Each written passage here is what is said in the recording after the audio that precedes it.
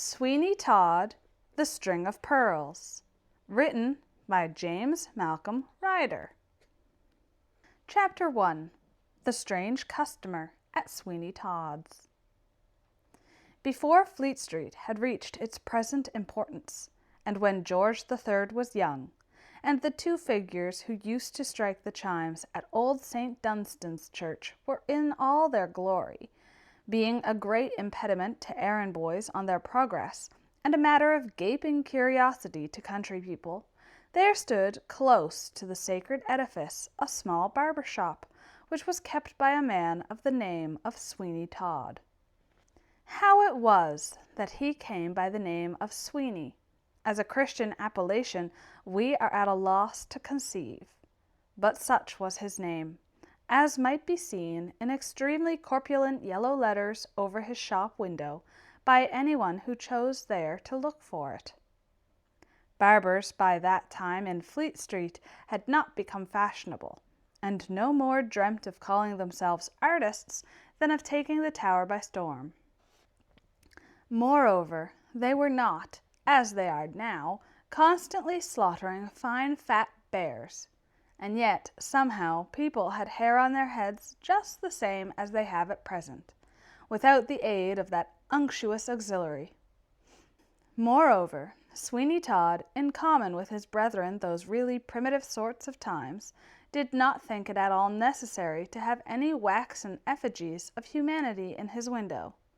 There was no languishing young lady looking over the left shoulder in order that a profusion of auburn tresses might repose upon her lily neck, and great conquerors and great statesmen were not then, as they are now, held up to public ridicule with dabs of rouge upon their cheeks, a quantity of gunpowder scattered in for a beard, and some bristles sticking on end for eyebrows.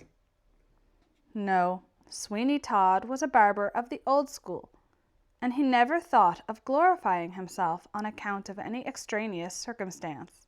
If he had lived in Henry VIII's place, it would have been all the same to him as Henry VIII's dog kennel, and he would scarcely have believed human nature to be so green as to pay an extra sixpence to be shaven and shorn in any particular locality. A long pole, painted white with a red stripe curling spirally round it, projected into the street from his doorway, and on one of the panes of glass in his window was presented the following couplet: "Easy shaving for a penny, as good as you will find any." We do not put these lines forth as a specimen of the poetry of the age. They may have been the production of some young Templar, but if they were a little wanting in poetic fire, that was amply made up by the clear and precise manner in which they set forth what they intended. The barber himself was a long, low-jointed, ill-put-together sort of fellow, with an immense mouth, and such huge hands and feet that he was, in his way, quite a natural curiosity. And what was more wonderful, considering his trade, there never was seen such a head of hair as Sweeny Todd's. We know not what to compare it to. Probably it came nearest to what one might suppose to be the appearance of a thick-set hedge, in which a small quantity of small wire had got entangled. In truth, it was a most terrific head of hair, and as Sweeny Todd kept all his combs in it, some people said his scissors likewise, when he put his head out of the shop door to see what sort of weather it was, he might have been mistaken for an Indian warrior with a very remarkable headdress.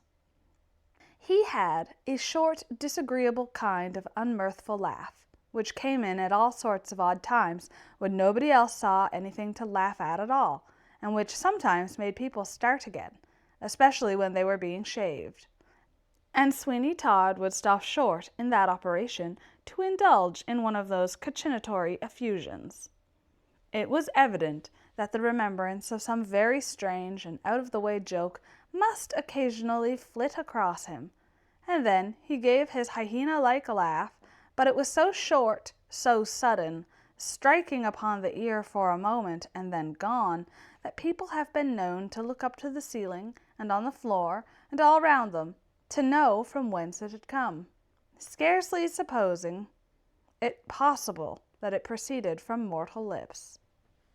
Mr. Todd squinted a little to add to his charms, and so we think that by this time the reader may, in his mind's eye, see the individual whom we wish to present to him. Some thought him a careless enough, harmless fellow, with not much sense in him, and at times they almost considered he was a little cracked. But there were others who shook their heads when they spoke of him, and while they could say nothing to his prejudice, except that they certainly considered he was odd, yet when they came to consider what a great crime and misdemeanor it really is in this world to be odd, we shall not be surprised at the ill odor in which Sweeny Todd was held. But for all that he did a most thriving business, and was considered by his neighbors to be a very well-to-do sort of man, and decidedly, in city phraseology, warm. It was so handy for the young students in the temple to pop over to Sweeny Todd's to get their chins new rasped, so that from morning to night he drove a good business, and was evidently a thriving man. There was only one thing that seemed in any way to detract from the great prudence of Sweeny Todd's character, and that was that he rented a large house, of which he occupied nothing but the shop and parlour, leaving the upper part entirely useless, and obstinately refusing to let it on any terms whatever. Such was the state of things, A.D. 1785, as regarded Sweeny Todd. The day is drawing to a close, and a small drizzling kind of rain is falling, so that there are not many passengers in the street, and Sweeny Todd is sitting in his shop, looking keenly in the face of a boy who stands in an attitude of trembling subjugation before him. "You will remember," said Sweeny Todd, and he gave his countenance a most horrible twist as he spoke. "You will remember, Tobias Ragg, that you are now my apprentice, that you have of me had board, washing, and lodging, with the exception that you don't sleep here, that you take your meals at home, and that your mother, Mrs. Ragg, does your washing, which she may very well do, being a laundress in the temple, and making no end of money. As for lodging, you lodge here, you know, very comfortably in the shop all day. Now, are you not a happy dog?" "Yes, sir," said the boy timidly. "You will acquire a first-rate profession, quite as good as the law, which your mother tells me she would have put you to, only that a little weakness of the headpiece unqualified you. And now, Tobias, listen to me and treasure up every word I say." "Yes, sir." "I'll cut your throat from ear to ear if you repeat one word of what passes in this shop, or dare to make any supposition, or to draw any conclusions from anything you may see or hear, or fancy you see or hear. Now you understand me. I'll cut your throat from ear to ear. Do you understand me?" "Yes, sir. I won't say nothing. I wish, sir, as I may be made into veal pies at Lovetts in Bell Yard, if I much say a word." Sweeny Todd rose from his seat, and opening his huge mouth, he looked at the boy for a minute or two in silence, as if he fully intended swallowing him, but had not quite made up his mind where to begin. "Very good," at length he said. "I am satisfied. I am quite satisfied. And mark me, the shop, and the shop only, is your place." "Yes, sir." "And if any customer gives you a penny, you can keep it, so that if you get enough of them, you will become a rich man. Only I will take care of them for you, and when I think you want them, I will let you have them. Run out and see what's o'clock by St. Dunstan's." There was a small crowd collected opposite the church, for the figures were about to strike 6:15, and among that crowd was one man who gazed with as much curiosity as anybody at the exhibition. "Now for it," he said. "They are going to begin. Well, that is ingenious. Look at that fellow lifting up his club, and down it comes, bang upon the old bell." The 3/4 were struck by the figures, and then the people who had loitered to see it done, many of whom had day by day looked at the same exhibition for years past, walked away, with the exception of the man who seemed so deeply interested. He remained, and crouching at his feet was a noble-looking dog, who looked likewise up at the figures, and who, observing his master's attention to be closely fixed upon them, endeavoured to show as great an appearance of interest as he possibly could. "What do you think of that, Hector?" said the man. The dog gave a short, low whine, and then his master proceeded. "There is a barber shop opposite, so before I go any further, as I have got to see the ladies, although it's on a very melancholy errand, for I have got to tell them that poor Mark in Jestry is no more, and heaven knows what poor Johanna will say. I think I should know her by this description of her, poor fellow. It grieves me to think how he used to talk about her in the long night watches, when all was still, and not a breath of air touched a curl upon his cheek. I could almost think I saw her sometimes, as he used to tell me of her soft beaming eyes, her little gentle pouting lips, and the dimples that played about her mouth. Well, well, it's of no use grieving. He is dead and gone, poor fellow, and the salt water washes over as brave a heart as ever beat. His sweetheart, Johanna, though, shall have the string of pearls for all that, and if she cannot be Mark in Jestry's wife in this world, she shall be rich and happy, poor young thing, while she stays in it, that is to say, as happy as she can be, and she might just look forward to meeting him aloft, where there are no squalls or tempests. And so I'll go and get shaved at once." He crossed the road towards Sweeny Todd's shop, and stepping down the low doorway, he stood face to face with the odd-looking barber. The dog gave a low growl and sniffed the air. "Why, Hector," said his master, "what's the matter? Down, sir, down!" "I have a mortal fear of dogs," said Sweeny Todd. "Would you mind him, sir, sitting outside the door and waiting for you, if it's all the same? Only look at him. He is going to fly at me." "Then you are the first person he ever touched without provocation," said the man. "But I suppose he don't like your looks, and I must confess I ain't much surprised at that. I've seen a few rum-looking guys in my time, but hang me if I ever saw such a figurehead as yours. What the devil noise was that?" "It was only me," said Sweeny Todd. "I laughed." "Laughed? Do you call that a laugh? I suppose you caught it off somebody who died of it. If that's your way of laughing, I beg you won't do it any more." "Stop the dog! Stop the dog! I can't have dogs running into my back parlour." "Here, Hector, here!" cried his master. "You get out!" Most unwillingly, the dog left the shop and crouched down close to the outer door, which the barber took care to close, muttering something about a draught of air coming in, and then, turning to the apprentice boy, who was screwed up in a corner, he said, "Tobias, my lad, go to Leadenhall Street and bring a small bag of the thick biscuits from Mr. Peterson's. Say they are for me. Now, sir, I suppose you'll want to be shaved, and it is well you have come here, for there ain't a shaving shop, although I say it, in the city of London that ever thinks of polishing anybody off as I do." "I tell you what it is, Master Barber, if you come that laugh again, I will get up and go. I don't like it, and there's an end of it." "Very good," said Sweeny Todd, as he mixed up a lather. "Who are you? Where did you come from, and where are you going?" "That's cool, at all events. Damn it, what do you mean by putting the brush in my mouth? Now don't laugh, and since you are so fond of asking questions, just answer me one." "Oh, yes, of course. What is it, sir?"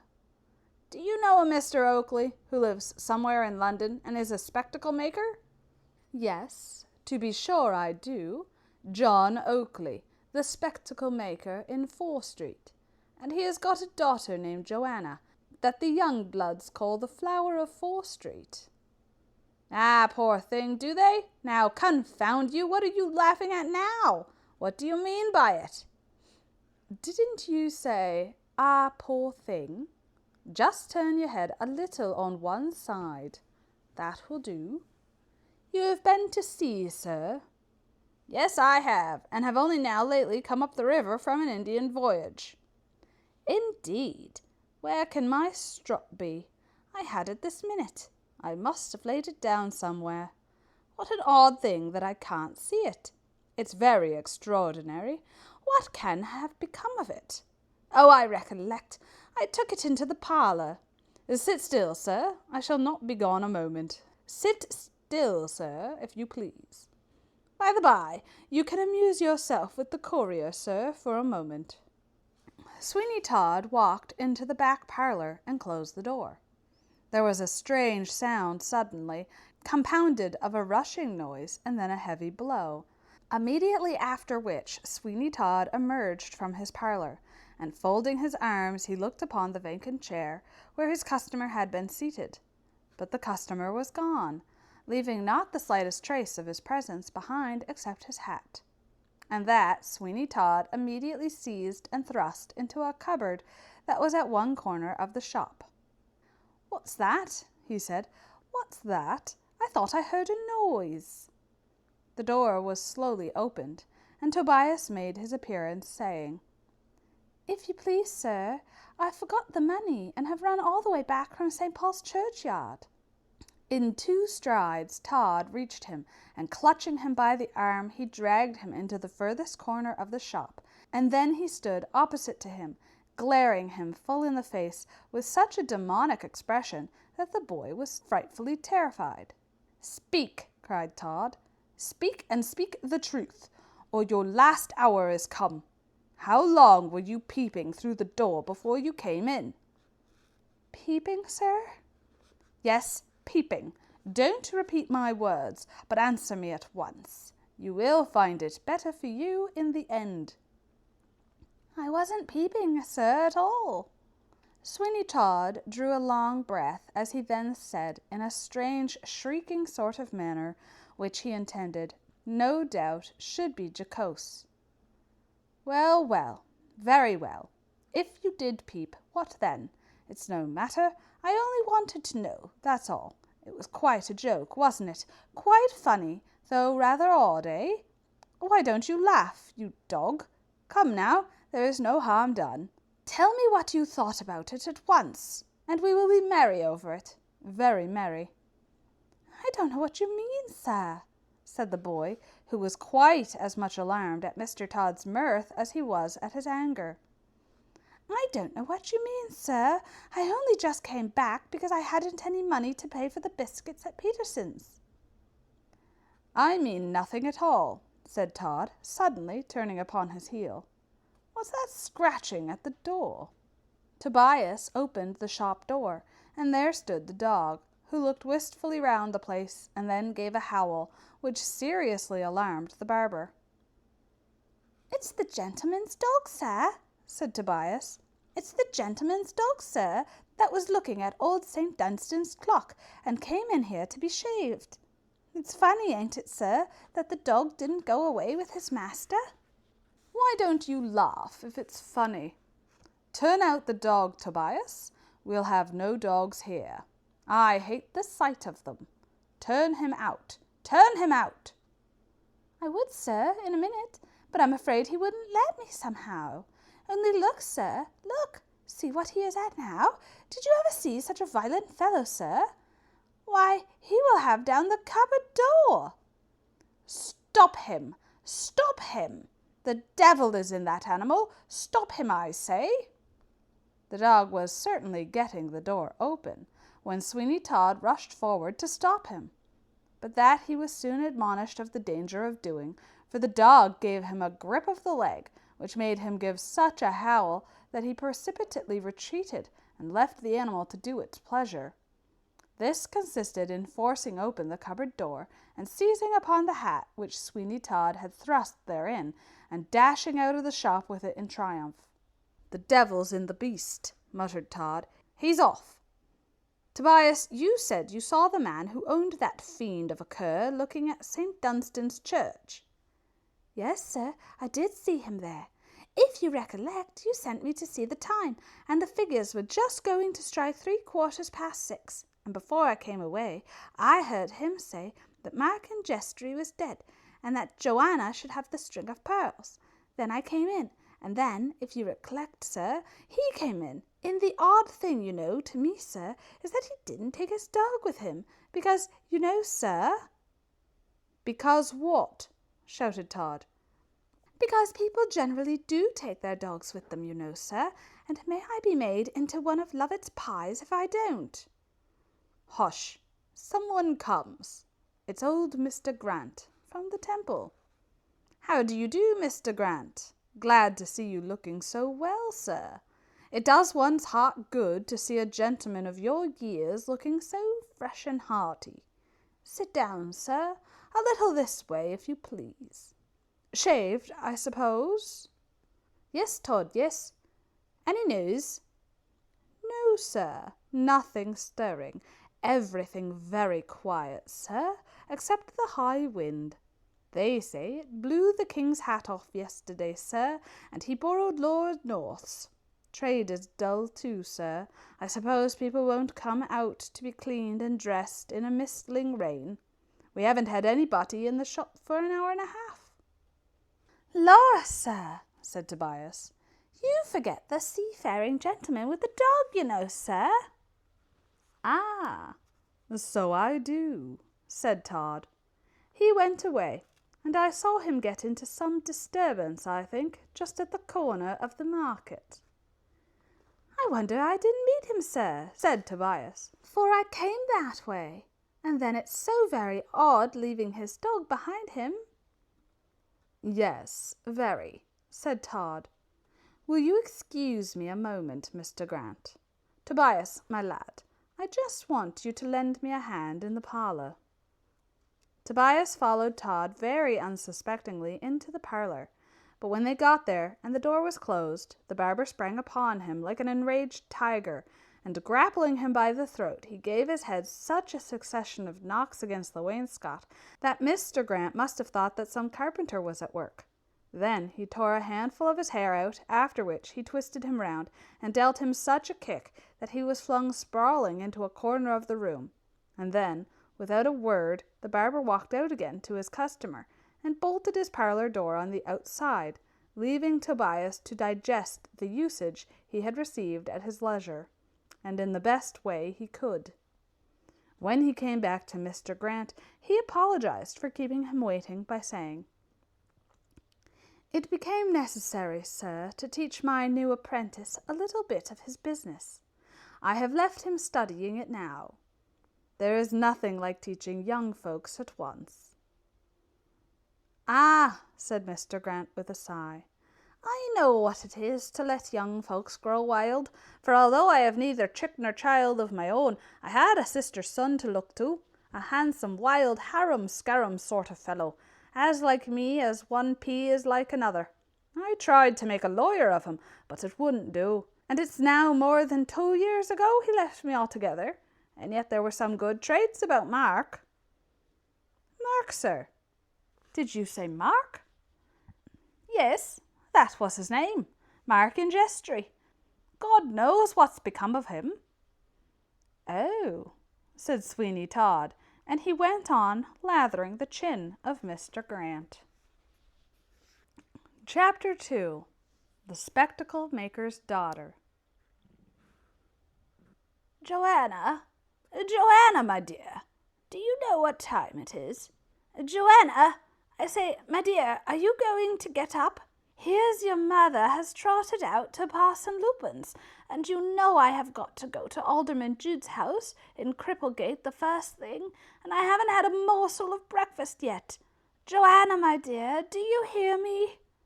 These observations were made by Mr. Oakley, the spectacle maker, at the door of his daughter Johanna's chamber, on the morning after the events we have just recorded at Sweeny Todd's. And presently a soft, sweet voice answered him, saying, "I am coming, father, I am coming. In a moment, father, I shall be down." "Don't hurry yourself, my darling. I can wait." The little old spectacle-maker descended the staircase again, and sat down in the parlour at the back of the shop, where in a few moments he was joined by Johanna, his only and his much-loved child. She was indeed a creature of the rarest grace and beauty. Her age was 18, but she looked rather younger, and upon her face she had that sweetness and intelligence of expression which almost bids defiance to the march of time. Her hair was of a glossy blackness, and what was rare in conjunction with such a feature, her eyes were of a deep and heavenly blue. There was nothing of the commanding or of the severe style of beauty about her, but the expression of her face was all grace and sweetness. It was one of those countenances which one could look at for a long summer's day, as upon the pages of some deeply interesting volume, which furnished the most abundant food for pleasant and delightful reflection. There was a touch of sadness about her voice, which, perhaps, only tended to make it the more musical, although mournfully so, and which seemed to indicate that at the bottom of her heart there lay some grief which had not yet been spoken, some cherished aspiration of her pure soul, which looked hopeless as regards completion, some remembrance of a former joy which had been turned to bitterness and grief. It was the cloud in the sunny sky, the shadow through which there still gleamed bright and beautiful sunshine, but which still proclaimed its presence. "I have kept you waiting, father," she said, as she flung her arms about the old man's neck. "I have kept you waiting." "Never mind, my dear, never mind. Your mother is so taken up with Mr. Lupin that you know, this being Wednesday morning, she is off to her prayer meeting, and so I have had no breakfast, and really I think I must discharge Sam." "Indeed, father, what has he done?" "Nothing at all, and that's the very reason. I had to take down the shutters myself this morning, and what do you think for? He had the coolness to tell me he couldn't take down the shutters this morning or sweep out the shop because his aunt had the toothache." "A poor excuse, father," said Johanna, as she bustled about and got the breakfast ready. "A very poor excuse." "Poor indeed, but his month is up today, and I must get rid of him. But I suppose I shall have no end of bother with your mother, because his aunt belongs to Mr. Lupin's congregation. But as sure as this is the 20th day of August—" "It is the 20th day of August," said Johanna, as she sank into a chair and burst into tears. It is. I thought I could have controlled this, but I cannot, father, I cannot. It was that which made me late. I knew mother was out. I knew that I ought to be down and attending upon you, and I was praying to heaven for strength to do so, because this was the 20th of August. Johanna spoke these words incoherently and amidst sobs, and when she had finished them, she leant her sweet face upon her small hands and wept like a child. The astonishment, not unmingled with positive dismay, of the old spectacle-maker was vividly depicted on his countenance, and for some minutes he sat perfectly aghast, with his hands resting on his knees and looking into the face of his beautiful child. That is to say, as much as he could see of it between those little taper fingers that were spread upon it, as if he were newly awakened from some dream. "Good God, Johanna," he said at length, "what is this? My dear child, what has happened? Tell me, my dear, unless you wish to kill me with grief." "You shall know, father," she said. "I did not think to say a word about it, but considered I had strength enough of mind to keep my sorrows in my own breast. But the effort has been too much for me, and I have been compelled to yield. If you had not looked so kindly on me, if I did not know that you loved me as you do, I should easily have kept my secret. But knowing that much, I cannot." "My darling," said the old man, "you are right there. I do love you. What would the world be to me without you? There was a time, 20 years ago, when your mother made up much of my happiness. But of late, what with Mr. Lupin, and psalm singing and tea drinking, I see very little of her, and what little I do see is not very satisfactory. Tell me, my darling, what is it that vexes you, and I'll soon put it to rights. I don't belong to the city train bands for nothing." "Father, I know that your affection would do all for me that it is possible to do, but you cannot recall the dead to life. And if this day passes over and I see him not, or hear not from him, I know that, instead of finding a home for me whom he loved, he has, in the effort to do so, found a grave for himself. He said he would. He said he would."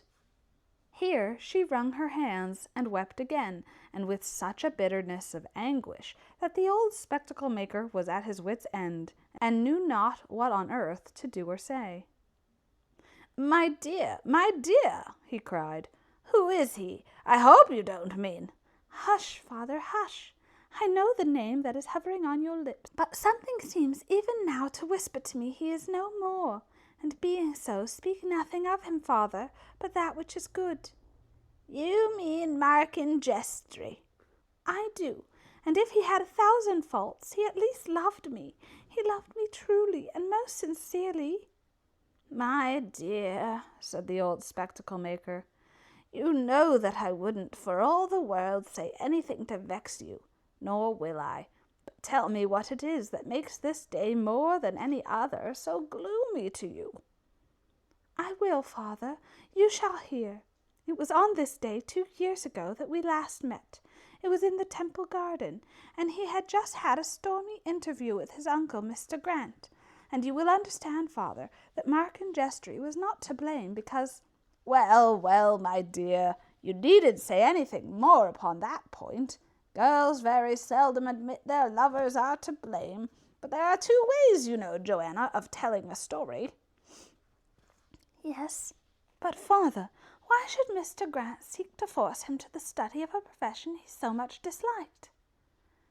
"My dear, one would have thought that if Markin Jestry really loved you, and found that he might make you his wife and acquire an honourable subsistence for you and himself, it seems a very wonderful thing to me that he did not do so. You see, my dear, he should have liked you well enough to do something else that he did not like." "Yes, but father, you know it is hard, when disagreements once arise, for a young ardent spirit to give in entirely. And so from one word poor Mark, in his disputes with his uncle, got to another, when perhaps one touch of kindness or conciliation from Mr. Grant would have made him quite pliant in his hands."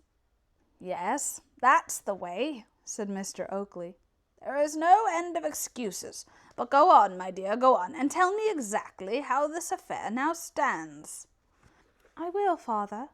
It was this day 2 years ago, then, that we met, and he told me that he and his uncle had at last quarrelled irreconcilably, and that nothing could possibly now patch up the difference between them. We had a long talk." "Ah, no doubt of that." "And at length he told me that he must go and seek his fortune, that fortune which he hoped to share with me. He said that he had an opportunity of undertaking a voyage to India, and that if he were successful he should have sufficient to return with, and commence some pursuit in London more congenial to his thoughts and habits than the law." "Ah, well, what next?" "He told me that he loved me." "And you believed him?" "Father, you would have believed him had you heard him speak. His tones were those of such deep sincerity that no actor who ever charmed an audience with an unreal existence could have reached them.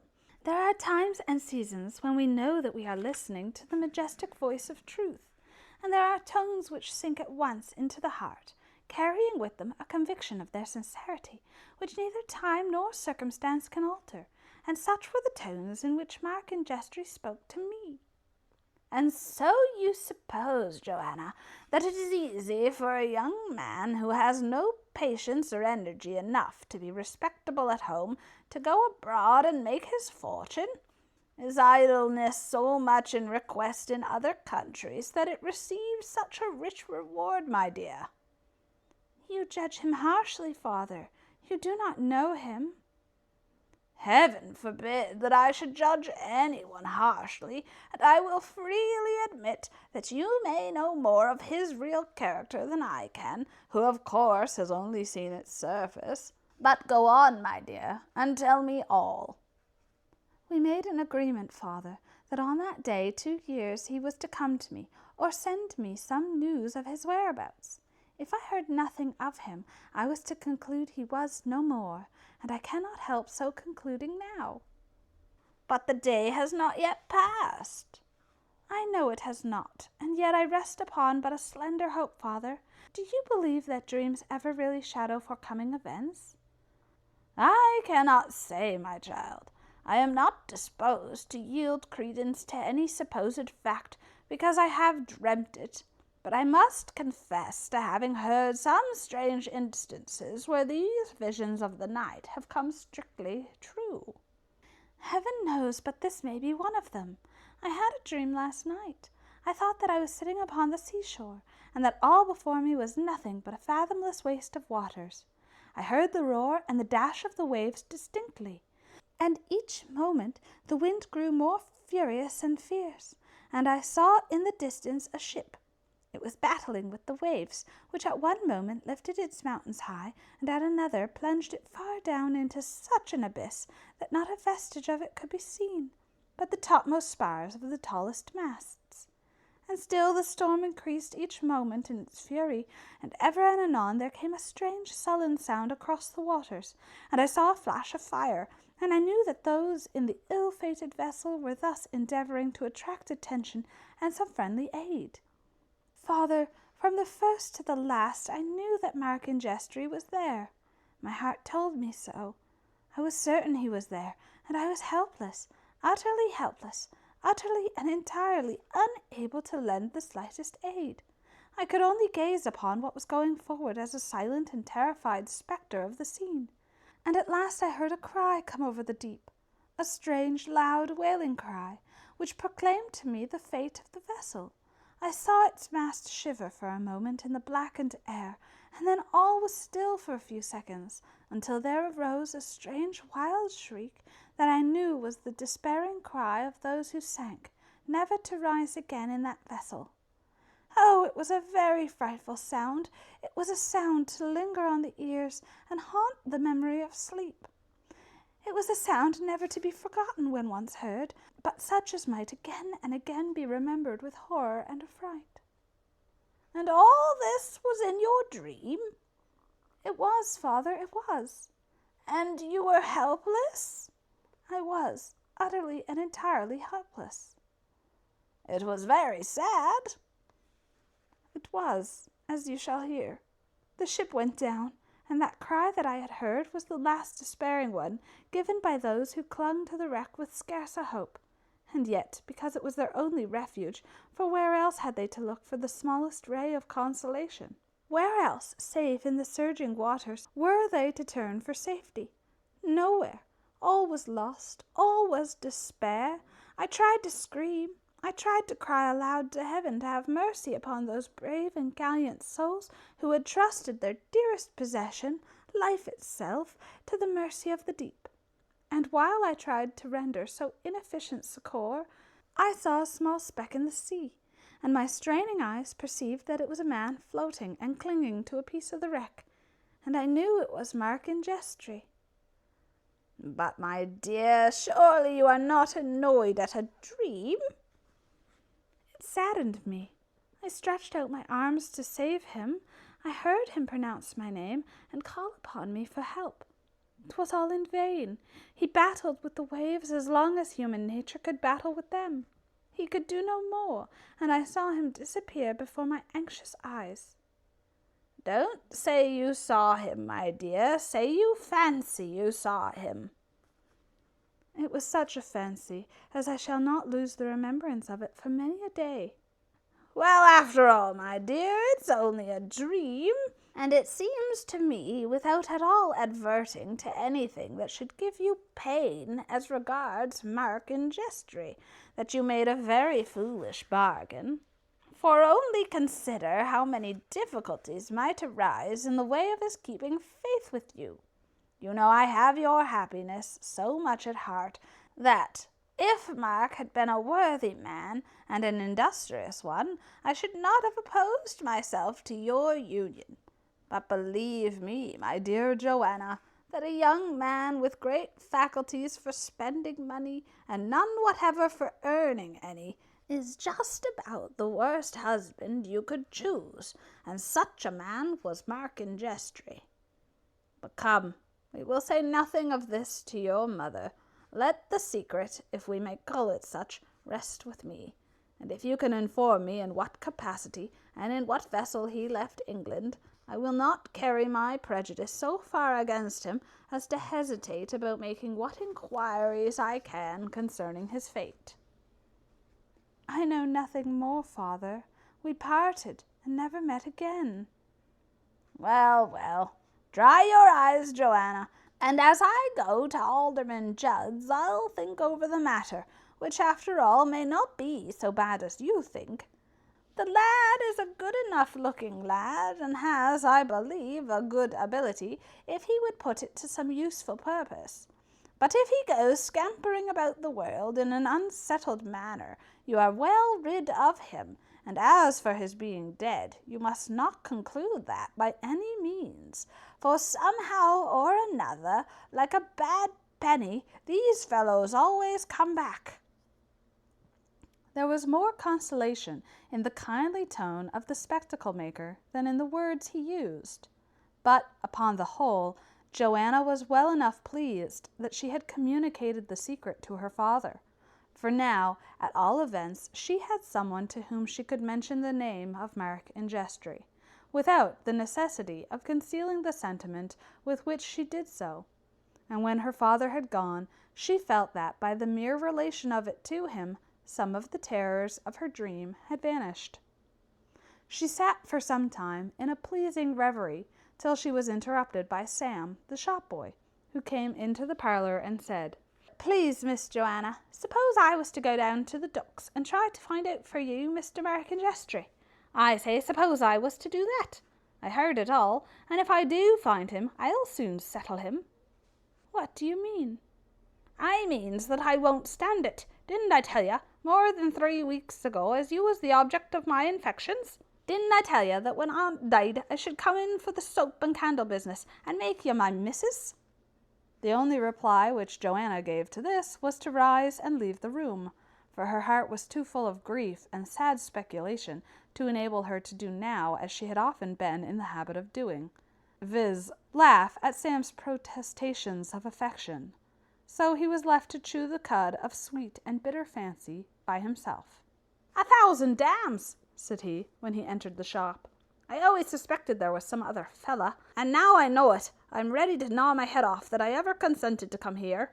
Confound him! I hope he is at the bottom of the sea and eaten up by this time. Oh, I should like to smash everybody.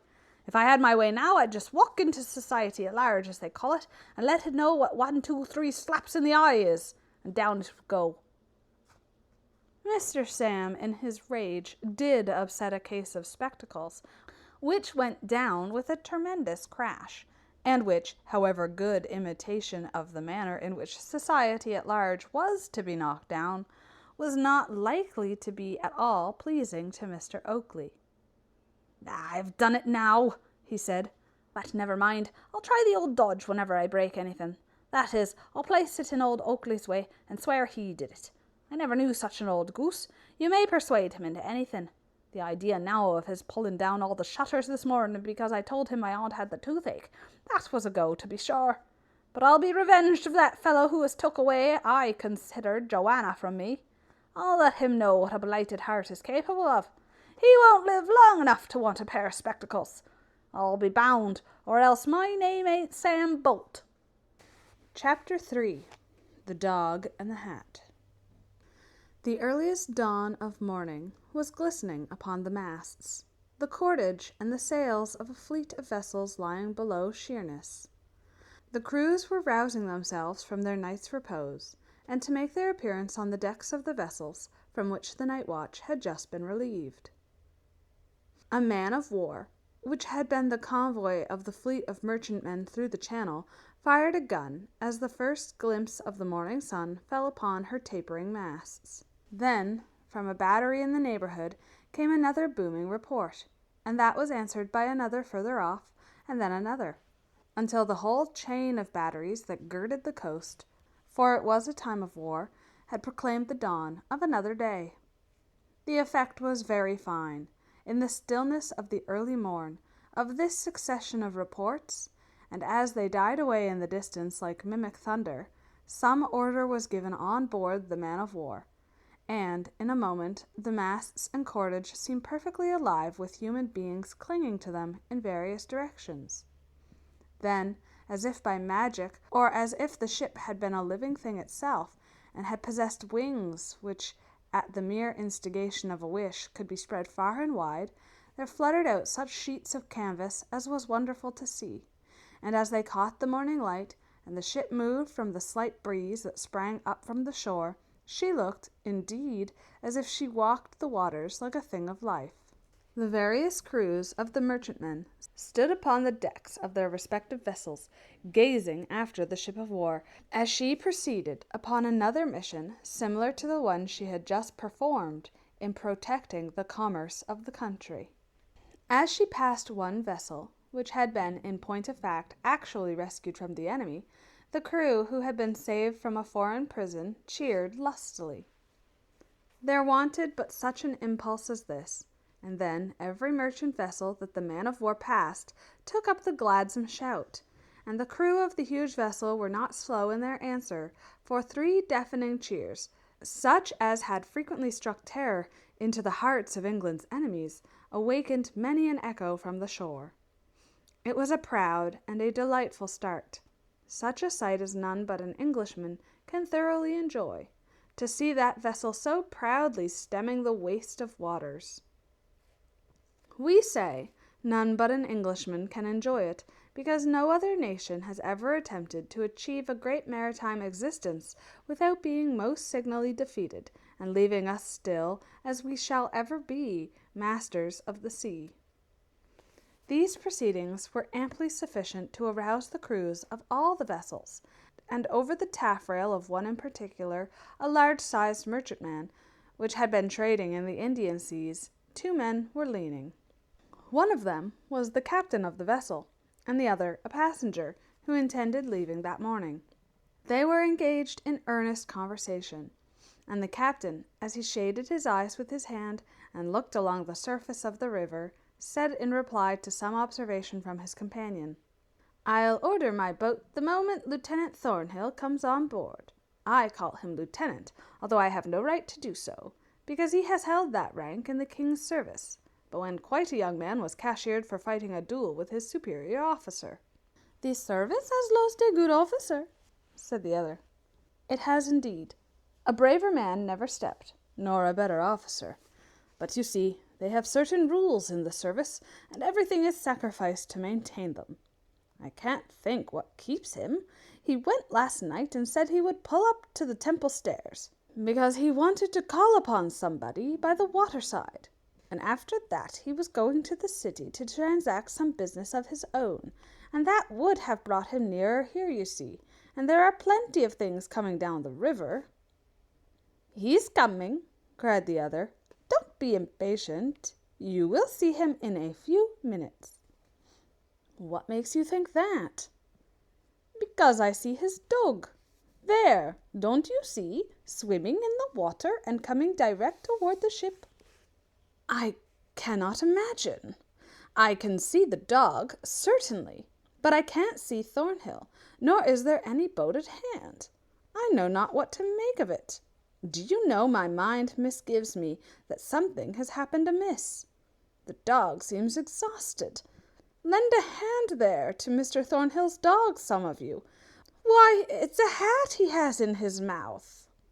The dog made toward the vessel, but without the assistance of the seaman, with the whole of whom he was an immense favourite, he certainly could not have boarded the vessel, and when he reached the deck, he sank down upon it in a state of complete exhaustion, with the hat still in his grasp.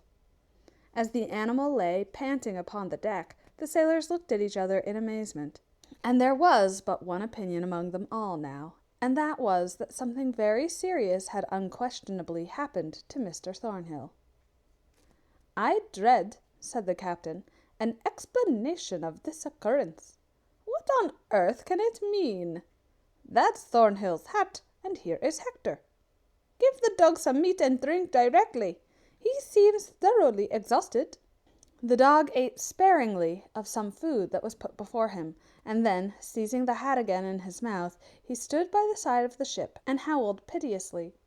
Then he put down the hat for a moment, and walking up to the captain, he pulled him by the skirt of the coat. "You understand him," said the captain to the passenger. "Something has happened to Thornhill, I'll be bound. And you see, the object of the dog is to get me to follow him, to see what it's about." "Think you so? It is a warning, if it be such at all, that I should not be inclined to neglect. And if you will follow the dog, I will accompany you. There may be more in it than we think of, and we ought not to allow Mr. Thornhill to be in want of any assistance that we can render him, when we consider what great assistance he has been to us. Look how anxious the poor beast is." The captain ordered a boat to be launched at once, and manned by 4 stout rowers.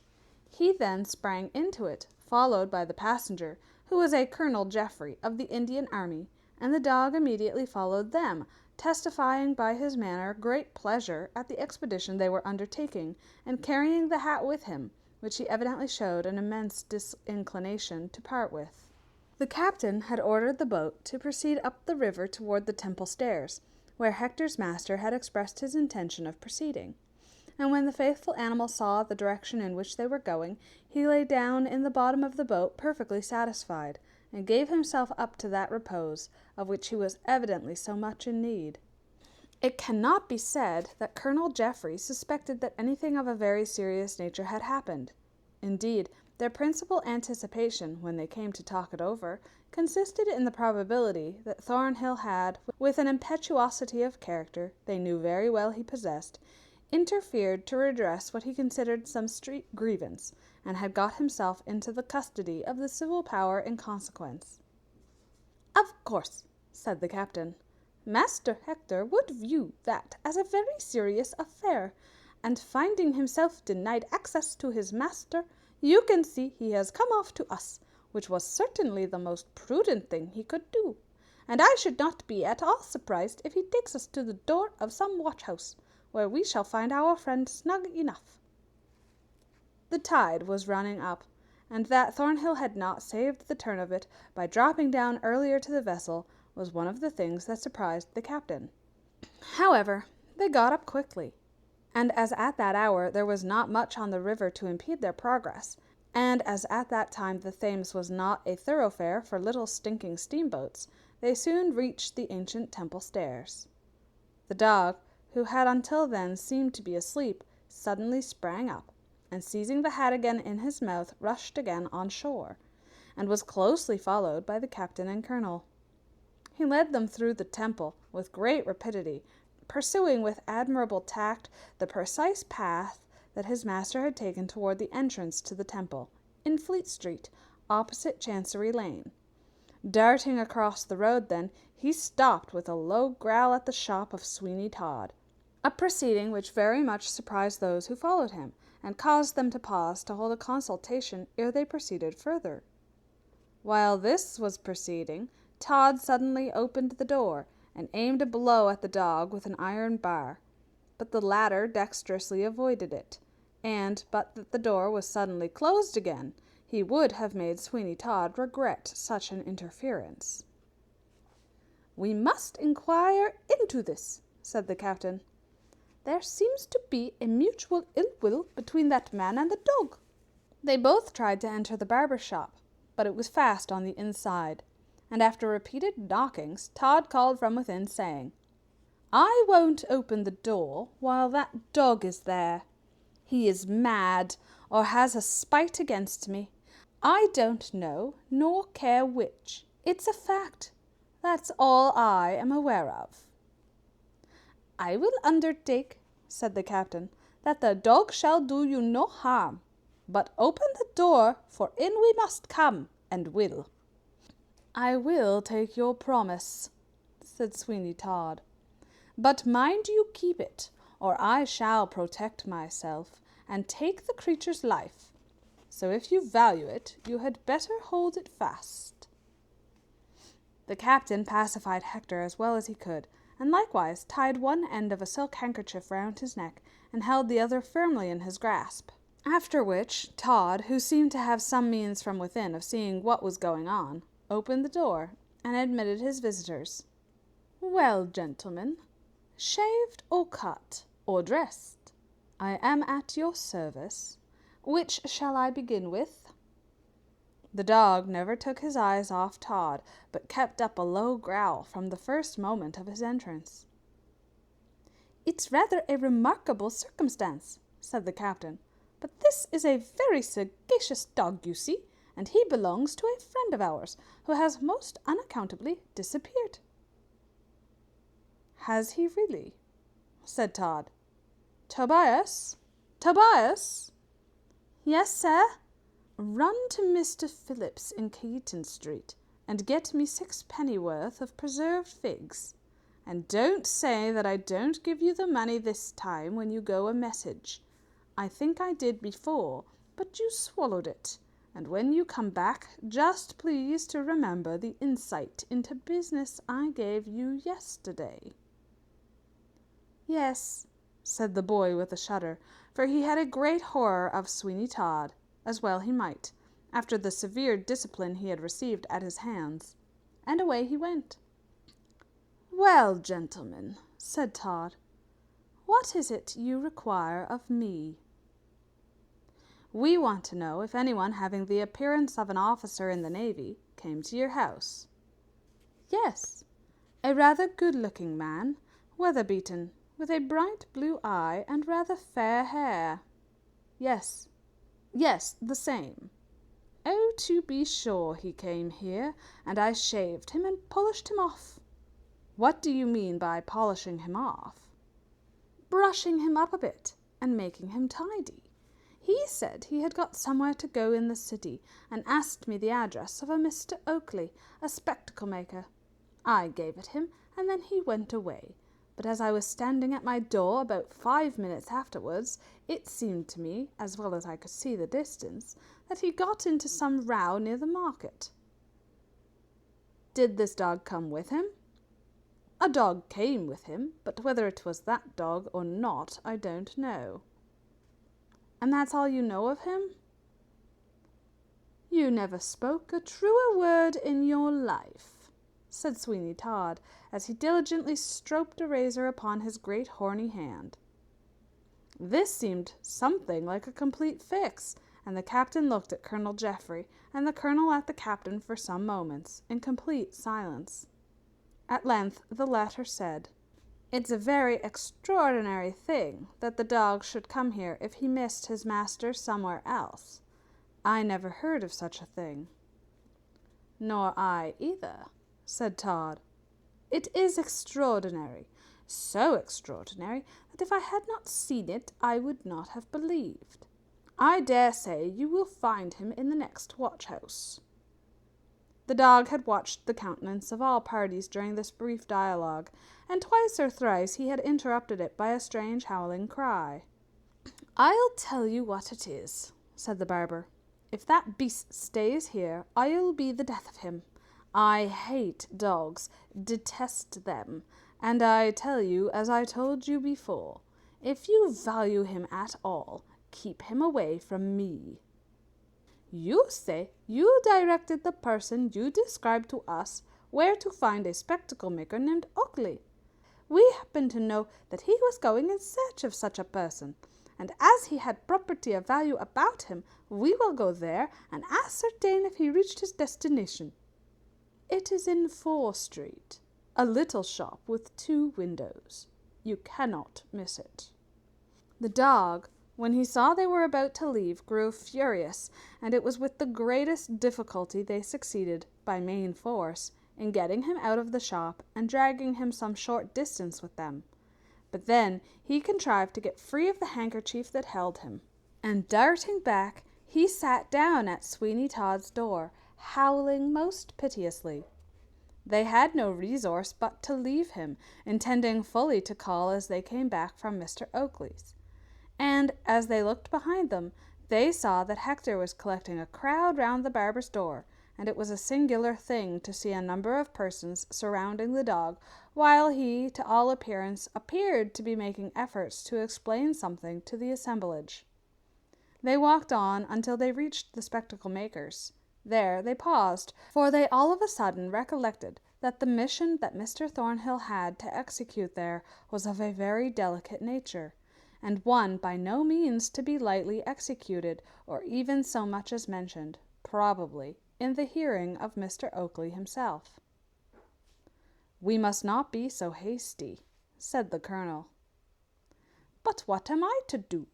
I sail tonight. At least I have to go round to Liverpool with my vessel." "Do not then call at Mr. Oakley's at all at present, but leave me to ascertain the fact quietly and secretly." "My anxiety for Thornhill will scarcely permit me to do so, but I suppose I must, and if you write me a letter to the Royal Oak Hotel at Liverpool, it will be sure to reach me, that is to say, unless you find Mr. Thornhill himself, in which case I need not by any means give you so much trouble. You may depend upon me. My friendship for Mr. Thornhill, and gratitude, as you know, for the great service he has rendered to us all, will induce me to do my utmost to discover him. And, but that I know he had set his heart upon performing the message he had to deliver accurately and well, I should recommend that we at once go into this house of Mr. Oakley's. Only that the fear of compromising the young lady, who is in the case, and who will have quite enough to bear, poor thing, of her own grief, restrains me." After some more conversation of a similar nature, they decided that this should be the plan adopted. They made an unavailing call at the watch-house of the district, being informed there that no such person, nor anyone answering the description of Mr. Thornhill, had been engaged in any disturbance, or apprehended by any of the constables.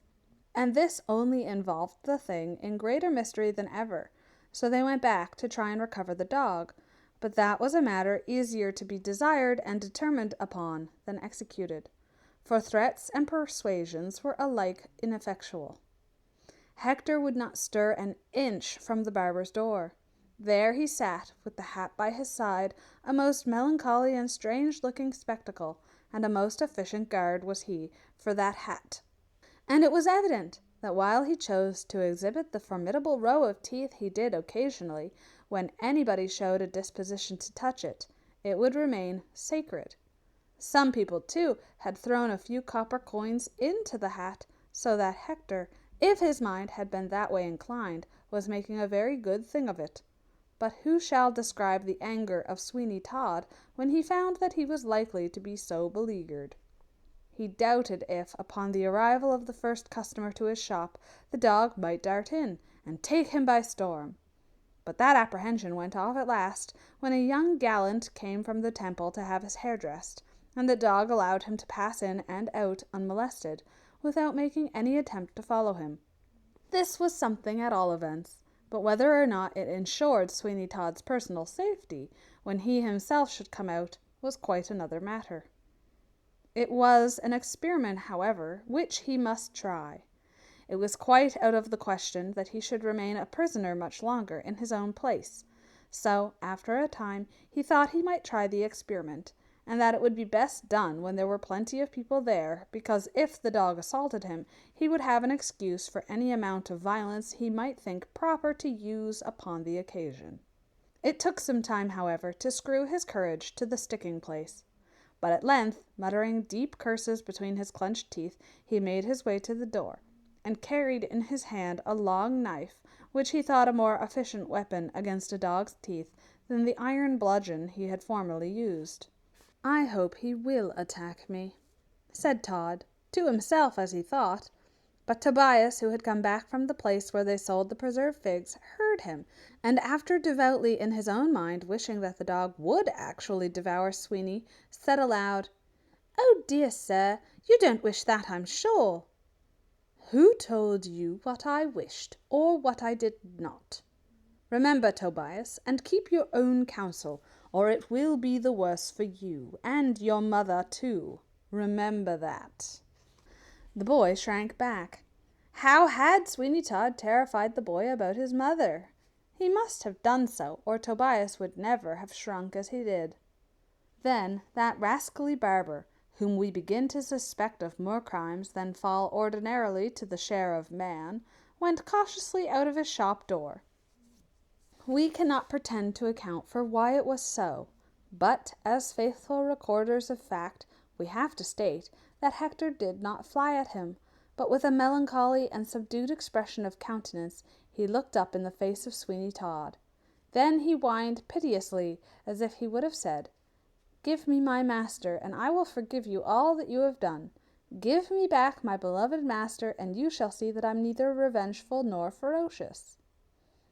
This kind of expression was as legibly written in the poor creature's countenance as if he had actually been endowed with speech, and uttered the words himself. This was what Sweeny Todd certainly did not expect, and, to tell the truth, it staggered and astonished him a little. He would have been glad of an excuse to commit some act of violence, but he had now none, and as he looked in the faces of the people who were around, he felt quite convinced that it would not be the most prudent thing in the world to interfere with the dog in any way that savoured of violence. "Where's the dog's master?" said one. "Ah, where indeed?" said Todd. "I should not wonder if he had come to some foul end." "But I say, old soapsuds," cried a boy, "the dog says you did it." There was a general laugh, but the barber was by no means disconcerted, and he shortly replied, "Does he? He is wrong, then." Sweeny Todd had no desire to enter into anything like a controversy with the people, so he turned again and entered his own shop, in a distant corner of which he sat down, and folding his great gaunt-looking arms over his chest, he gave himself up to thought. And if we may judge from the expression of his countenance, those thoughts were of a pleasant anticipatory character, for now and then he gave such a grim sort of smile as might well have sat upon the features of some ogre. And now we will turn to another scene of a widely different character. Chapter 4. The Pie Shop in Bell Yard. Hark! 12 o'clock at midday is cheerily proclaimed by St. Dunstan's Church, and scarcely have the sounds done echoing throughout the neighbourhood, and scarce has the clock of Lincoln's Inn done chiming in with its announcement of the same hour, when Bell Yard, Temple Bar, becomes a scene of commotion. What a scampering of feet is there! What a laughing and talking! What a jostling to be first, and what an immense number of manoeuvres are resorted to by some of the throng to distance others. And mostly from Lincoln's Inn do these persons, young and old, but most certainly a majority of the former, come bustling and striving, although from the neighbouring legal establishments likewise there came not a few. The Temple contributes its numbers, and from the more distant Gray's Inn there came a goodly lot. Now Bell Yard is almost choked up, and a stranger would wonder what came to be the matter, and most probably stand in some doorway until the commotion was over. Is it a fire?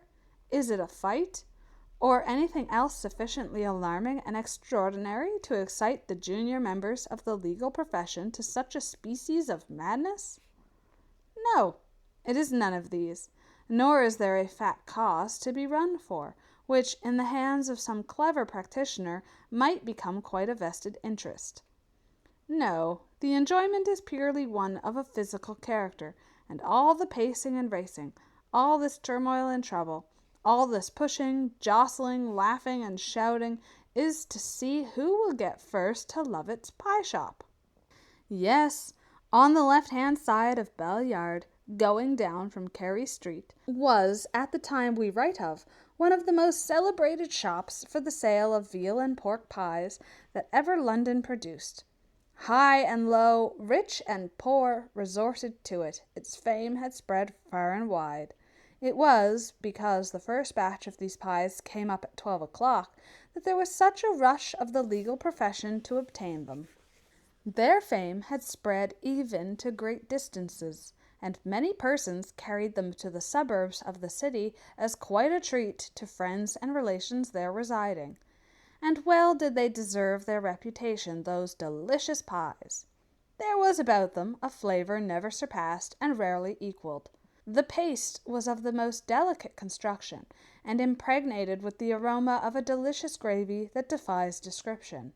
Then the small portions of meat which they contained were so tender, and the fat and the lean so artistically mixed up, that to eat one of Lovett's pies was such a provocative to eat another, that many persons who came to lunch stayed to dine, wasting more than an hour perhaps of precious time, and endangering, who knows to the contrary, the success of some lawsuit thereby.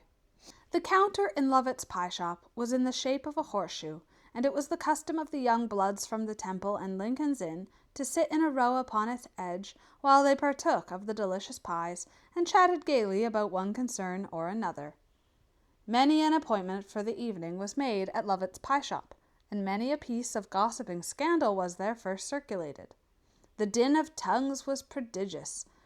The ringing laugh of the boy who looked upon the quarter of an hour he spent at Lovett's as the brightest of the whole 24 mingled gaily with the most boisterous mirth of his seniors.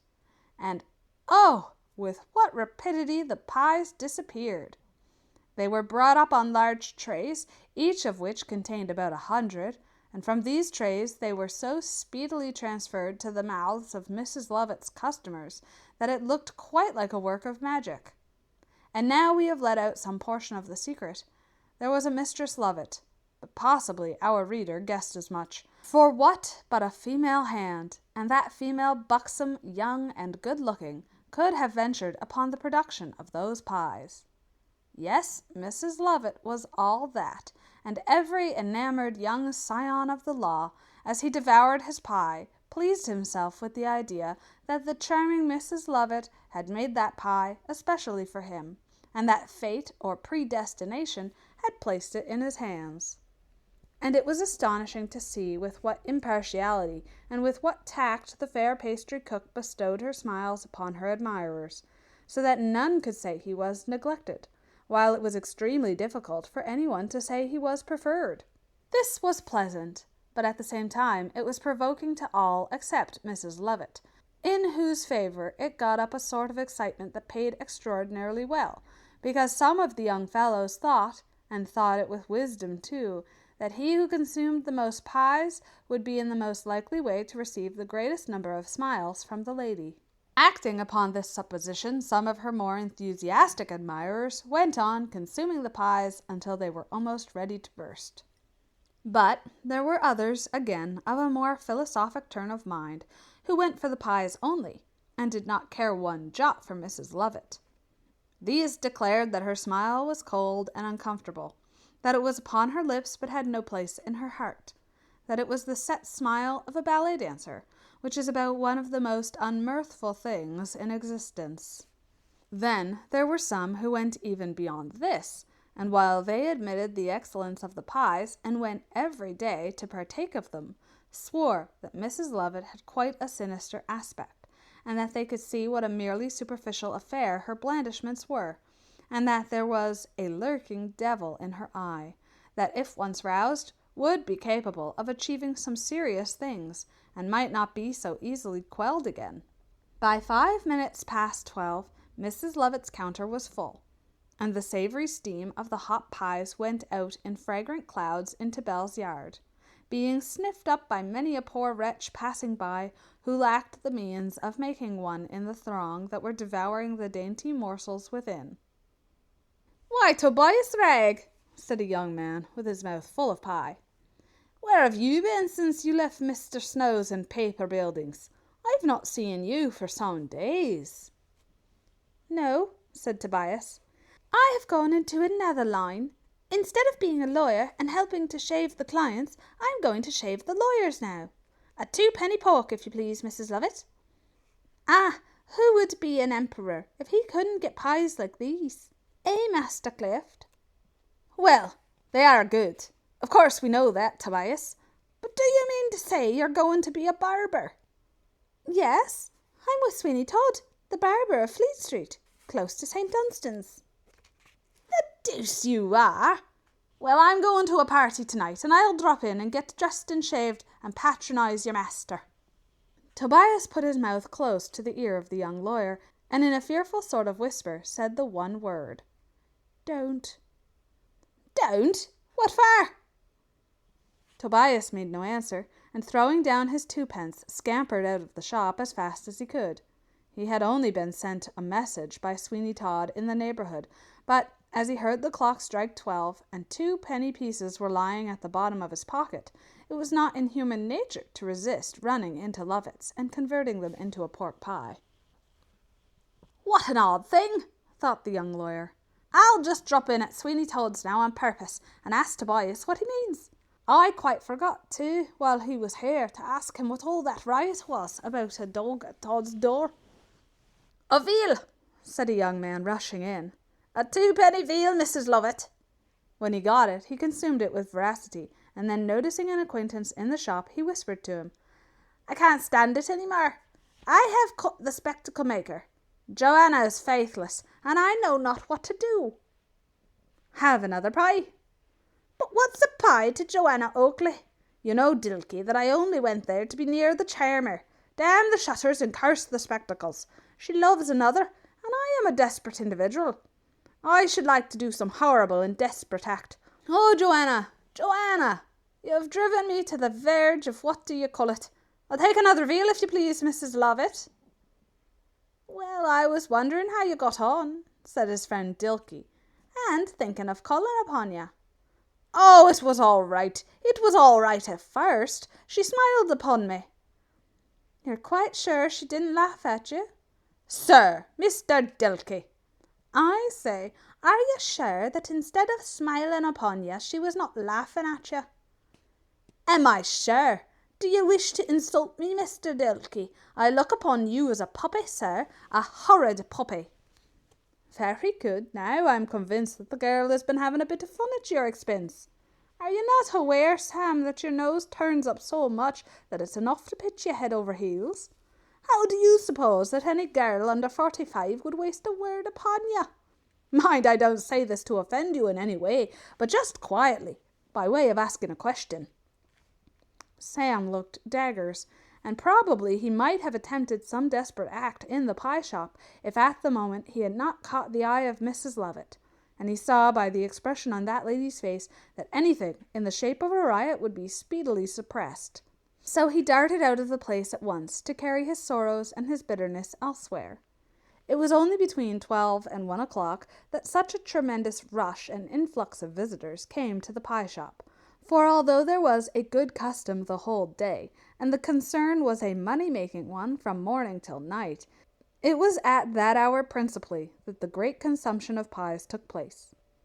Tobias knew from experience that Sweeny Todd was a skilful calculator of the time it ought to take to go different places, and accordingly, since he had occupied some portion of that most valuable of all commodities at Mrs. Lovett's, he arrived quite breathless at his master's shop. There sat the mysterious dog with the hat, and Tobias lingered for a moment to speak to the animal. Dogs are great physiognomists, and as the creature looked into Tobias's face, he seemed to draw a favourable conclusion regarding him, for he submitted to a caress. "Poor fellow," said Tobias, "I wish I knew what has become of your master, but it made me shake like a leaf to wake up last night and ask myself the question. You shan't starve, though, if I can help it. I haven't much for myself, but you shall have some of it." As he spoke, Tobias took from his pocket some not very tempting cold meat, which was intended for his own dinner, and which he had wrapped up in not the cleanest of cloths. He gave a piece to the dog, who took it with a dejected air, and then crouched down at Sweeny Todd's door again. Just then, as Tobias was about to enter the shop, he thought he heard from within a strange shrieking sort of sound. On the impulse of the moment, he recoiled a step or two, and then, from some other impulse, he dashed forward at once and entered the shop. The first object that presented itself to his attention, lying upon a side table, was a hat, with a handsome gold-headed walking cane laying across it. The armchair in which customers usually sat to be shaved was vacant, and Sweeny Todd's face was just projected into the shop from the back parlour and wearing a most singular and hideous expression. "Well, Tobias," he said as he advanced, rubbing his great hands together. "Well, Tobias, so you could not resist the pie shop?" "How does he know?" thought Tobias. "Yes, sir, I have been to the pie shop, but I didn't stay a minute." "Hark ye, Tobias, the only thing I can excuse in the way of delay upon an errand is for you to get one of Mrs. Lovett's pies, that I can look over, so think no more about it. Are they not delicious, Tobias?" "Yes, sir, they are, but some gentleman seems to have left his hat and stick." "Yes," said Sweeny Todd, "he has." And lifting the stick, he struck Tobias a blow with it that felled him to the ground. Lesson the second to Tobias Ragg, which teaches him to make no remarks about what does not concern him. You may think what you like, Tobias Ragg, but you shall say only what I like. "I won't endure it," cried the boy. "I won't be knocked about in this way. I tell you, Sweeny Todd, I won't." "You won't? Have you forgotten your mother?"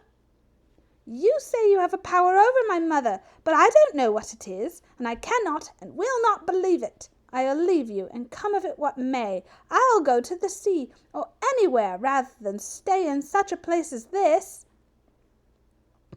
"Oh, you will you? Then, Tobias, you and I must come to some explanation. I'll tell you what power I have over your mother, and then perhaps you will be satisfied. Last winter, when the frost had continued 18 weeks, and you and your mother were starving, she was employed to clean out the chambers of a Mr. King in the Temple, a cold-hearted, severe man who never forgave anything in all his life and never will." "I remember," said Tobias. "We were starving and owed a whole guinea for rent, but mother borrowed it and paid it, and after that got a situation where she now is." "Ah, you think so? The rent was paid. But, Tobias, my boy, a word in your ear. She took a silver candlestick from Mr. King's chambers to pay for it. I know it. I can prove it. Think of that, Tobias, and be discreet." "Have mercy upon us," said the boy. "They would take her life." "Her life?" screamed Sweeny Todd. "Aye, to be sure they would. They would hang her, I say. And now mind, if you force me by any conduct of your own to mention this thing, you are your mother's executioner. I had better go and be deputy hangman at once, and turn her off." "Horrible! Horrible!" "Oh, you don't like that? Indeed, that don't suit you, Master Tobias. Be discreet, then, and you have nothing to fear. Do not force me to show a power which will be as complete as it is terrible." "I will say nothing. I will think nothing." "'Tis well. Now go and put that hat and stick in yonder cupboard. I shall be absent for a short time, and if anyone comes, tell them I am called out, and shall not return for an hour, or perhaps longer. And mind you take good care of the shop." Sweeny Todd took off his apron and put on an immense coat with huge lapels, and then, clapping a three-cornered hat on his head and casting a strange withering kind of look at Tobias, he sallied forth into the street. Chapter 5. The Meeting in the Temple. Alas, poor Johanna Oakley! Thy day has passed away and brought with it no tidings of him you love. And oh, what a weary day, full of fearful doubts and anxieties has it been. Tortured by doubts, hopes and fears, that day was one of the most wretched that poor Johanna had ever passed. Not even 2 years before, when she had parted with her lover, had she felt such an exquisite pang of anguish as now filled her heart, when she saw the day gliding away and the evening creeping on apace, without word or token from Mark in Jestry. She did not herself know, until all the agony of disappointment had come across her, how much she had counted upon hearing something from him on that occasion. And when the evening deepened into night, and hope grew so slender that she could no longer rely upon it for the least support, she was compelled to proceed to her own chamber, and feigning indisposition to avoid her mother's questions, for Mrs. Oakley was at home, and making herself and everybody else as uncomfortable as possible, she flung herself on her humble couch, and gave way to a perfect passion of tears. "Oh, Mark, Mark," she said, "why do you thus desert me, when I have relied so abundantly upon your true affection? Oh, why have you not sent me some token of your existence, of your continued love? The merest slightest word would have been sufficient, and I should have been happy." She wept then such bitter tears as only such a heart as hers can know when it feels the deep and bitter anguish of desertion, and when the rock upon which it supposed it had built its fondest hopes resolves itself to a mere quicksand, in which becomes engulfed all of good that this world can afford to the just and the beautiful. Oh, it is heart-rending to think that such a one as she, Johanna Oakley, a being so full of all those holy and gentle emotions which should constitute the truest felicity, should thus feel that life to her had lost its greatest charms, and that nothing but despair remained.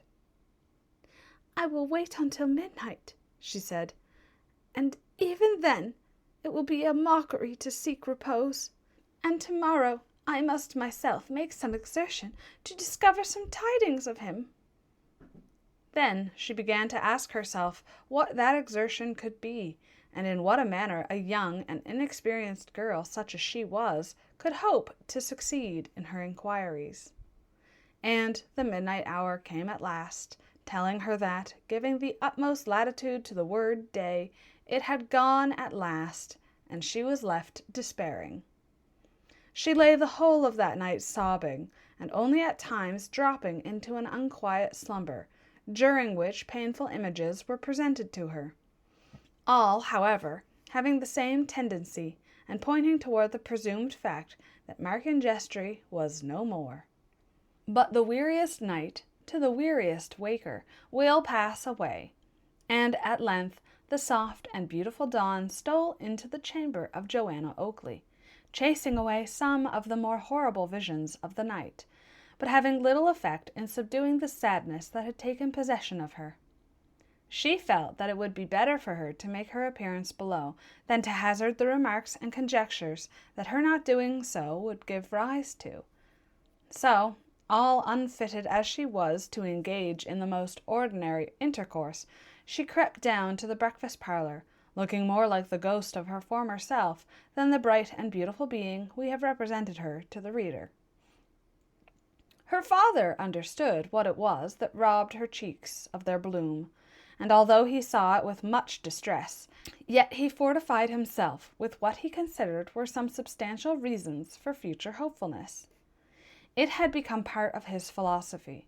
It generally is a part of the philosophy of the old to consider that those sensations of the mind that arise from disappointed affection are of the most evanescent character, and that although for a time they exhibit themselves with violence, they, like grief for the dead, soon pass away, scarcely leaving a trace behind of their former existence. And perhaps he was right as regards the greater number of those passions, but he was certainly wrong when he applied that sort of worldly-wise knowledge to his daughter Johanna. She was one of those rare beings whose hearts are not won by every gaudy flatterer who may buzz the accents of admiration in their ears. No, she was qualified, eminently qualified, to love once, but only once, and like the passion flower that blooms into abundant beauty once, and never afterwards puts forth a blossom, she allowed her heart to expand to the soft influence of affection, which, when crushed by adversity, was gone forever. "Really, Johanna," said Mrs. Oakley in the true conventional twang, "you look so pale and ill that I must positively speak to Mr. Lupin about you." "Mr. Lupin, my dear," said the spectacle maker, "may be all very well in his way as a parson, but I don't see what he can have to do with Johanna looking pale." "A pious man, Mr. Oakley, has to do with everything and everybody." "Then he must be the most intolerable bore in existence, and I don't wonder at his being kicked out of some people's houses, as I have heard Mr. Lupin has been." "And if he has, Mr. Oakley, I can tell you he glories in it. Mr. Lupin likes to suffer for the faith, and if he were to be made a martyr tomorrow, I am quite certain it would give him a deal of pleasure." "My dear, I am quite sure it would not give him half the pleasure it would me." "I understand your insinuation, Mr. Oakley. You would like to have him murdered on account of his holiness. But though you can say these kinds of things at your own breakfast table, you won't say as much to him when he comes to tea this afternoon." "To tea, Mrs. Oakley? Haven't I told you over and over again that I will not have that man in my house?" "And haven't I told you, Mr. Oakley, twice that number of times that he shall come to tea? And I have asked him now, and it can't be altered." "But, Mrs. Oakley—" "It's of no use, Mr. Oakley, your talking. Mr. Lupin is coming to tea, and come he shall, and if you don't like it, you can go out. There now, I am sure you can't complain, now you have actually the liberty of going out. But you are like the dog in the manger, Mr. Oakley. I know that well enough, and nothing will please you." "A fine liberty indeed, the liberty of going out of my own house to let somebody else in that I don't like." "Johanna, my dear," said Mrs. Oakley, "I think my old complaint is coming on, of the beating of the heart and the hysterics. I know what produces it. It's your father's brutality. And just because Dr. Fungus said over and over again that I was to be perfectly quiet, your father seizes upon the opportunity like a wild beast or a raving maniac to try and make me ill." Mr. Oakley jumped up, stamped his feet upon the floor, and uttering something about the probability of his becoming a maniac in a very short time, rushed into his shop and set to polishing the spectacles as if he were doing it for a wager. This little affair between her father and mother certainly had the effect, for a time, of diverting attention from Johanna, and she was able to assume a cheerfulness she did not feel. But she had something of her father's spirit in her as regarded Mr. Lupin, and most decidedly objected to sitting down to any meal whatever with that individual, so that Mrs. Oakley was left in a minority of one upon the occasion, which perhaps, as she fully expected it, was no great matter after all. Johanna went upstairs to her own room, which commanded a view of the street. It was an old-fashioned house, with a balcony in front, and as she looked listlessly out into Fore Street, which was far then from being the thoroughfare it is now, she saw, standing in a doorway on the opposite side of the way, a stranger, who was looking intently at the house, and who, when he caught her eye, walked instantly across to it, and cast something into the balcony of the first floor. Then he touched his cap and walked rapidly from the street. The thought immediately occurred to Johanna that this might possibly be some messenger from him, concerning whose existence and welfare she was so deeply anxious. It was not to be wondered at, therefore, that with the name of Markin Gestry upon her lips, she should rush down to the balcony in intense anxiety to hear, and see if such was really the case. When she reached the balcony, she found lying in it a scrap of paper, in which a stone was wrapped up, in order to give it weight, so that it might be cast with a certainty into the balcony. With trembling eagerness, she opened the paper, and read upon it the following words: "For news of Markin Gestry, come to the Temple Gardens 1 hour before sunset, and do not fear addressing a man who will be holding a white rose in his hand." "He lives! He lives!" she cried. "He lives, and joy again becomes the inhabitant of my bosom. Oh, it is daylight now, and sunshine compared to the black midnight of despair. Markin Gestry lives, and I shall be happy yet." She placed the little scrap of paper carefully in her bosom, and then, with clasped hands and a delighted expression of countenance, she repeated the brief and expressive words it contained, adding, "Yes, yes, I will be there. The white rose is an emblem of his purity and affection, his spotless love, and that is why his messenger carries it. I will be there 1 hour before sunset. Aye, 2 hours before sunset I will be there. Oh, joy, joy! He lives, he lives! Markin Gestry lives. Perchance, too, successful in his object, he returns to tell me that he can make me his, and that no obstacle can now interfere to frustrate our union. Time, time, float onward on your fleetest pinions." She went to her own apartment, but it was not, as she had last gone to it, to weep.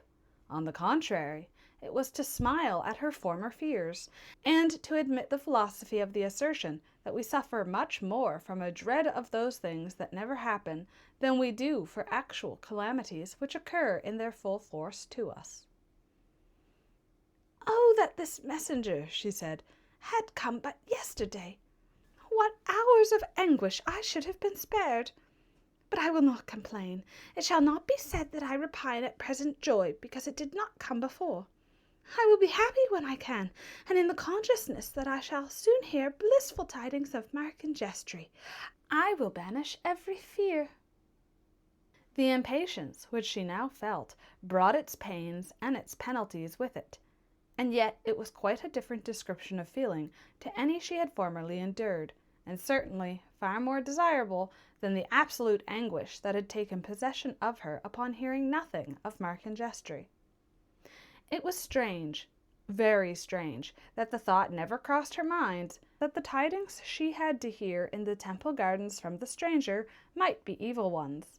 But certainly such a thought did not occur to her, and she looked forward to a meeting which she certainly had no evidence to know might not be of the most disastrous character.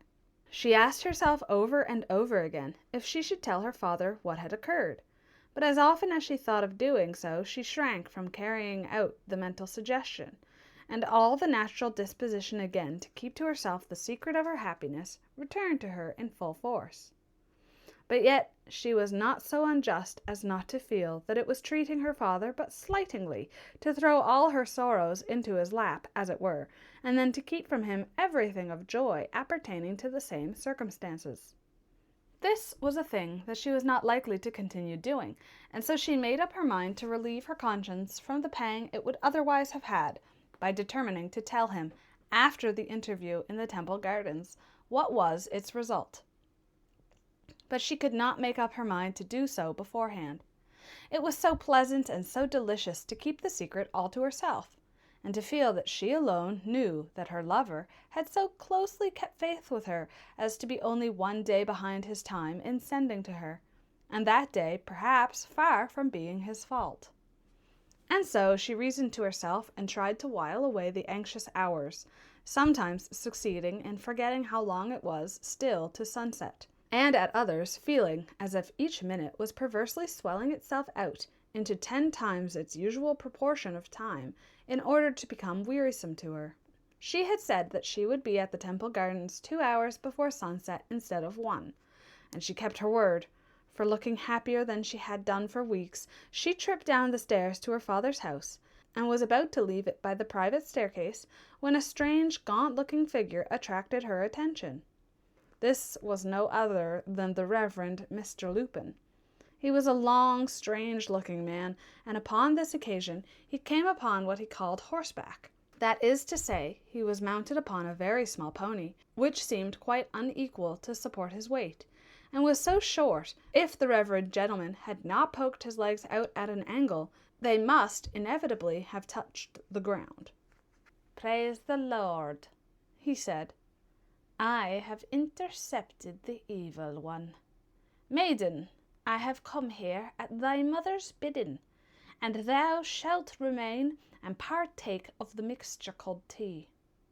Johanna scarcely condescended to glance at him, but drawing her mantle close round her, which he actually had the impertinence to endeavour to lay hold of, she walked on, so that the reverend gentleman was left to make the best he could of the matter. "Stop!" he cried. "Stop! I can well perceive that the devil has a strong hold of you. I can well perceive. The Lord have mercy upon me. This animal hath some design against me, as sure as fate." "I am afraid, sir," said a lad who was no more than our old acquaintance Sam, "I am afraid, sir, that there's something the matter with that pony." Up went the pony's heels again, in the same unaccountable manner. "God bless me," said the reverend gentleman. "He never did such a thing before. Aye, there he goes again. Murder! Young man, I pray you to help me get down. I think I know you. You are the nephew of the goodly Mrs. Pump. Truly, this animal wishes to be the death of me." At this moment the pony gave such a vigorous kick up behind that Mr. Lupin was fairly pitched upon his head and made a complete somersault, alighting with his heels in the spectacle maker's passage. And it unfortunately happened that Mrs. Oakley at that moment, hearing the altercation, came rushing out, and the first thing she did was to fall sprawling over Mr. Lupin's feet. Sam now felt it was time to go, and as we dislike useless mysteries, we may as well explain that these extraordinary circumstances arose from the fact that Sam had bought himself from the haberdasher's opposite a halfpenny worth of pins, and had amused himself by making a pincushion of the hind quarters of Reverend Lupin's pony, which, not being accustomed to that sort of thing, had kicked out vigorously in opposition to the same, and produced the results we have recorded. Johanna Oakley was some distance upon her road before the reverend gentleman was pitched into her father's house in the manner we have described, so that she knew nothing of it, nor would she have cared if she had, for her mind was wholly bent upon the expedition she was proceeding on. As she walked upon that side of the way of Fleet Street where Sweeny Todd's house and shop were situated, a feeling of curiosity prompted her to stop for a moment and look at the melancholy-looking dog that stood watching a hat at his door. The appearance of grief upon the creature's face could not be mistaken, and as she gazed, she saw the shop door gently opened and a piece of meat thrown out.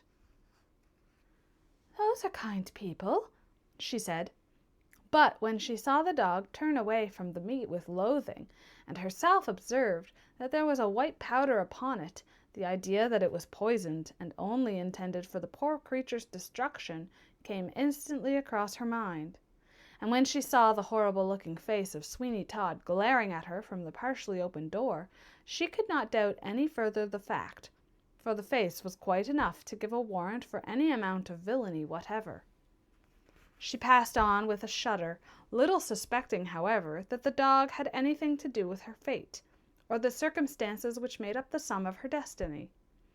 It wanted a full hour to the appointed time of meeting when she reached the Temple Gardens, and partly blaming herself that she was so soon, while at the same time she would not for worlds have been away, she sat down on one of the garden seats to think over the past, and to recall to her memory, with the vivid freshness of young love's devotion, the many gentle words which, from time to time, had been spoken to her 2 summers since by him whose faith she had never doubted, and whose image was enshrined at the bottom of her heart.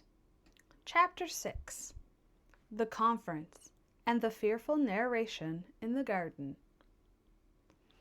The temple clock struck the hour of meeting, and Johanna looked anxiously around her for anyone who should seem to her to bear the appearance of being such a person as she might suppose Markin Jestry would choose for his messenger. She turned her eyes toward the gate, for she thought she heard it close, and then she saw a gentlemanly-looking man, attired in a cloak, and who was looking around him, apparently in search of someone. When his eye fell upon her, he immediately produced from beneath his cloak a white rose, and in another minute they met. "I have the honor," he said, "of speaking to Miss Johanna Oakley." "Yes, sir. And you are Markin Jestry's messenger?" "I am. That is to say, I am he who comes to bring you news of Markin Jestry, although I grieve to say I am not the messenger that was expressly deputed by him to do so." "Oh, sir, your looks are sad and serious. You seem as if you would announce that some misfortune has occurred. Tell me that it is not so. Speak to me at once, or my heart will break." "Compose yourself, lady, I pray you." "I cannot. I dare not do so, unless you tell me he lives. Tell me that Markin Jestry lives, and then I shall be all patience. Tell me that, and you shall not hear a murmur from me. Speak the word at once, at once! It is cruel, believe me, it is cruel to keep me in suspense." "This is one of the saddest errands I ever came upon," said the stranger, as he led Johanna to a seat. "Recollect, lady, what creatures of accidents and chance we are. Recollect how the slightest circumstance will affect us in driving us to the confines of despair, and remember by how frail a tenure the best of us hold existence." "No more, no more!" shrieked Johanna, as she clasped her hands. "I know all now, and I am desolate." She let her face drop upon her hands, and shook as with a convulsion of grief. "Mark, Mark, you have gone from me. I thought not this, I thought not this.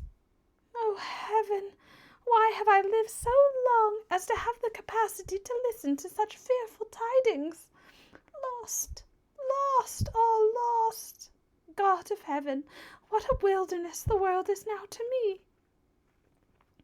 "Let me pray you, lady, to subdue this passion of grief, and listen truly to what I shall unfold to you. There is much to hear and much to speculate upon, and if, from all that I have learnt, I cannot, dare not tell you that Markin Jestry lives, I likewise shrink from telling you that he is no more." "Speak again, say those words again. There is hope then. Oh, there is a hope." "There is a hope.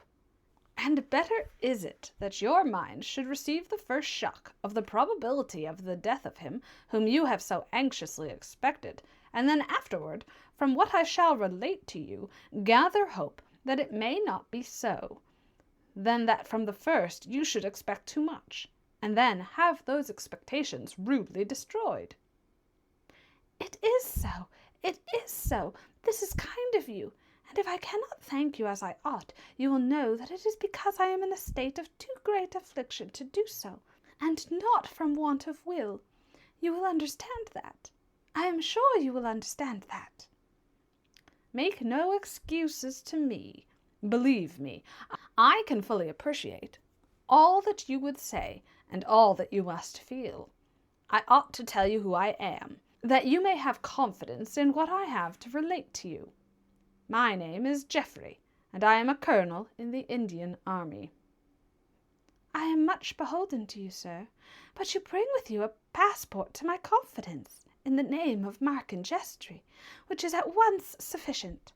I live again in the hope that you have given me of his continued existence, and in that hope I will maintain a cheerful resignation that shall enable me to bear up against all you have to tell me, be that what may, and with a feeling that through much suffering there may come joy at last.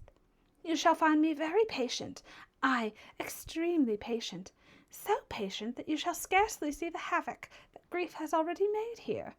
She pressed her hands upon her breast as she spoke, and looked in his face with such an expression of tearful melancholy that it was quite heartrending to witness it. And he, although not used to the melting mood, was compelled to pause for a few moments ere he could proceed in the task which he had set himself. "I will be as brief," he said, "as possible, consistent with stating all that is requisite for me to state, and I must commence by asking you if you are aware under what circumstances it was that Mark and Jestry went abroad." "I am aware of so much. That a quarrel with his uncle, Mr. Grant, was the great cause, and that his main endeavour was to better his fortunes, so that we might be happy and independent of those who looked not with an eye of favour upon our projected union." "Yes, but what I meant was, were you aware of the sort of adventure he embarked into the Indian seas?" "No, I know nothing further. We met here on this spot. We parted at yonder gate, and we have never met again." "Then I have something to tell you, in order to make the narrative clear and explicit." "I shall listen to you with an attention so profound that you shall see how my whole soul is wrapped up in what you say." They both sat upon the garden seat, and while Johanna fixed her eyes upon her companion's face, expressive as it was of the most generous emotions and noble feelings, he commenced relating to her the incidents which never left her memory, and in which she took so deep an interest. "You must know," he said, "that what it was which so much inflamed the imagination of Mark and Jestry consisted in this. There came to London a man with a well authenticated and extremely well put together report, that there had been discovered in one of the small islands near the Indian seas a river which deposited an enormous quantity of gold dust in its progress to the ocean." He told his story so well, and seemed to be such a perfect master of all the circumstances connected with it, that there was scarcely room for a doubt upon the subject. The thing was kept quiet and secret, and a meeting was held of some influential men, influential on account of the money they possessed, among whom was one who had towards Mark and Jestry most friendly feelings. So Mark attended the meeting with this friend of his, although he felt his utter incapacity, from want of resources, to take any part in the affair. But he was not aware of what his friend's generous intentions were in the matter until they were explained to him, and they consisted in this. He, the friend, was to provide the necessary means for embarking in the adventure, so far as regarded taking a share in it, and he told Mark and Jestry that if he would go personally on the expedition, he should share in the proceeds with him, be they what they might. Now, to a young man like Jestry, totally destitute of personal resources, but of ardent and enthusiastic temperament, you can imagine how extremely tempting such an offer was likely to be.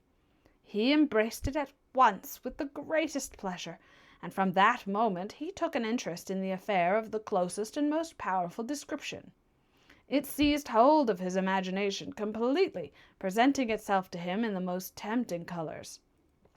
And from the description that has been given me of his enthusiastic disposition, I can well imagine with what kindness and impetuosity he would enter into such an affair." "You know him well?" said Johanna gently. "No, I never saw him. All that I say concerning him is from the description of another, who did know him well, and who sailed with him in the vessel that ultimately left the port of London on the vague and wild adventure that I have mentioned." "That one, be he who he may, must have known Mark and Jestry well, and have enjoyed much of his confidence to be able to describe him so accurately." "I believe that such was the case. And it is from the lips of that one, instead of from mine, that you ought to have heard what I am now relating. That gentleman, whose name was Thornhill, ought to have made to you this communication, but by some strange accident, it seems, he has been prevented. or you would not be here listening to me upon a subject which would have come better from his lips." "And was he to have come yesterday to me?" "He was."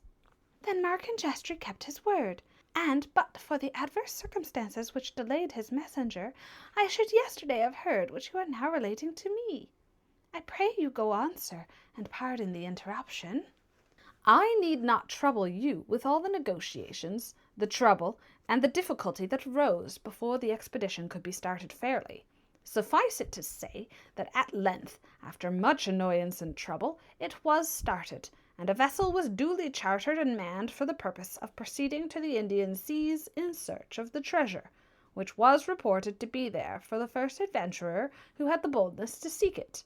It was a gallant vessel. I saw it sail many a mile from England ere it sunk beneath the waves, never to rise again." "Sunk?" "Yes, it was an ill-fated ship, and it did sink, but I must not anticipate. Let me proceed in my narrative with regularity. The ship was called the Star, and if those who went with it looked upon it as the star of their destiny, they were correct enough, and it might be considered an evil star for them, inasmuch as nothing but disappointment and bitterness became their ultimate portion. And Mark and Jestry, I am told, was the most hopeful man on board. Already in imagination he could fancy himself homeward bound with the vessel, ballasted and crammed with the rich produce of that shining river. Already he fancied what he could do with his abundant wealth, and I have no doubt but that, in common with many who went on the adventure, he enjoyed to the full the spending of the wealth he should obtain in imagination. Perhaps, indeed, more than if he had obtained it in reality. Among the adventurers was one Thornhill, who had been a lieutenant in the Royal Navy, and between him and young Jestry there arose a remarkable friendship. A friendship so strong and powerful that there could be no doubt that they communicated to each other all their hopes and fears, and if anything could materially tend to beguile the tedium of such a weary voyage as those adventurers had undertaken, it certainly would be the free communication and confidential intercourse between two such kindred spirits as Thornhill and Mark and Jestry. You will bear in mind, Miss Oakley, that in making this communication to you, I am putting together what I myself heard at different times, so as to make it for you a distinct narrative, which you can have no difficulty in comprehending, because, as I before stated, I never saw Mark and Jestry, and it was only once, for about 5 minutes, that I saw the vessel in which he went upon his perilous adventure. For perilous it turned out to be, to the Indian seas. It was from Thornhill I got my information during the many weary and monotonous hours consumed in a homeward voyage from India. It appears that without accident or cross of any description, the Star reached the Indian Ocean, and the supposed immediate locality of the spot where the treasure was to be found, and there she was spoken with by a vessel homeward bound from India called the Neptune. It was evening, and the sun had sunk in the horizon with some appearances that betokened a storm. I was on board that Indian vessel.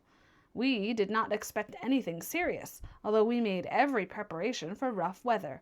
And as it turned out, it was well indeed we did, for never within the memory of the oldest seaman had such a storm ravaged the coast. A furious gale, which it was impossible to withstand, drove us southward, and, but for the utmost precautions, aided by courage and temerity on the part of the seamen, such as I had never before witnessed in the merchant service, we escaped with trifling damage. But we were driven at least 200 miles out of our course, and instead of getting, as we ought to have done, to the Cape by a certain time, we were an immense distance east of it. It was just as the storm, which lasted 3 nights and 2 days, began to abate, that toward the horizon we saw a dull red light. And as it was not in a quarter of the sky where any such appearance might be imagined, nor were we in a latitude where electric phenomena might be expected, we steered toward it, surmising what turned out afterwards to be fully correct. "It was a ship on fire," said Johanna. It was. "Alas, alas, I guessed it. A frightful suspicion from the first crossed my mind. It was a ship on fire, and that ship was—" The Star, still bound upon its adventurous course, although driven far out of it by adverse winds and waves. After about half an hour's sailing, we came within sight distinctly of a blazing vessel. We could hear the roar of the flames, and through our glasses we could see them curling up the cordage and dancing from mast to mast like fiery serpents, exulting in the destruction they were making. We made all sail and strained every inch of canvas to reach the ill-fated vessel, for distances at sea that look small are in reality very great, and an hour's hard sailing in a fair wind, with every stitch of canvas set, would not do more than enable us to reach that ill-fated bark. But fancy, in an hour, what ravages the flames might make. The vessel was doomed. The fiat had gone forth that it was to be among the things that had been, and long before we could reach the spot upon which it floated idly on the now comparatively calm waters, we saw a bright shower of sparks rush up into the air. Then came a loud roaring sound over the surface of the deep, and all was still. The ship had disappeared, and the water closed over her forever. "But how you knew?" as she clasped her hands, and the pallid expression of her countenance betrayed the deep interest she took in the narration. "How knew you that the ship was the Star? Might it not have been some other ill-fated vessel that met with so dreadful a fate?" "I will tell you.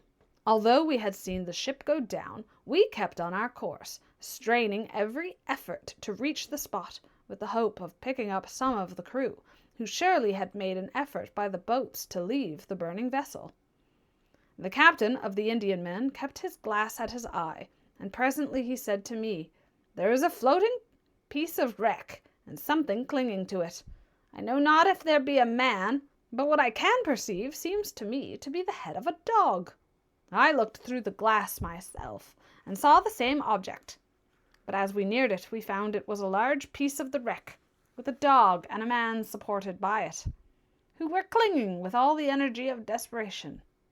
In 10 minutes more we had them on board the vessel. The man was Lieutenant Thornhill, I have before mentioned, and the dog belonged to him. He related to us that the ship we had seen burning was the Star, and that it had never reached its destination, and that he believed all had perished but himself and the dog. For although one of the boats had been launched, so desperate a rush was made into it by the crew that it had swamped, and all perished. Such was his own state of exhaustion, that after he had made this short statement, it was some days before he left his hammock. But when he did, and began to mingle with us, we found an intelligent, cheerful companion. Such a one indeed as we were glad to have on board. And in confidence he related to the captain and myself the object of the voyage of the Star, and the previous particulars with which I have made you acquainted. And then, during a night watch, when the soft and beautiful moonlight was more than usually inviting, and he and I were on the deck, enjoying the coolness of the night, after the intense heat of the day in the tropics, he said to me, 'I have a very sad mission to perform when I get to London. On board our vessel was a young man named Mark Ingestry, and some short time before the vessel in which we were went down, he begged of me to call upon a young lady named Johanna Oakley, the daughter of a spectacle maker in London, providing I should be saved and he perish. And of the latter event he felt so strong a presentiment that he gave me a string of pearls, which I was to present to her in his name. But where he got them I have not the least idea, for they are of immense value.' Mr. Thornhill showed me the pearls, which were of different sizes, roughly strung together, but of great value. And when we reached the river Thames, which was only 3 days since, he left us with his dog, carrying his string of pearls with him, to find out where you reside." "Alas, he never came." "No. From all the inquiries we can make, and all the information we can learn, it seems he disappeared somewhere about Fleet Street." "Disappeared?" "Yes. We can trace him to the Temple Stairs, and from thence to a barber's shop, kept by a man named Sweeny Todd. But beyond there, no information of him can be obtained." "Sweeny Todd?" "Yes, And what makes the affair more extraordinary is that neither force nor persuasion will induce Thornhill's dog to leave the place." "I saw it. I saw the creature, and it looked imploringly, although kindly, in my face. Little did I think, when I paused a moment to look upon that melancholy but faithful animal, that it held a part in my destiny. Oh, Markin Jestry, dare I hope that you live when all else have perished?" "I have told you all that I can tell you, and according as your own judgment may dictate to you, you can encourage hope or extinguish it forever. I have kept back nothing from you which can make the affair worse or better. I have added nothing, but you have it simply as it was told to me." "He is lost. He is lost." "I am one, lady, who thinks certainty of any sort preferable to suspense, and although, while there is no positive news of death, the continuance of life ought fairly to be assumed, yet you must perceive, from a review of all circumstances, upon how very slender a foundation all our hopes must rest." "I have no hope. I have no hope. He is lost to me forever. It were madness to think he lived. Oh, Mark, Mark! And is this the end of our fond affection? Did I indeed look my last upon that face, when on this spot we parted?" "The uncertainty," said Colonel Geoffrey, wishing to withdraw as much as possible from a consideration of her own sorrows. "The uncertainty, too, that prevails with regard to the fate of poor Mr. Thornhill is a sad thing. I much fear that those precious pearls he had have been seen by someone who has not scrupled to obtain possession of them by his death." "Yes, it would seem so indeed. But what are pearls to me? Oh, would that they had sunk to the bottom of that Indian sea from whence they had been plucked! Alas, alas! It has been their thirst for gain that has produced all these evils. We might have been poor here, but we should have been happy. Rich we ought to have been in contentment. But now all is lost, and the world to me can present nothing that is to be desired but one small spot large enough to be my grave." She leant upon the arm of the garden seat, and gave herself up to such a passion of tears that Colonel Geoffrey felt he dared not interrupt her. There is something exceedingly sacred about real grief, which awes the beholder, and it was with an involuntary feeling of respect that Colonel Geoffrey stepped a few paces off, and waited until that burst of agony had passed away. It was during those brief moments that he overheard some words uttered by one who seemed likewise to be suffering from that prolific source of all affliction, disappointed affection. Seated at some short distance was a maiden, and one not young enough to be called a youth, but still not far enough advanced in existence to have had all his better feelings crushed by an admixture with the cold world, and he was listening while the maiden spoke. "It is the neglect," she said, "which touched me to the heart. But one word spoken or written, one message of affection, to tell me that the memory of a love I thought would be eternal, still lingered in your heart, would have been a world of consolation. But it came not, and all was despair." "Listen to me," said her companion, "and if ever in this world you can believe that one who truly loves can be cruel to be kind, believe that I am that one. I yielded for a time to the fascination of a passion which should never have found a home within my heart, but yet it was far more of a sentiment than a passion, inasmuch as never for one moment did an evil thought mingle with its pure aspirations. It was a dream of joy, which for a time obliterated a remembrance that ought never to have been forgotten. But when I was rudely awakened to the fact that those whose opinions were of more importance to your welfare and your happiness knew nothing of love, but in its grossest aspect, it became necessary at once to crush a feeling, which in its continuance could shadow forth nothing but evil. You may not imagine, and you may never know, for I cannot tell the heart pangs that it has cost me to persevere in a line of conduct which I felt was due to you, whatever heart pangs it might cost me. I have been content to imagine that your affection would turn to indifference, perchance even to hatred, that a consciousness of being slighted would arouse in your defence all a woman's pride, and that thus you would be lifted above regret. Farewell forever. I dare not love you, honestly and truly, and better it is thus to part than to persevere in a delusive dream that can but terminate in degradation and sadness." "Do you hear those words?" whispered Colonel Geoffrey to Johanna. "You perceive that others suffer, and from the same cause, the perils of affection." "I do. I will go home and pray for strength to maintain my heart against this sad affliction." "The course of true love never yet ran smooth. Wonder not, therefore, Johanna Oakley, that yours has suffered such a blight. It is the great curse of the highest and noblest feelings of which humanity is capable, that while, under felicitous circumstances, they produce an extraordinary amount of happiness, when anything adverse occurs, they are most prolific sources of misery. Shall I accompany you?"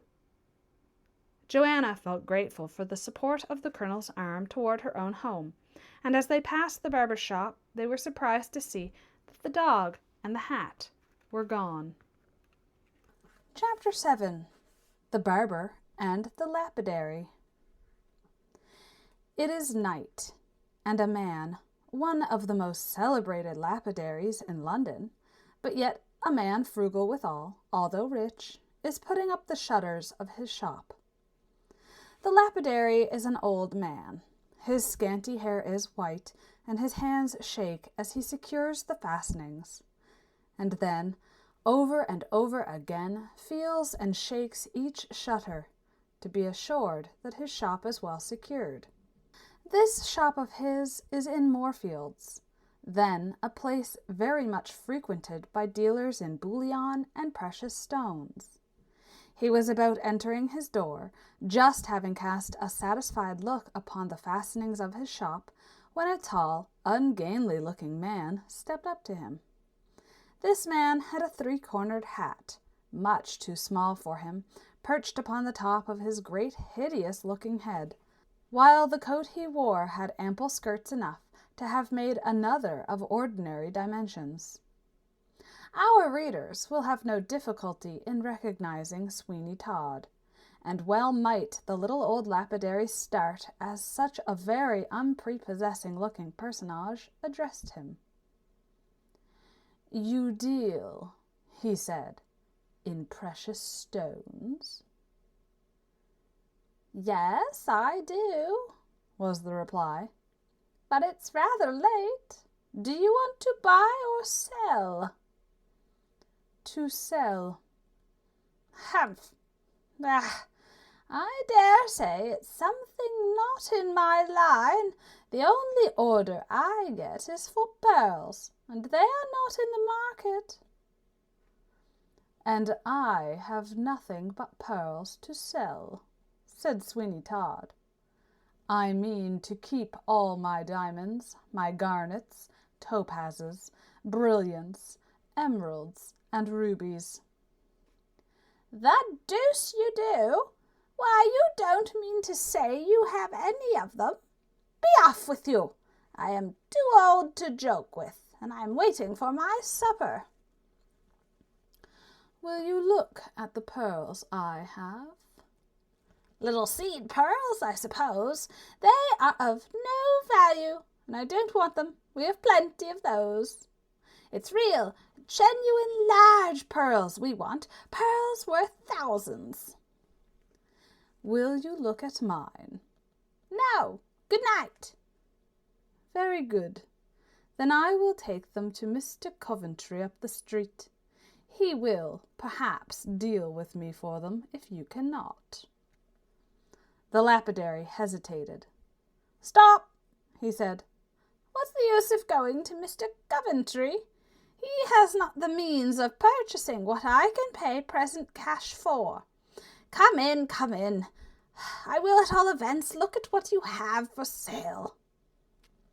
Thus encouraged, Sweeny Todd entered the little, low, dusky shop, and the lapidary, having procured a light and taken care to keep his customer outside the counter, put on his spectacles and said, "Now, sir, where are your pearls?"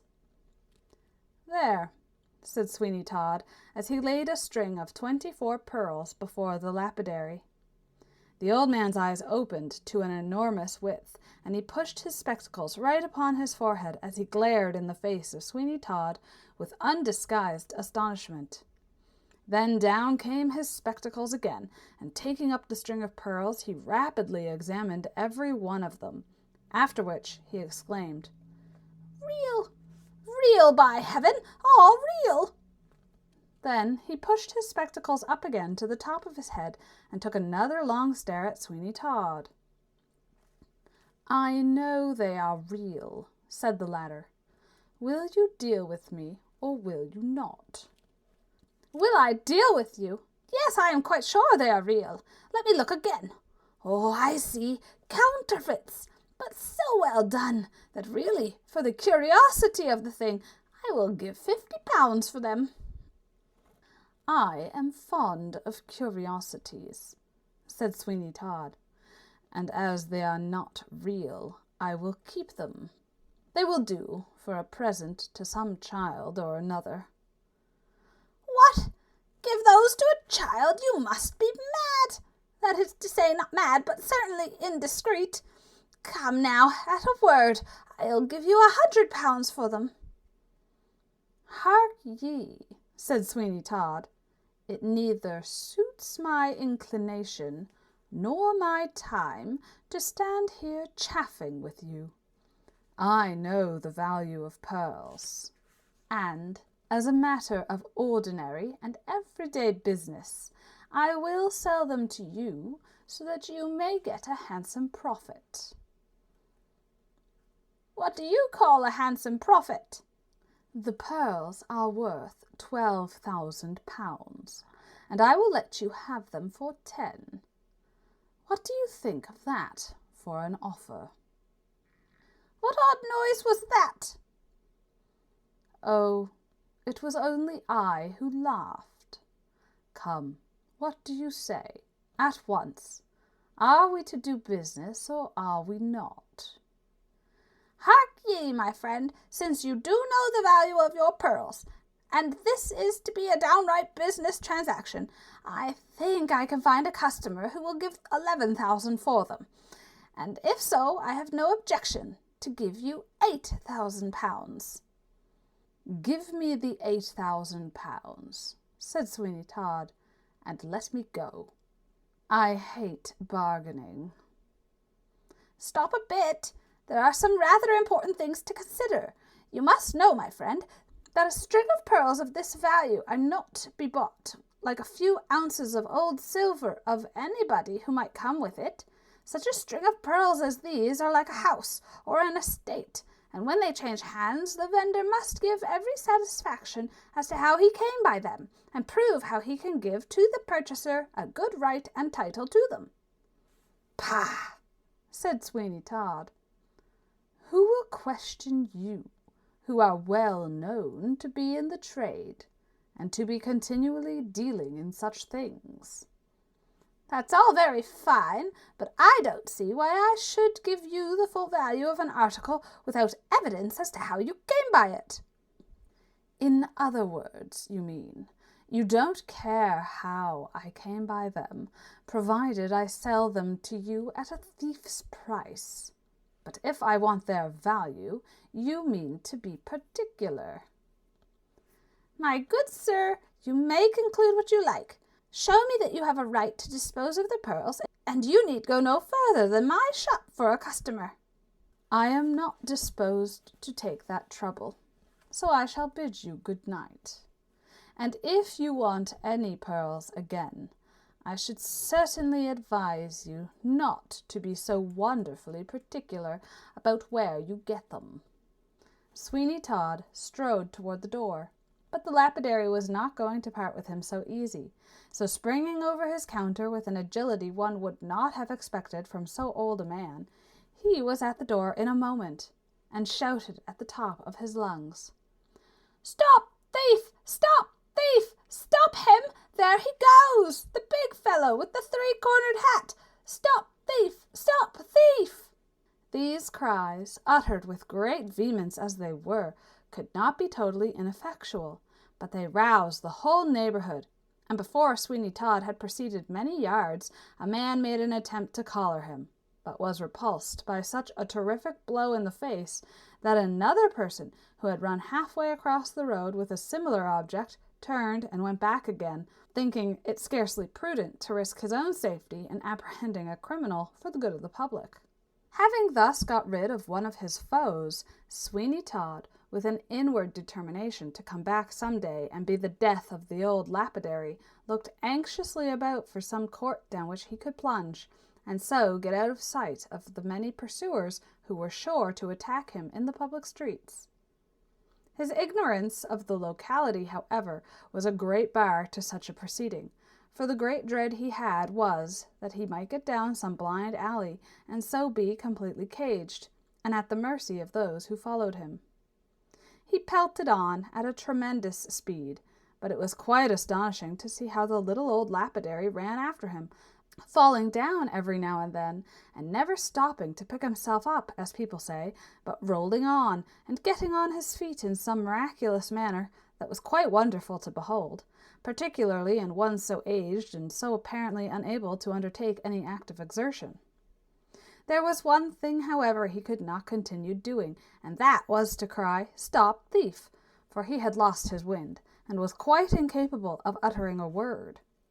How long he would have continued the chase is doubtful, but his career was suddenly put an end to, as regards that, by tripping his foot over a projecting stone in the pavement, and shooting headlong down a cellar which was open. But abler persons than the little old lapidary had taken up the chase, and Sweeny Todd was hard pressed, and although he ran very fast, the provoking thing was that in consequence of the cries and shouts of his pursuers, new people took up the chase, who were fresh and vigorous and close to him.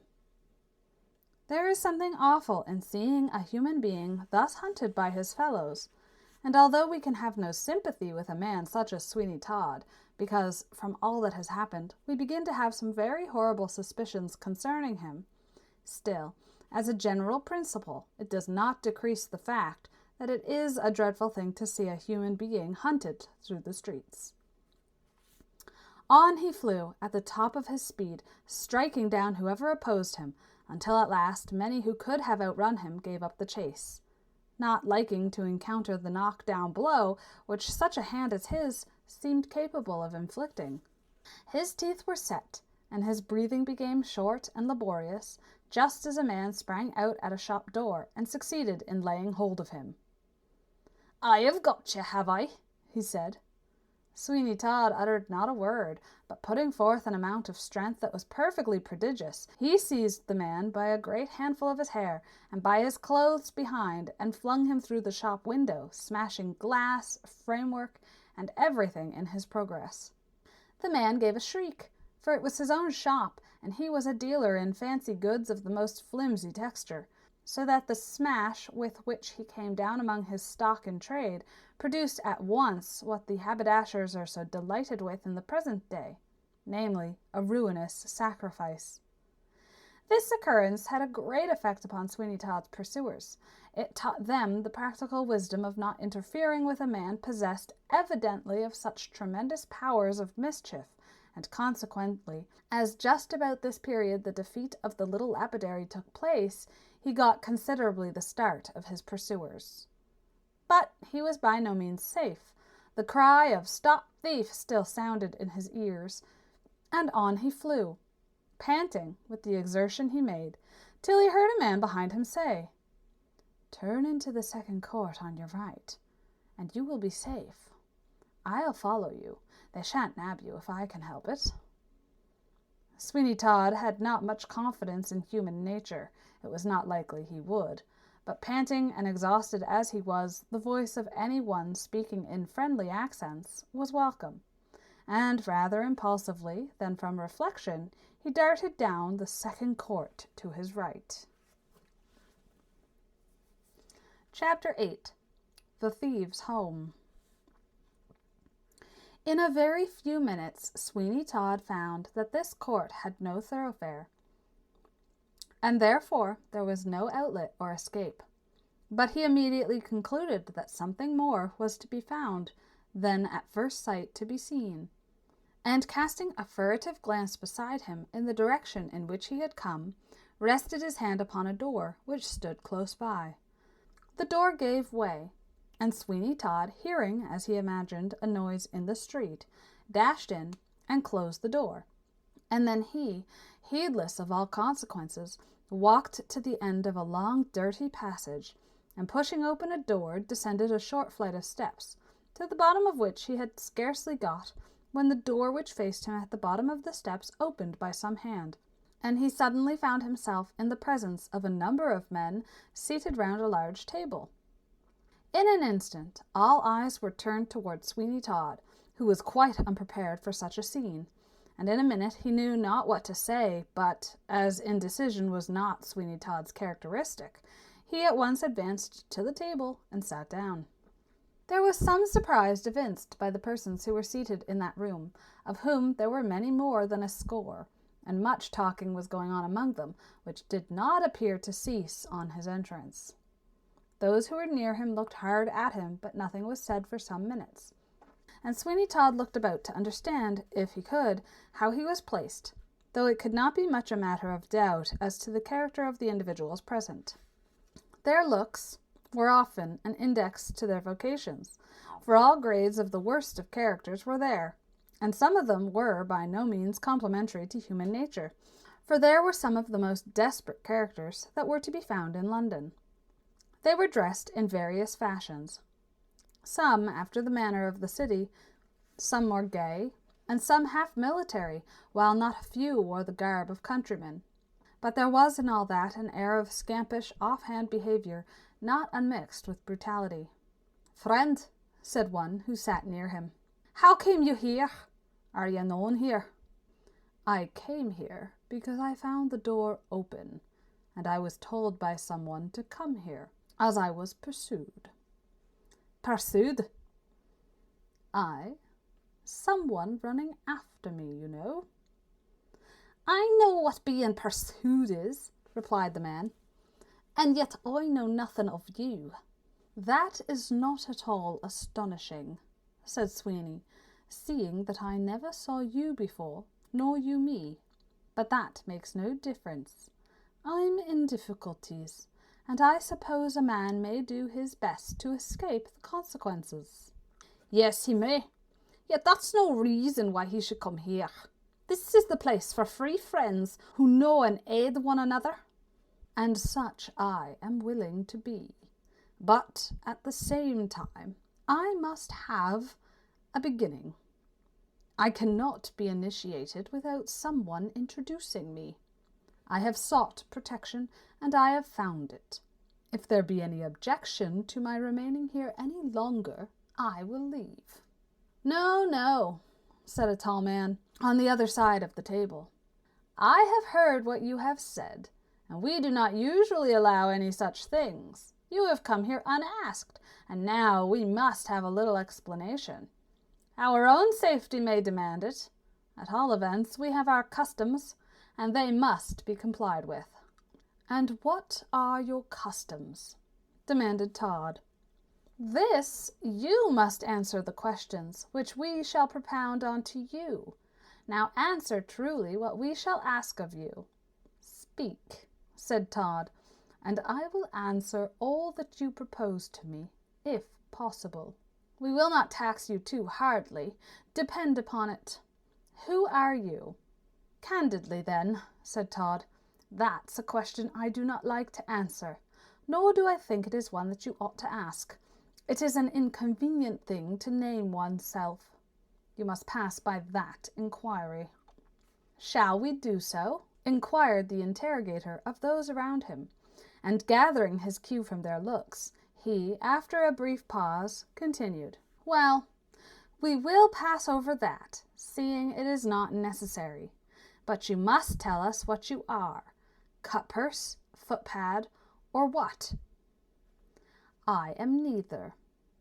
"Then tell us in your own words," said the man, "and be candid with us. What are you?" "I am an artificial pearl-maker, or sham a pearl-maker, whichever way you please to call it." "A sham pearl-maker?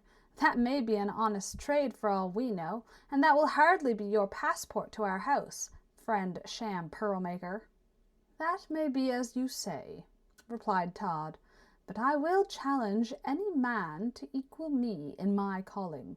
I have made pearls that would pass with almost a lapidary, and which would pass with nearly all the nobility." "I begin to understand you, friend, but I would wish to have some proof of what you say. We may hear a very good tale, and yet none of it shall be true. We are not men to be made dupes of. Besides, there are enough to take vengeance if we desire it." "Aye, to be sure there is," said a gruff voice from the other end of the table, which was echoed from one to the other till it came to the top of the table. "Proof, proof, proof," now resounded from one end of the room to the other. "My friends," said Sweeny Todd, rising up and advancing to the table and thrusting his hands into his bosom and drawing out the string of 24 pearls, "I challenge you or anyone to make a set of artificial pearls equal to these. They are my make, and I'll stand to it in any reasonable sum that you cannot bring a man who shall beat me in my calling." "Just hand them to me," said the man who had made himself interrogator. Sweeny Todd threw the pearls on the table carelessly, and then said, "There, look at them well. They'll bear it. And I reckon, though there may be some good judges mongst you, that you cannot any of you tell them from real pearls, if you had not been told so." "Oh, yes, we know pretty well," said the man, "what these things are. We have now and then a good string in our possession, and that helps us to judge of them. Well, this is certainly a good imitation." "Let me see it," said a fat man. "I was bred a jeweler, and I might say born, only I couldn't stick to it. Nobody likes working for years upon little pay, and no fun with the gals. I say, hand it here." "Well," said Todd, "if you or anybody ever produced as good an imitation, I'll swallow the whole string. And knowing there's poison in the composition, it would not be a comfortable thing to think of." "Certainly not," said the big man. "Certainly not. But hand them over, and I'll tell you all about them." The pearls were given into his hands, and Sweeny Todd felt some misgivings about his precious charge. And yet he showed it not, for he turned to the man who sat beside him, saying, "If he can tell true pearls from them, he knows more than I think he does. For I am a maker, and have often had the true pearl in my hand." "And I suppose," said the man, "you have tried your hand at putting the one for the other, and so doing your confiding customers." "Yes, yes, that's the dodge. I can see very well," said another man, winking at the first. "And a good one, too. I have known them to do so with diamonds." "Yes, but never with pearls. However, there are some trades that it is desirable to know." "You're right." The fat man now carefully examined the pearls, set them down on the table, and looked hard at them. "There now. I told you I could bother you. You are not so good a judge that you would not have known, if you had not been told they were sham pearls, but what they were real." "I must say you have produced the best imitations I have ever seen. Why, you ought to make your fortune in a few years, a handsome fortune." "So I should, but for one thing." "And what is that?" "The difficulty," said Todd, "of getting rid of them. If you ask anything below their value, you are suspected, and you run the chance of being stopped and losing them at the least, and perhaps entail a prosecution." "Very true, but there are risks in everything. We all run risks, and then the harvest." "That may be," said Todd, "but this is peculiarly dangerous. I have not the means of getting introductions to the nobility themselves, and if I had, I should be doubted, for they would say a working man cannot come honestly by such valuable things. And then I must concoct a tale to escape the mayor of London. Ha! Ha! Ha! Ha! Well then, you can take them to a goldsmith. There are not many of them who would do so. They would not deal in them. And moreover, I have been to one or two of them. As for a lapidary, why, he is not so easily cheated. Have you tried? I did, and had to make the best of my way out, pursued as quickly as they could run, and I thought at one time I must have been stopped, but a few lucky turns brought me clear, when I was told to turn up to this court, and I came in here. Well, said one man, who had been examining the pearls, and did the lapidary find out they were not real? Yes, he did, and he wanted to stop me and the string altogether for trying to impose upon him. However, I made a rush at the door, which he tried to shut, but I was the stronger man, and here I am. It has been a close chance for you, said one. Yes, it just has, replied Sweeny, taking up the string of pearls, which he replaced in his clothes, and continued to converse with some of those around him. Things now subsided into their general course, and little notice was taken of Sweeny. There was some drink on the board, of which all partook. Sweeny had some too, and took the precaution of emptying his pockets before them all, and gave them a share of his money to pay his footing. This was policy, and they all drank to his success, and were very good companions. Sweeny, however, was desirous of getting out as soon as he could, and more than once cast his eyes toward the door, but he saw there were eyes upon him, and dared not excite suspicion, for he might undo all that he had done. To lose the precious treasure he possessed would be maddening. He had succeeded to admiration in inducing the belief that what he showed them was merely a counterfeit. But he knew so well that they were real, and that a latent feeling that they were humbugged might be hanging about, and that at the first suspicious movement he would be watched, and some desperate attempt made to make him give them up. It was with no small violence to his own feelings that he listened to their conversation, and appeared to take an interest in their proceedings. "Well," said one who sat next to him, "I'm just off for the North Road." "Any fortune there?" "Not much, and yet I mustn't complain. These last 3 weeks, the best I've had has been 260s. "Well, that would do very well." "Yes, the last man I stopped was a regular looby Londoner. He appeared like a done, complete tip-top man of fashion, but Lord, when I came to look over him, he hadn't as much as would carry me 24 miles on the road." "Indeed. Don't you think he had any hidden about him? They do so now." Ah, returned another. "Well said, old fellow. 'Tis a true remark that we can't always judge a man from appearances. Lord bless me now, who'd ha' thought your swell cove proved to be out of luck? Well, I'm sorry for you, but you know 'tis a long lane that has no turning, as Mr. Somebody says, so perhaps you'll be more fortunate another time. But come, cheer up whilst I relate an adventure that occurred a little time ago. 'Twas a slice of good luck, I assure you, for I had no difficulty in bouncing my victim out of a good swag of tin. For you know farmers returning from market are not always too wary and careful, especially as the lots of wine they take at the market dinners make the cosy old boys ripe and mellow for sleep.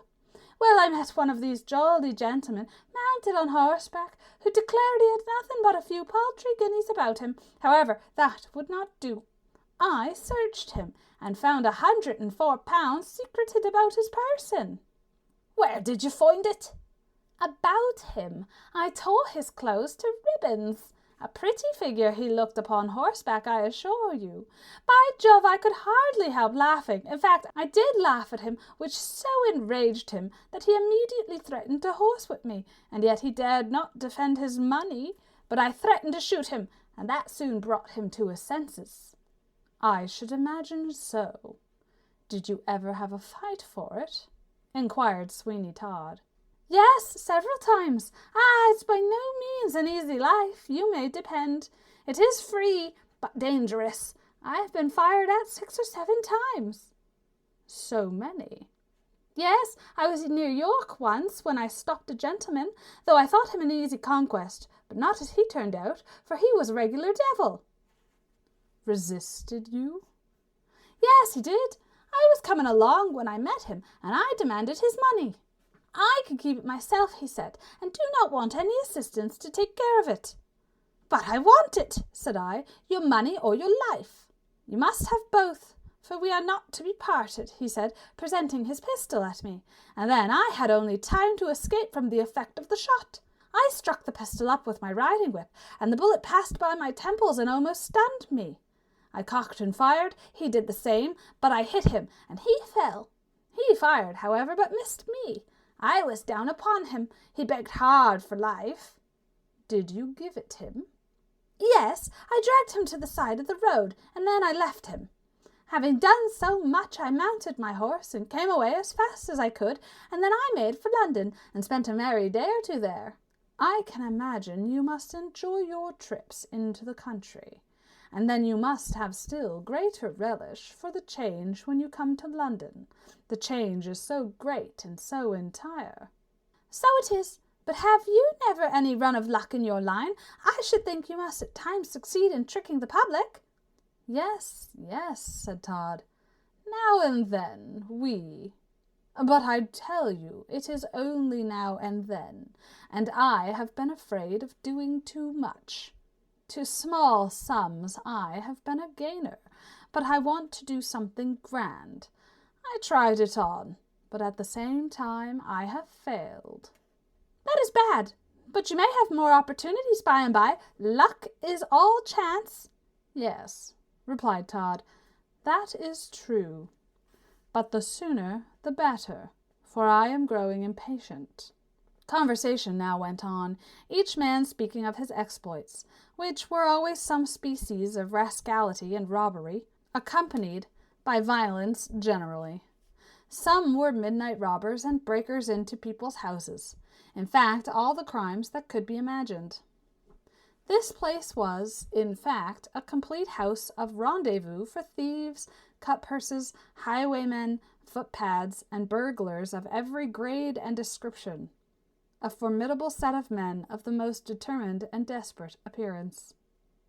Sweeny Todd hardly knew how to rise and leave the place, though it was now growing very late, and he was most anxious to get safe out of the den he was in. But how to do that was a problem yet to be solved. "What is the time?" he muttered to the man next to him. "Past midnight," was the reply. "Then I must leave here," he answered, "for I have work that I must be at in a very short time, and I shall not have too much time." So saying, he watched his opportunity, and rising, walked up to the door, which he opened, and went out. After that, he walked up the 5 steps that led to the passage, and this ladder had hardly been gained when the street door opened, and another man came in at the same moment, and met him face to face. "What do you do here?" "What do you do here?" "I am going out," said Sweeny Todd. "You are going back. Come back with me." "I will not," said Todd. "You must be a better man than I am, if you make me. I'll do my best to resist your attack, if you intend to make one." "That I do," replied the man, and he made a determined rush upon Sweeny, who was scarcely prepared for such a sudden onslaught, and was pushed back till he came to the head of the stairs, where a struggle took place, and both rolled down the steps. The door was thrown open, and everyone rushed out to see what was the matter, but it was some moments before they could make it out. "What does he do here?" said the first, as soon as he could speak, and pointing to Sweeny Todd. "It's all right." "All wrong, I say." "He's a sham pearl maker, and has shown us a string of sham pearls that are beautiful." "Pah! I will insist upon seeing them. Give them to me," he said, "or you do not leave this place." "I will not," said Sweeny. "You must.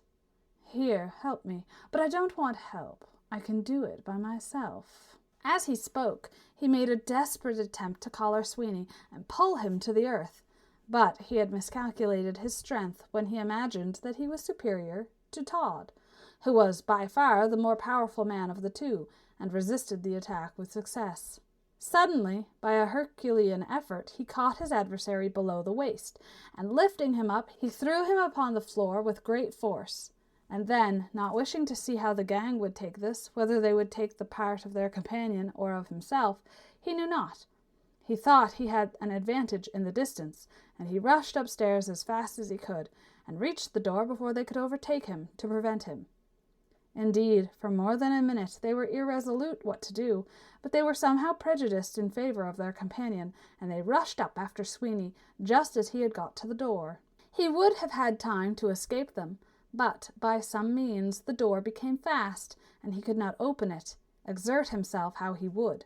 There was no time to lose. They were coming to the head of the stairs, and Sweeny had hardly time to reach the stairs to fly upwards when he felt himself grasped by the throat. This he soon released himself from, for he struck the man who seized him a heavy blow, and he fell backwards, and Todd found his way up to the first floor, but he was closely pursued. Here was another struggle, and again Sweeny Todd was the victor, but he was hard pressed by those who followed him. Fortunately for him, there was a mop left in a pail of water.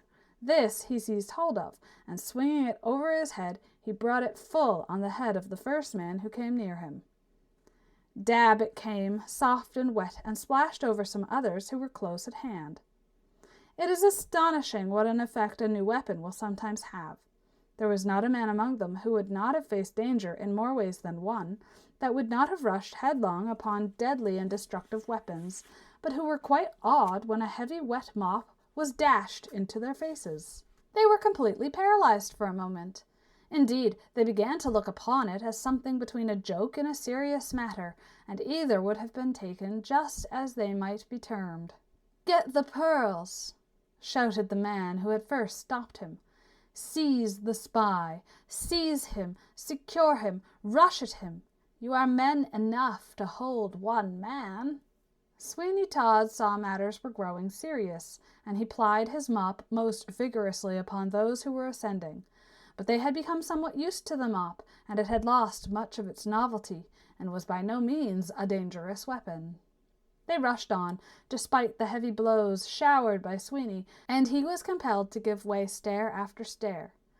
The head of the mop came off, and then there remained but the handle, which formed an efficient weapon, and which made fearful havoc on the heads of the assailants, and despite all that their slouched hats could do in the way of protecting them, yet the staff came with a crushing effect. The best fight in the world cannot last forever, and Sweeny again found numbers were not to be resisted for long. Indeed, he could not have physical energy enough to sustain his own efforts, supposing he had received no blows in return. He turned and fled as he was forced back to the landing, and then came to the next stairhead, and again he made a desperate stand. This went on for stair after stair, and continued for more than 2 or 3 hours. There were moments of cessation when they all stood still and looked at each other. "Fire upon him!" said one. "No, no, we shall have the authorities down upon us, and then all will go wrong." "I think we had much better have left it alone in the first place, as he was in, for you may be sure this won't make him keep a secret. We shall all be split upon as sure as fate." "Well then, rush upon him, and down with him, never let him out. On to him, hurrah!" Away they went, but they were resolutely met by the staff of Sweeny Todd, who had gained new strength by the short rest he had had. "Down with the spy!"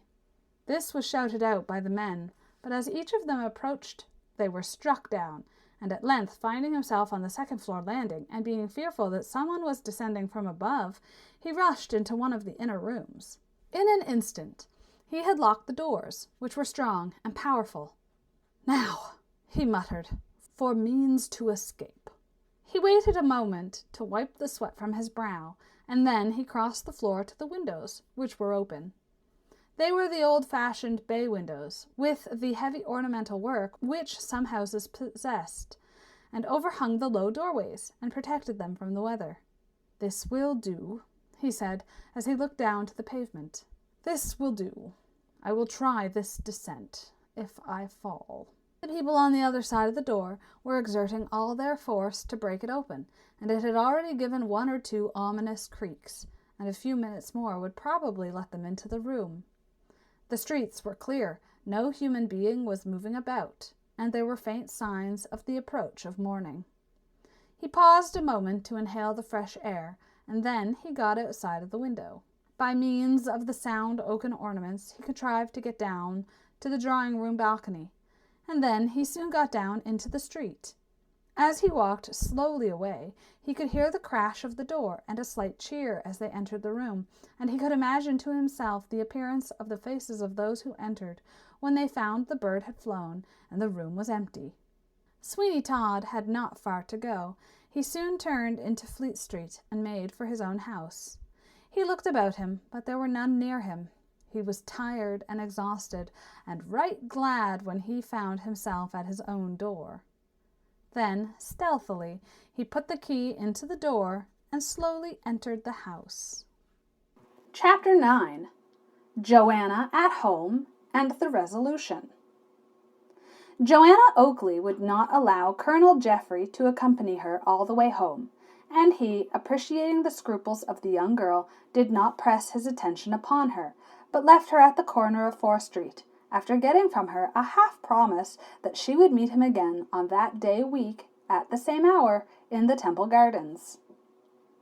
"I ask this of you, Johanna Oakley," he said, "because I have resolved to make all the exertion in my power to discover what has become of Mr. Thornhill, in whose fate I am sure I have succeeded in interesting you, although you care so little for the string of pearls which he has in trust for you." "I do indeed care little for them," said Johanna, "so little that it might be said to amount to nothing." "But still, they are yours, and you ought to have the option of disposing of them as you please. It is not well to despise such gifts of fortune, for if you can yourself do nothing with them, there are surely some others whom you may know, upon whom they would bestow great happiness." "A string of pearls? Great happiness?" said Johanna inquiringly. "Your mind is so occupied by your grief that you quite forget such strings are of great value. I have seen those pearls, Johanna, and I can assure you that they are in themselves a fortune." "I suppose," she said sadly, "it is too much for human nature to expect two blessings at once. I have the fond, warm heart that loved me without the fortune, that would have enabled us to live in comfort and affluence.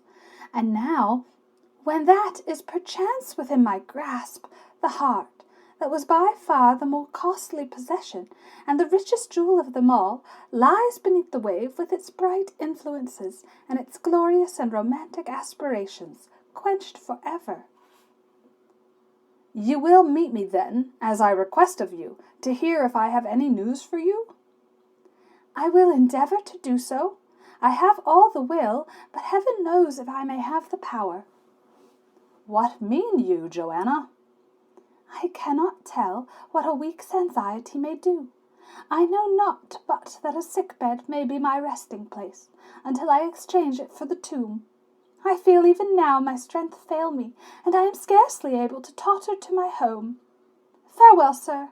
I owe you my best thanks, as well for the trouble you have taken, as for the kindly manner in which you have detailed to me what has passed."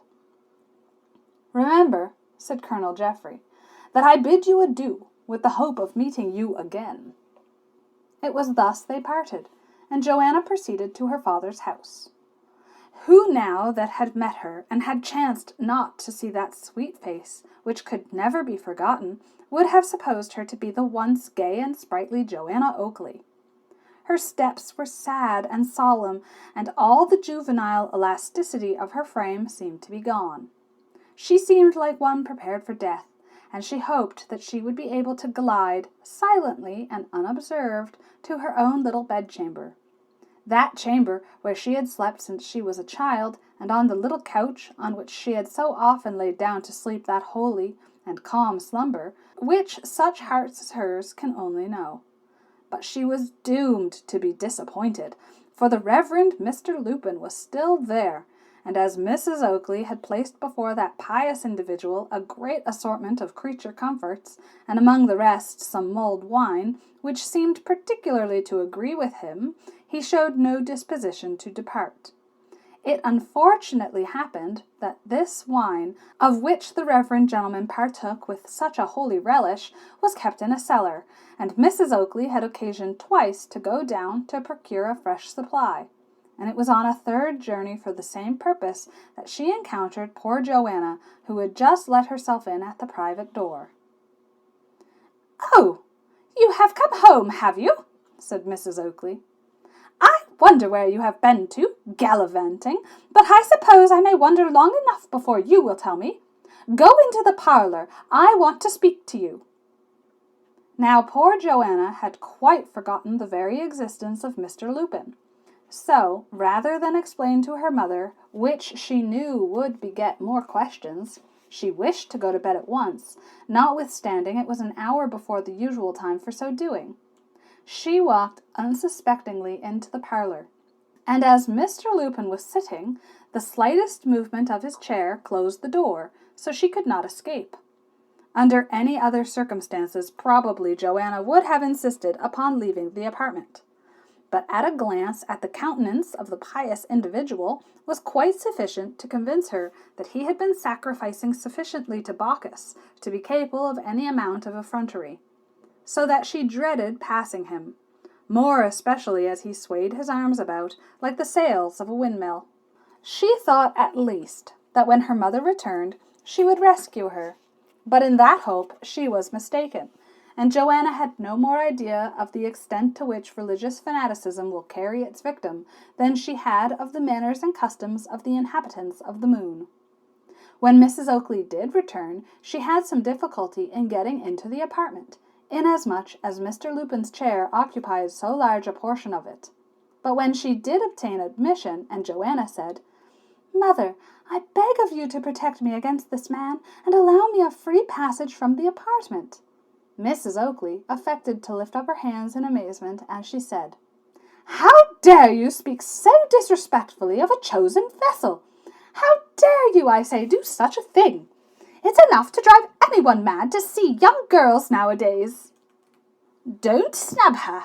Don't snub the Virgin," said Mr. Lupin. "She don't know the honour yet that's intended her." "She don't deserve it," said Mrs. Oakley. "She don't deserve it." "Never mind, madam, never mind. We don't get all what we deserve in this world." "Take a drop of something, Mr. Lupin. You have got the hiccups." "Yes, I rather think I have a little. Isn't it a shame that anybody so intimate with the Lord should have the hiccups? What a lot of lights you've got burning, Mrs. Oakley." "A lot of lights, Mr. Lupin? Why, there's only one, but perhaps you allude to the lights of the gospel?" "No, I don't, just at present. Damn the lights of the gospel. That is to say, I mean damn all backsliders. But there is a lot of lights, and no mistake, Mrs. Oakley. Give us a drop of something. I'm as dry as dust." "There is some more mulled wine, Mr. Lupin, but I am surprised that you think there is more than one light." "It's a miracle, madam, in consequence of my great faith. I have faith in 6 lights, and here they are." "Do you see that, Johanna?" exclaimed Mrs. Oakley. "Are you not convinced now of the holiness of Mr. Lupin?" "I am convinced of his drunkenness, mother, and entreat of you to let me leave the room at once." "Tell her of the honour," said Mr. Lupin. "Tell her of her honour." "I don't know, Mr. Lupin, but don't you think it would be better to take some other opportunity?" "Very well, then. This is the opportunity." "If it is your pleasure, Mr. Lupin, I will. You must know, then, Johanna, that Mr. Lupin has been kind enough to consent to save my soul, on condition that you marry him, and I am quite sure you can have no reasonable objection. indeed. I think it's the least you can do, whether you have any objection or not." "Well put," said Mr. Lupin. "Excellently well put." "Mother," said Johanna, "if you are so far gone in superstition as to believe this miserable drunkard ought to come between you and heaven, I am not so lost as not to be able to reject the offer with more scorn and contempt than ever I thought I could have entertained for any human being. But hypocrisy never, to my mind, wears so disgusting a garb as when it attires itself in the outward show of religion." "This conduct is unbearable," cried Mrs. Oakley. "Am I to have one of the Lord's saints insulted under my own roof?" "If he were 10 times a saint, mother, instead of being nothing but a miserable drunken profligate, it would be better that he should be insulted 10 times over, than that you should permit your own child to have passed through the indignity of having to reject such a proposition as that which has just been made. I must claim the protection of my father. He will not suffer one toward whom he has ever shown his affection, the remembrance of which sinks deep into my heart, to meet with so cruel an insult beneath his roof." "That's right, my dear," cried Mr. Oakley at that moment, pushing open the parlour door. "That's right, my dear. You never spoke truer words in all your life." A faint scream came from Mrs. Oakley, and the Reverend Mr. Lupin immediately seized upon the fresh jug of mulled wine and finished it at a draught. "Get behind me, Satan," he said. "Mr. Oakley, you will be damned if you say a word to me." "It's all the same, then," said Mr. Oakley, "for I'll be damned if I don't. Then, Ben, come in. Come in, Ben."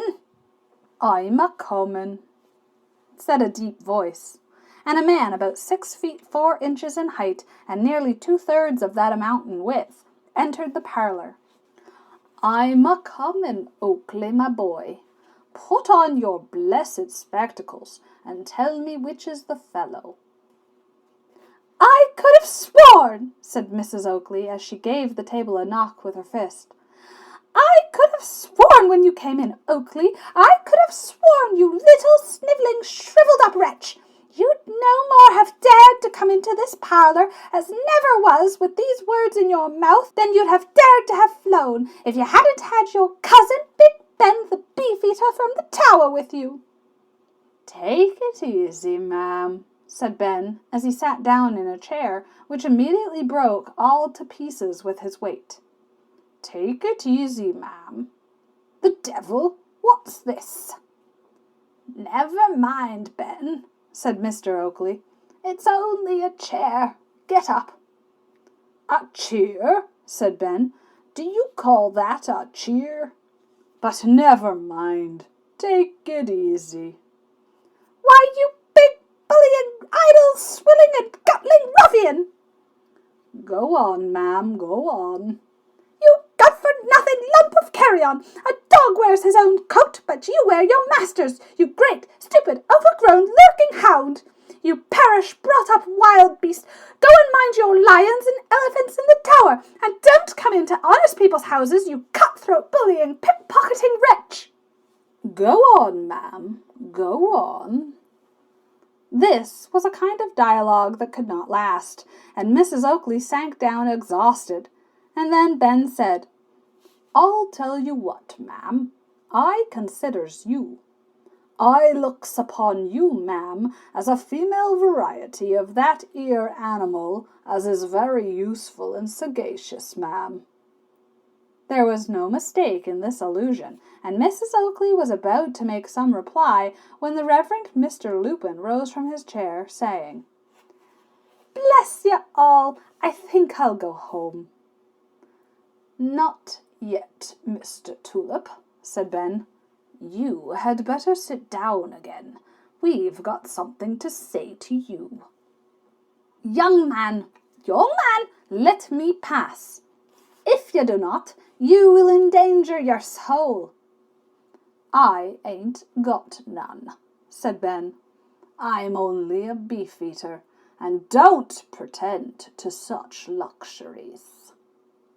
"The heathen!" exclaimed Mrs. Oakley. "The horrid heathen! But there's one consolation, and that is that he will be fried in his own fat for everlasting." "Oh, that's nothing," said Ben. "I think I shall like it, especially if it's any pleasure to you. I suppose that's what you call a Christian consolation. Will you sit down, Mr. Tulip?" "My name ain't Tulip, but Lupin. But if you wish it, I don't mind sitting down, of course." The beefeater, with a movement of his foot, kicked away the reverend gentleman's chair, and down he sat with a dab upon the floor. "My dear," said Mr. Oakley to Johanna, "you go to bed, and then your mother can't say you have anything to do with this affair. I intend to rid my house of this man. Good night, my dear. Good night." Johanna kissed her father on the cheek, and then left the room, not at all sorry that so vigorous a movement was about being made for the suppression of Mr. Lupin. When she was gone, Mrs. Oakley spoke, saying, "Mr. Lupin, I bid you good night, and of course, after the rough treatment of these wretches, I can hardly expect you to come again. Good night, Mr. Lupin, good night." "That's all very well, ma'am," said Ben. "But before this 'ere wild beast of a parson goes away, I want to admonish him. He don't seem to be wide awake, and I must rouse him up." Ben took hold of the reverend gentleman's nose, and gave it such an awful pinch that when he took his finger and thumb away, it was perfectly blue. "Murder! Oh, murder! My nose! My nose!" shrieked Mr. Lupin. And at that moment Mrs. Oakley, who was afraid to attack Ben, gave her husband such an open-handed whack on the side of his head that the little man reeled again, and saw a great many more lights than the Reverend Mr. Lupin had done under the influence of the mulled wine. "Very good," said Ben. "Now we are getting into the thick of it." With this, Ben took from his pocket a coil of rope, one end of which was a noose, and that he dexterously threw over Mrs. Oakley's head. "Murder!" she shrieked. "Oakley, are you going to see me murdered before your eyes?" "There is such a singing in my ears," said Mr. Oakley, "that I can't see anything." "This is the way," said Ben. "We manages the wild beastesses when they shut their ears to all sorts of argument. Now, ma'am, if you please, a little this way." Ben looked about until he found a strong hook in the wall, over which, in consequence of his great height, he was enabled to draw the rope, and then the other end of it he tied securely to the leg of a heavy secretaire that was in the room, so that Mrs. Oakley was well secured. "Murder!" she cried. "Oakley, are you a man that you stand by and see me treated in this way by this big brute?" "I can't see anything," said Mr. Oakley. "There is such a singing in my ears. I told you so before. I can't see anything." "Now, ma'am, you may just say what you like," said Ben.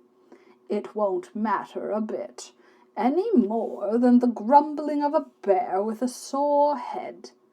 And as for you, Mr. Tulip, you'll just get down on your knees and beg Mr. Oakley's pardon for coming and drinking his tea without his leave, and having the infernal impudence to speak to his daughter."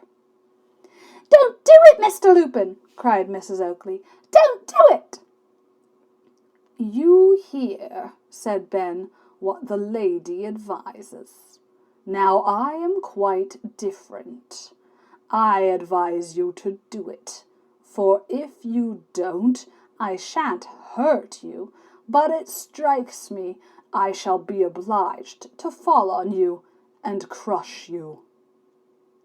"I think I will," said Mr. Lupin.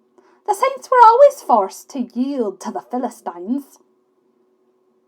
"If you call me any names," said Ben, "I'll just wring your neck." Young man, let me exhort you. Allow me to go, and I will put up prayers for your conversion." "Confound your impudence! What do you suppose the beasts in the tower would do if I were converted? Why, that 'ere tiger we have had lately would eat his own tail, to think as I had turned out such an ass. Come, I can't waste any more of my precious time. And if you don't get down on your knees directly, we'll see what we can do." "I must," said Mr. Lupin. "I must, I suppose." And down he flopped on his knees. "Very good. Now repeat after me. I am a wolf that stole sheep's clothing." "Yes, I am a wolf that stole sheep's clothing. The Lord forgive me." "Perhaps he may, and perhaps he mayn't. Now go on. All that's virtuous is my loathing." "Oh dear, yes. All that's virtuous is my loathing."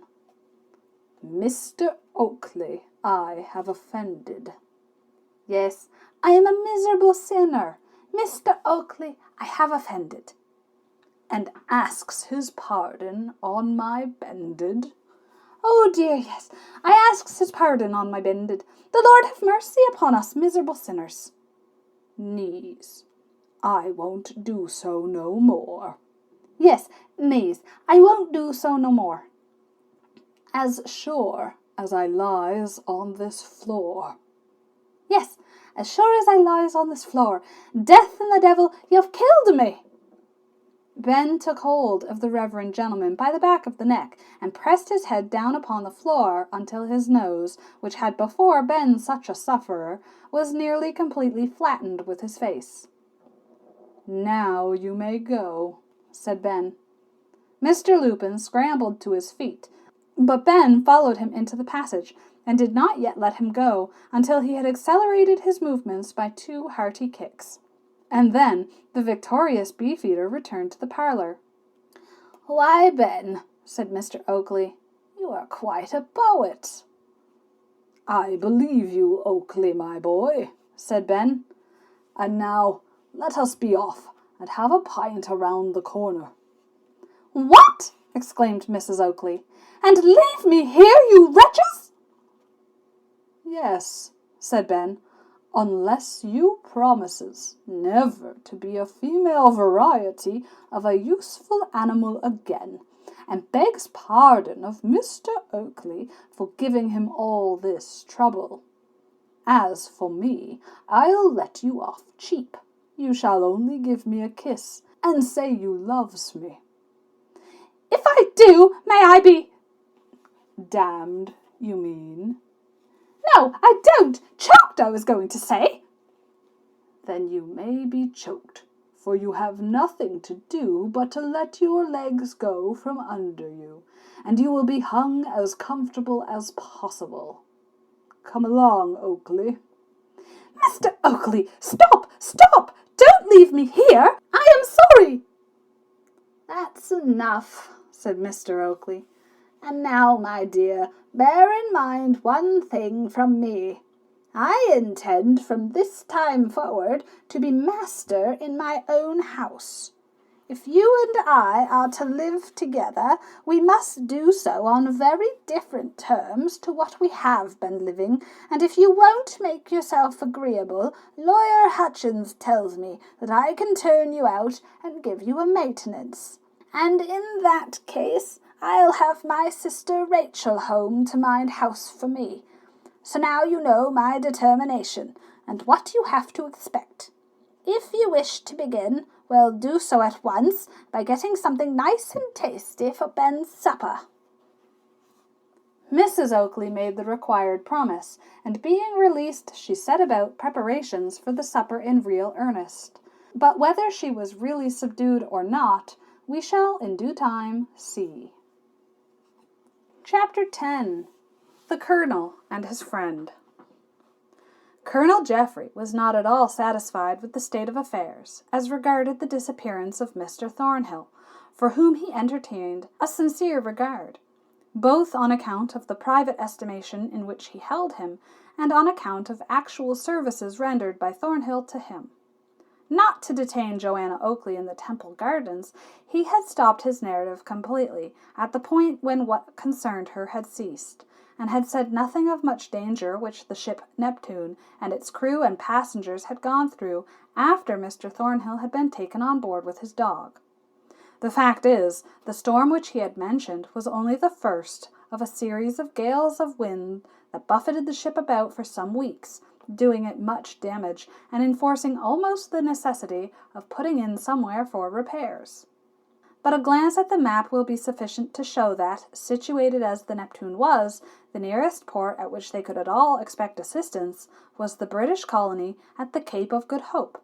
But such was the contrary nature of the winds and waves that just upon the evening of a tempestuous day they found themselves bearing down close inshore on the eastern coast of Madagascar. There was much apprehension that the vessel would strike on a rocky shore, but the water was deep, and the vessel rode well.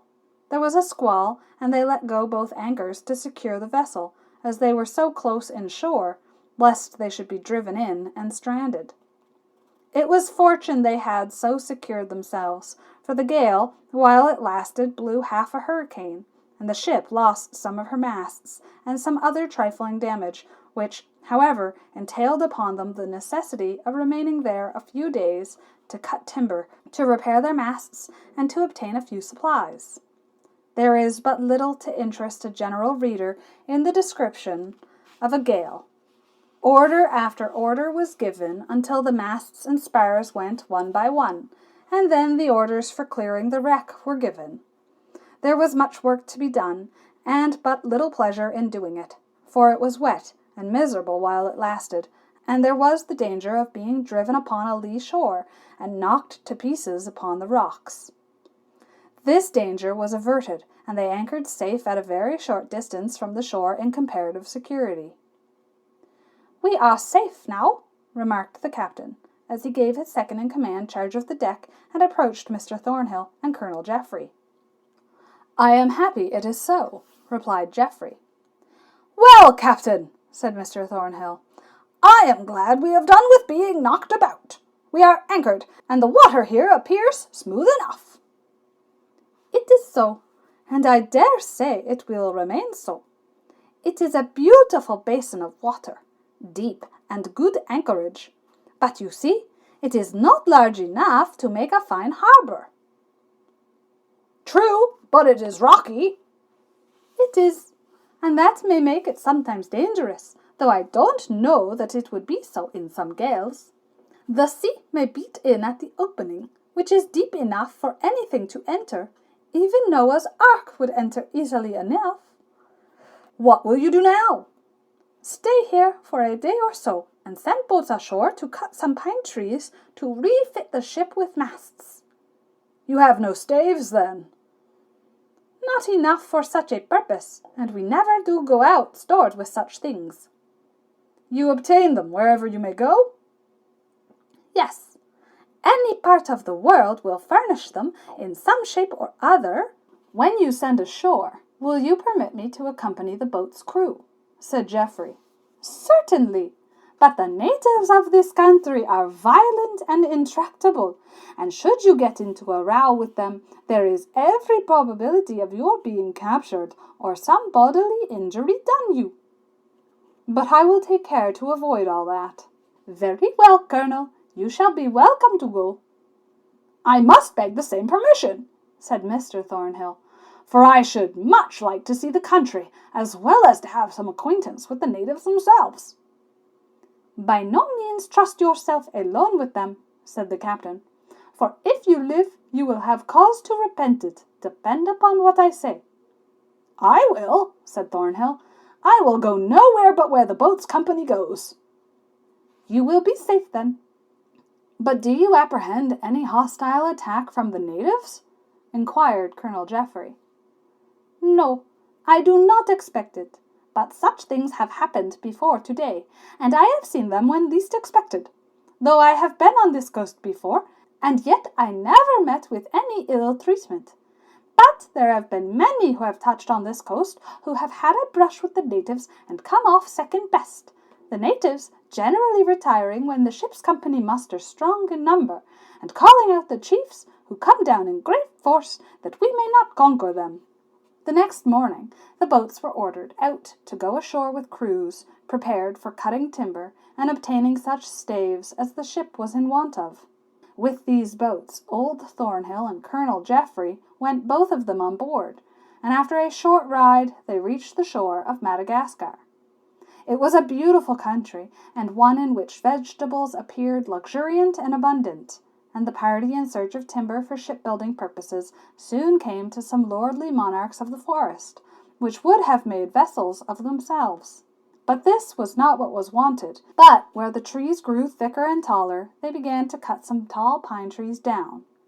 This was the wood they most desired. In fact, it was exactly what they wanted, but they hardly got through a few such trees when the natives came down upon them, apparently to reconnoiter. At first they were quiet and tractable enough, but anxious to see and inspect everything, being very inquisitive and curious. However, that was easily borne. But at length they became more numerous, and began to pilfer all they could lay their hands upon, which, of course, brought resentment, and after some time a blow or two was exchanged. Colonel Geoffrey was forward, and endeavouring to prevent some violence being offered to one of the woodcutters. In fact, he was interposing himself between the two contending parties, and tried to restore order and peace. But several armed natives rushed suddenly upon him, secured him, and were hurrying him away to death before anyone could stir in his behalf. His doom appeared certain, for had they succeeded, they would have cruelly and brutally murdered him. However, just at that moment aid was at hand, and Mr. Thornhill, seeing how matters stood, seized a musket from one of the sailors and rushed after the natives who had Colonel Geoffrey. There were 3 of them. 2 others had gone on to apprise, it was presumed, the chiefs. When Mr. Thornhill arrived, they had thrown a blanket over the head of Geoffrey, but Mr. Thornhill in an instant hurled one down with a blow from the butt end of his musket, and the second met the same fate as he turned to see what was the matter. The third, seeing the colonel free and the musket levelled at his own head, immediately ran after the other 2 to avoid any serious consequences to himself. "Thornhill, you have saved my life," said Colonel Geoffrey excitedly. "Come away! Don't stop here! To the ship! To the ship!" And as he spoke, they hurried after the crew, and they succeeded in reaching the boats and the ship in safety, congratulating themselves not a little upon so lucky an escape from a people quite warlike enough to do mischief, but not civilized enough to distinguish when to do it. When men are far away from home, and in foreign lands with the skies of other climes above them, their hearts become more closely knit together in those ties of brotherhood, which certainly ought to actuate the whole universe, but which as certainly do not do so, except in very narrow circumstances. One of these instances, however, would be found in the conduct of Colonel Geoffrey and Mr. Thornhill, even under any circumstances, for they were most emphatically what might be termed kindred spirits. But when we come to unite to that fact the remarkable manner in which they had been thrown together, and the mutual services that they had had it in their power to render to each other, we should not be surprised at the almost romantic friendship that arose between them. It was then that Thornhill made the colonel's breast the depository of all his thoughts and all his wishes, and a freedom of intercourse and a community of feeling ensued between them, which, when it does take place between persons of really congenial dispositions, produces the most delightful results of human companionship. No one who has not endured the tedium of a sea voyage can at all be aware of what a pleasant thing it is to have someone on board, in the rich stores of whose intellect and fancy one can find a never-ending amusement. The winds might now whistle through the cordage, and the waves toss the great ship on their foaming crests. Still, Thornhill and Geoffrey were together, finding, in the midst of danger, solace in each other's society, and each animating the other to the performance of deeds of daring that astonished the crew. The whole voyage was one of the greatest peril, and some of the oldest seamen on board did not scruple, during the continuance of their night watches, to intimate to their companions that the ship, in their opinion, would never reach England, and that she would founder somewhere along the long stretch of the African coast. The captain, of course, made every possible exertion to put a stop to such prophetic sayings, but when once they commenced, in a short time, there is no such thing as completely eradicating them, and they, of course, produced the most injurious effect, paralyzing the exertions of the crew in times of danger, and making them believe that they are in a doomed ship, and, consequently, all they can do is useless. Sailors are extremely superstitious on such matters, and there cannot be any reasonable doubt but that some of the disasters that befell the Neptune on her homeward voyage from India may be attributed to this feeling of fatality getting hold of the seamen, and inducing them to think that, let them try what they might, they could not save the ship. It happened that after they had rounded the Cape, a dense fog came on, such as had not been known on that coast for many a year, although the western shore of Africa at some seasons of the year is rather subject to such a species of vaporous exhalation. Every object was wrapped in the most profound gloom, and yet there was a strong eddy or current of the ocean, flowing parallel with the land, and as the captain hoped, rather off than on the shore. In consequence of this fear, the greatest anxiety prevailed on board the vessel, and lights were left burning on all parts of the deck, while 2 men were continually engaged making soundings. It was about half an hour after midnight, as the chronometer indicated a storm, that suddenly the men who were on watch on the deck raised a loud cry of alarm. They had suddenly seen, close to the larboard bow, lights, which must belong to some vessel that, like the Neptune, was encompassed in the fog, and a collision was quite inevitable, for neither ship had time to put about.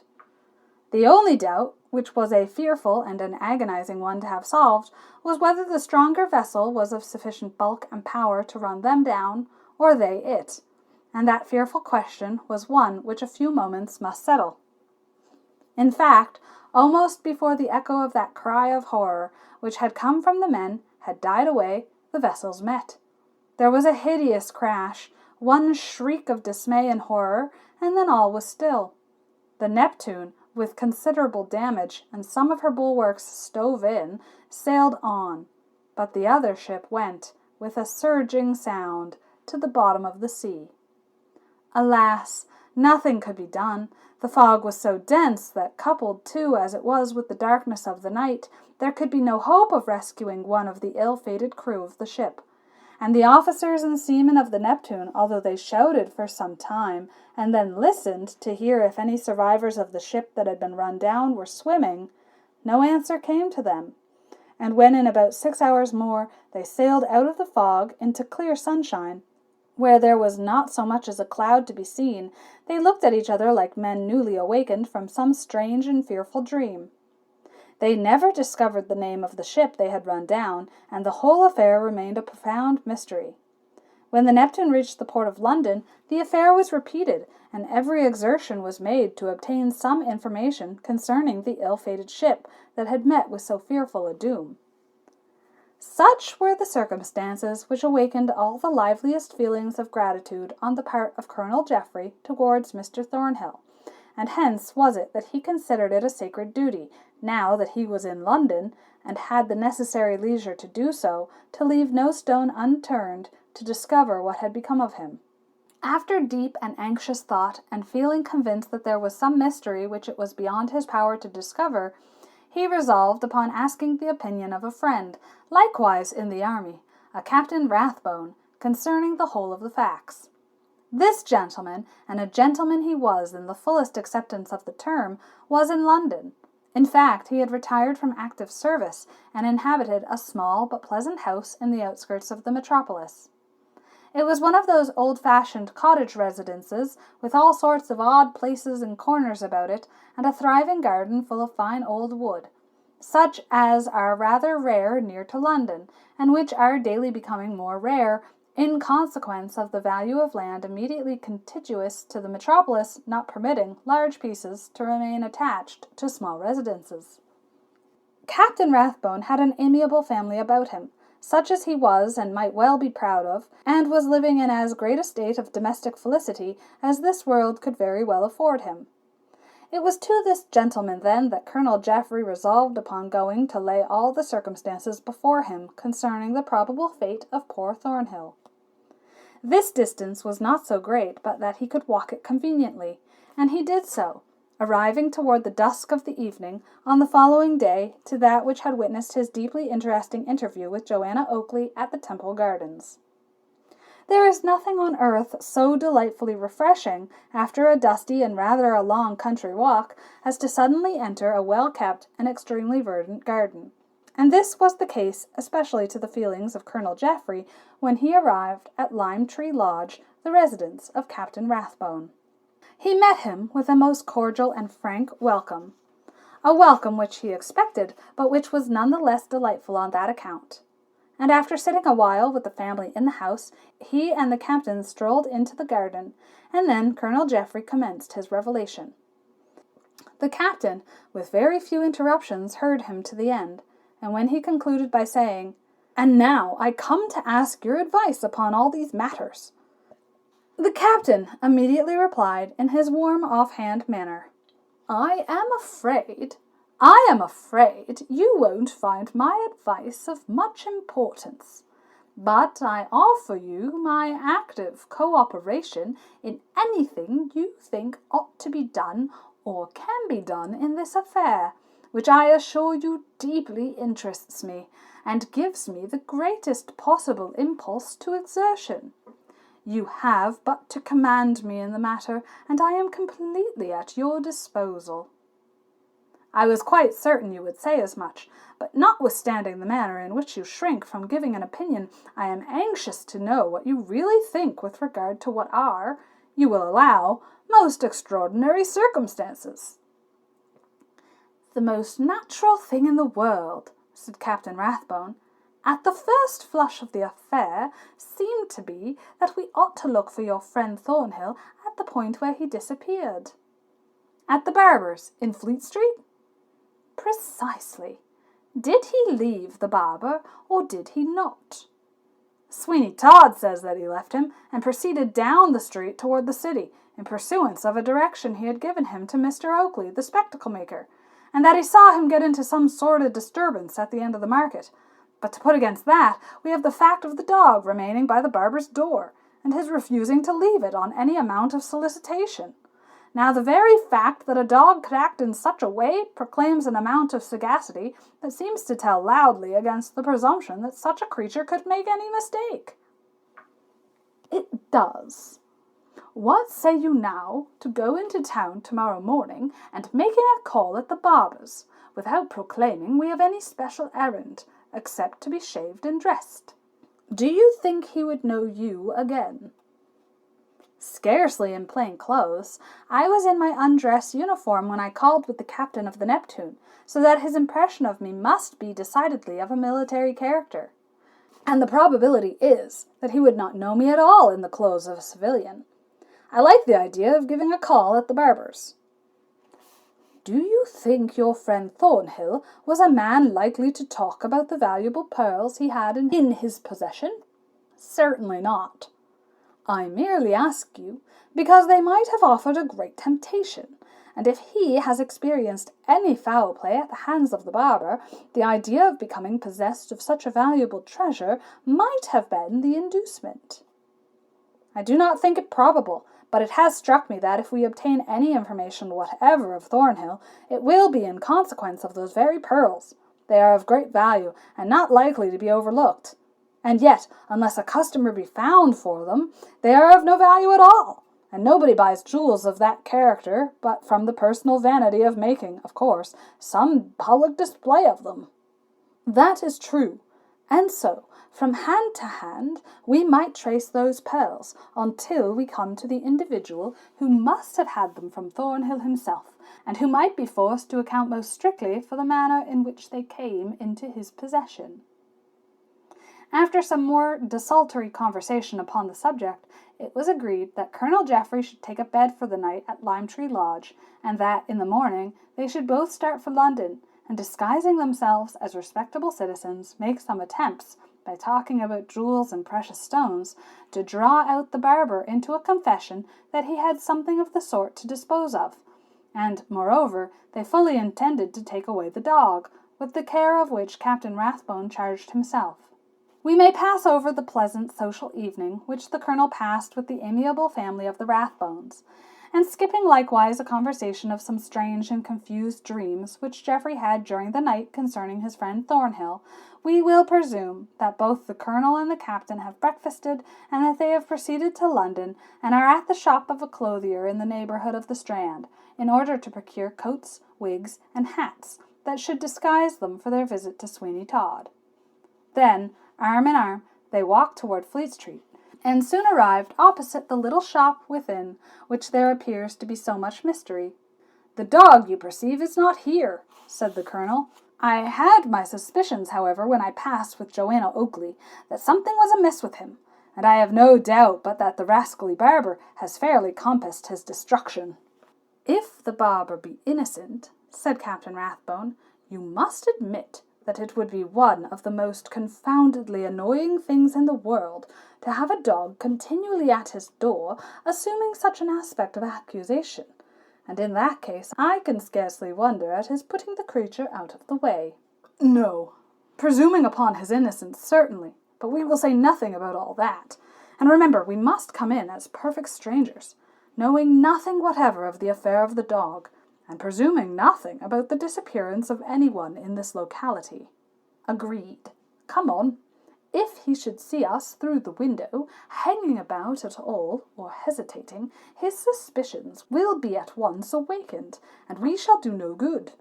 They both entered the shop, and found Sweeny Todd wearing an extraordinary singular appearance, for there was a black patch over one of his eyes, which was kept in its place by a green ribbon that went round his head, so that he looked more fierce and diabolical than ever. And having shaved off a small whisker that he used to wear, his countenance, although to the full as hideous as ever, certainly had a different character of ugliness to that which had before characterized it, and attracted the attention of the Colonel. That gentleman would hardly have known him again anywhere but in his own shop, and when we come to consider Sweeny Todd's adventures of the preceding evening, we shall not feel surprised that he saw the necessity of endeavouring to make as much change in his appearance as possible, for fear he should come across any of the parties who had chased him, and who, for all he knew to the contrary, might quite unsuspectingly drop in to be shaved in the course of the morning, perhaps to retail at that acknowledged mart for all sorts of gossip, a barber's shop, some of the very incidents which he had so well qualified himself to relate. "Shaved and dressed, gentlemen," said Sweeny Todd, as his customers made their appearance. "Shaved only," said Captain Rathbone, who had agreed to be the principal spokesman in case Sweeny Todd should have any remembrance of the Colonel's voice and so suspect him. "Pray be seated," said Sweeny Todd to Colonel Geoffrey. "I'll soon polish off your friend, sir, and then I'll begin upon you. Would you like to see the morning paper, sir? It's at your service. I was just looking myself, sir, at a most mysterious circumstance, if it's true, but you can't believe, you know, sir, all that is put in the papers." Thank you, said the Colonel. Captain Rathbone sat down to be shaved, for he had purposely omitted that operation at home, in order that it should not appear a mere excuse to get into Sweeny Todd's shop. "Why, sir," continued Sweeny Todd, "as I was saying, it is a most remarkable circumstance." "Indeed?" "Yes, sir. An old gentleman of the name of Fiddler had been to receive a sum of money at the west end of the town, and has never been heard of since. That was yesterday, sir, and here is a description of him in the papers of to-day. A snuff-coloured coat and velvet smalls, black velvet I should have said, silk stockings and silver shoe buckles, and a gold-headed cane with WDF upon it, meaning William Dumpledown Fiddler. A most mysterious affair, gentlemen." A sort of groan came from the corner of the shop, and on the impulse of the moment, Colonel Geoffrey sprang to his feet, exclaiming, "What's that? What's that?" "Oh, it's only my apprentice, Tobias Ragg. He has got a pain in his stomach from eating too many of Lovetts' pork pies. Ain't that it, Tobias, my bud?" "Yes, sir," said Tobias with another groan. "Oh, indeed," said the colonel. "It ought to make him more careful for the future." "It is to be hoped it will, sir. Tobias, do you hear what this gentleman says?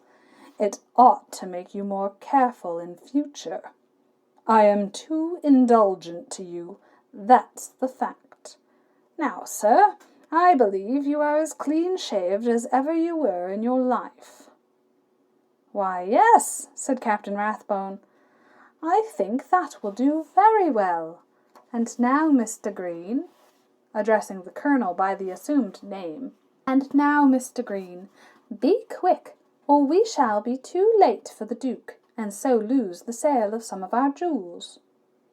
"We shall indeed," said the colonel, "if we don't mind. We sat too long over our breakfast at the inn, and his grace is too rich and too good a customer to lose.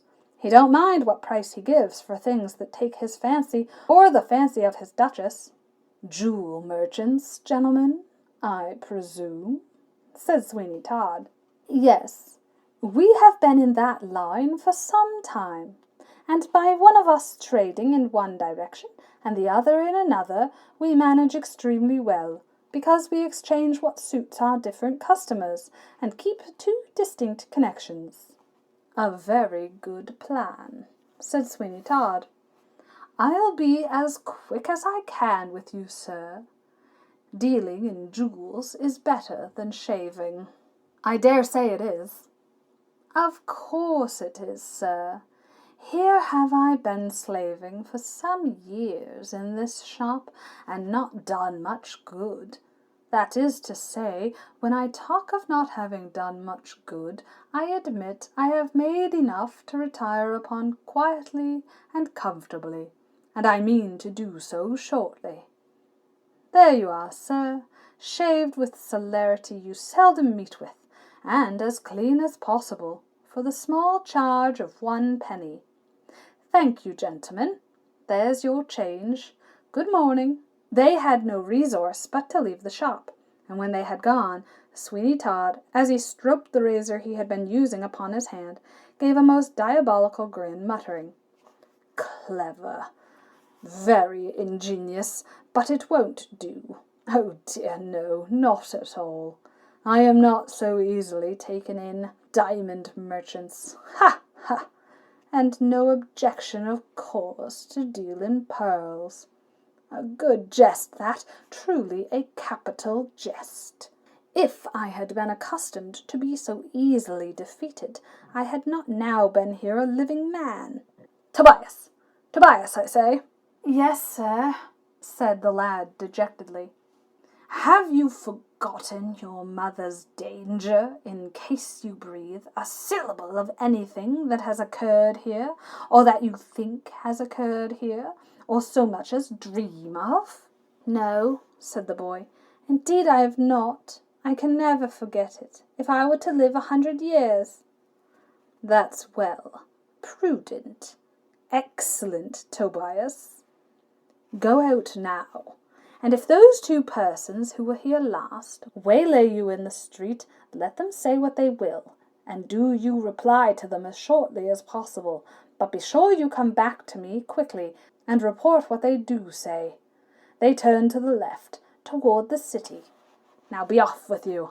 "It's of no use," said Colonel Geoffrey to the captain.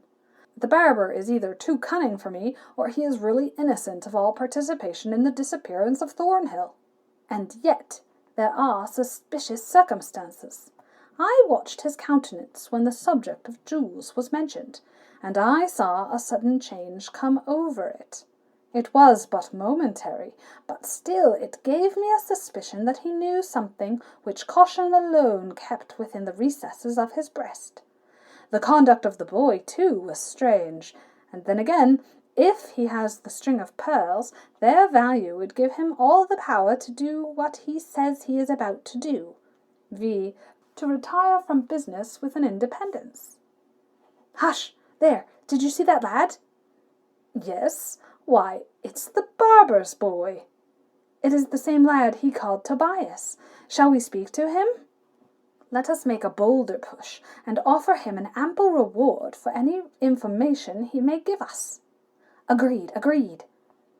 They both walked up to Tobias, who was listlessly walking along the streets, and when they reached him, they were both struck with the appearance of care and sadness that was upon the boy's face.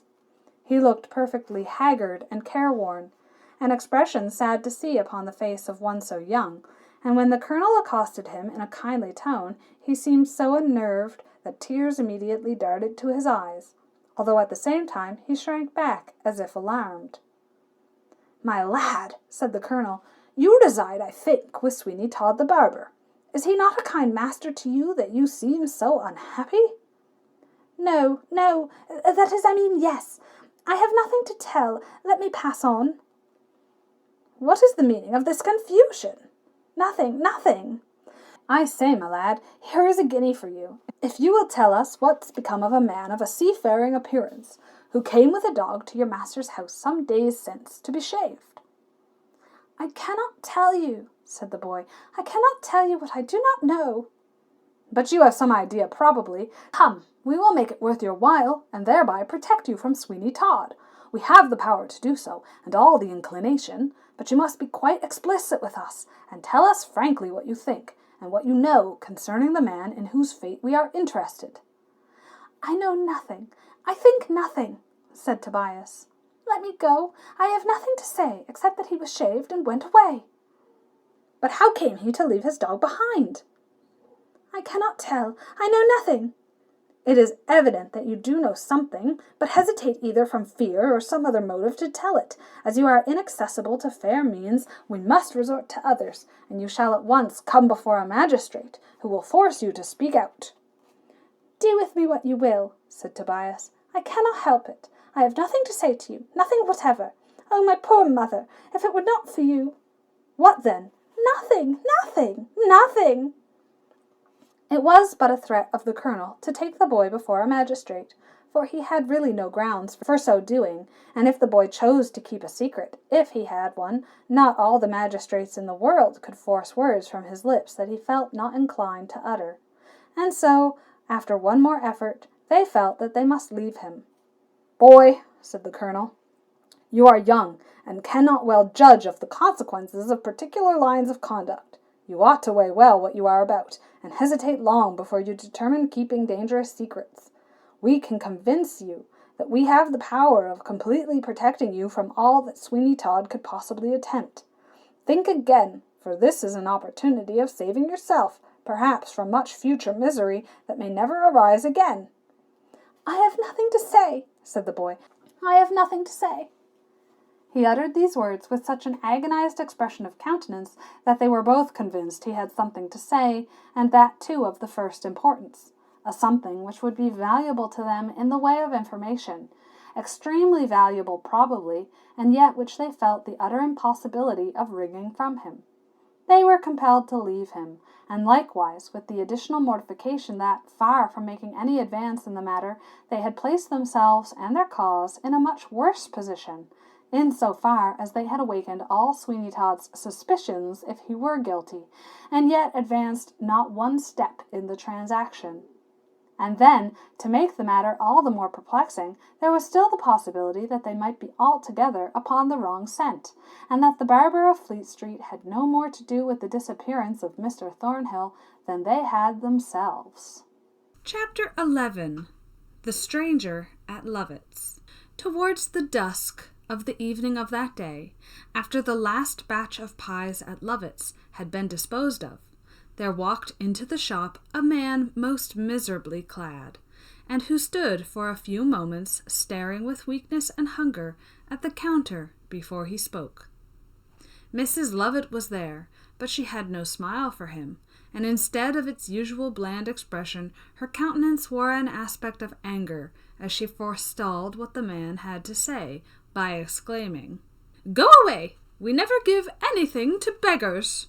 There came a flush of colour for the moment across the features of the stranger, and then he replied, "Mistress Lovett, I do not come to ask alms of you, but to know if you can recommend me to any employment." "Recommend you? Recommend a ragged wretch like you?" "I am a ragged wretch, and moreover quite destitute. In better times I have sat at your counter and paid cheerfully for what I wanted. And then one of your softest smiles has ever been at my disposal. I do not say this as a reproach to you, because the cause of your smile was well known to be a self-interested one. And when that cause had passed away, I can no longer expect it. But I am so situated that I am willing to do anything for a mere subsistence." "Oh, yes, and then when you get into a better case, I have no doubt but you have quite sufficient insolence to make you unbearable.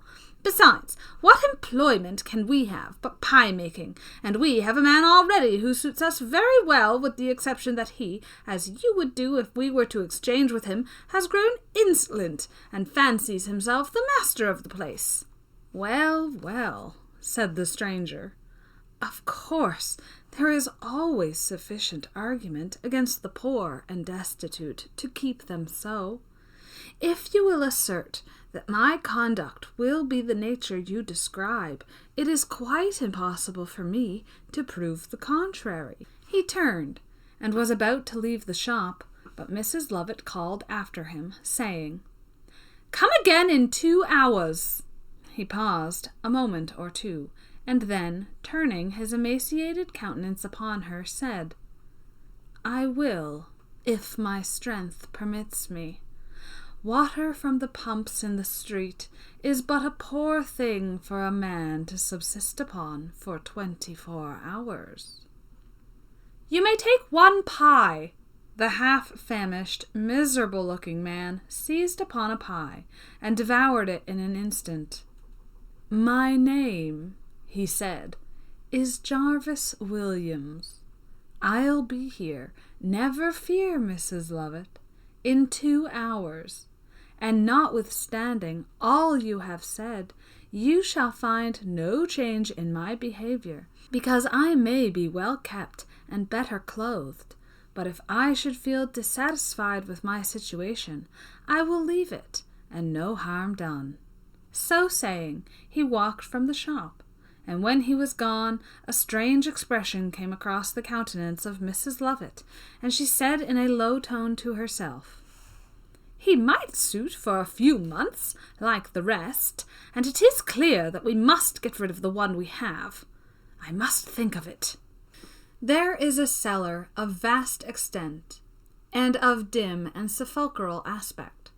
Some rough red tiles are laid upon the floor, and pieces of flint and large jagged stones have been hammered into the earthen walls to strengthen them, while here and there rough, huge pillars made by beams of timber rise perpendicularly from the floor and prop large flat pieces of wood against the ceiling to support it.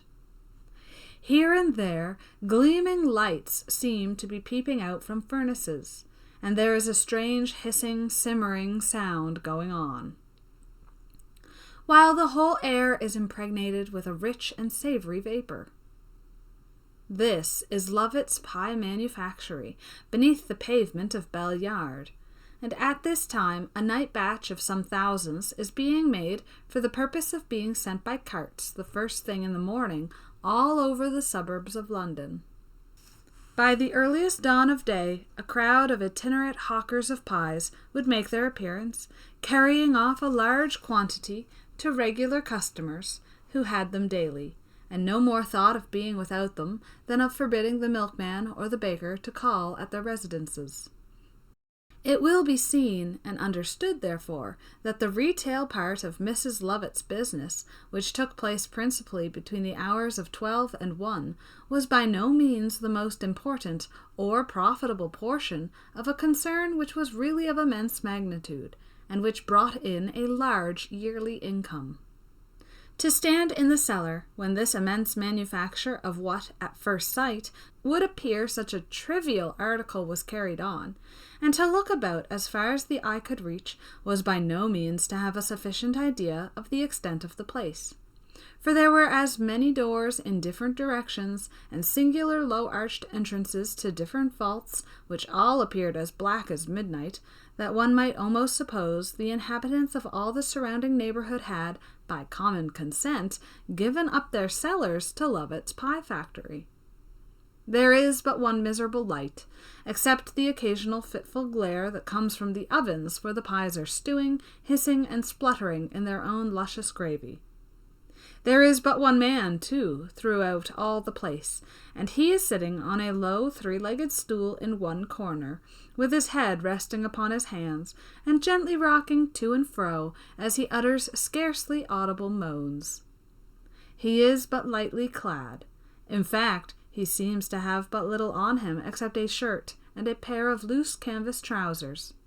The sleeves of the former are turned up beyond his elbows, and on his head he has a white nightcap. It seems astonishing that such a man, even with the assistance of Mrs. Lovett, could make so many pies as are required in a day. But then the system does wonders, and in those cellars there are various mechanical contrivances for kneading the dough, chopping up the meat, etc., which greatly reduce the labor. But what a miserable object is this man! What a sad and soul-stricken wretch he looks! His face is pale and haggard, his eyes deeply sunken, and as he removes his hands from before his visage and looks about him, a more perfect picture of horror could not have been found. "I must leave tonight," he said in coarse accents. "I must leave tonight. I know too much. My brain is full of horrors. I have not slept now for 5 nights, nor dare I eat anything but the raw flour. I will leave tonight, if they do not watch me too closely. Oh, if I could but get into the streets, if I could but once again breathe the fresh air. Hush, what's that? I thought I heard a noise." He rose and stood trembling and listening, but all was still, save the simmering and hissing of the pies. And then he resumed his seat with a deep sigh. "All the doors fastened upon me," he said. "What can it mean? It's very horrible, and my heart dies within me. 6 weeks only have I been here, only 6 weeks. I was starving before I came. Alas, alas, how much better to have starved. I should have been dead before now, and spared all this agony." "Skinner!" cried a voice, and it was a female one. "Skinner, how long will the ovens be?" "A quarter of an hour," he replied. "Quarter of an hour, Mrs. Lovett. God help me." "What is that you say?"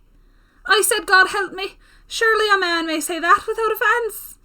A door slammed shut, and the miserable man was alone again. "How strangely," he said, "on this night my thoughts go back to early days, to what I once was. The pleasant scenes of my youth recur to me. I see again the ivy-mantled porch and the pleasant village green. I hear again the merry ring and laughter of my playmates, and there, in my mind's eye, appears to me the bubbling stream and the ancient mill, the old mansion's house with its tall turrets and its air of silent grandeur.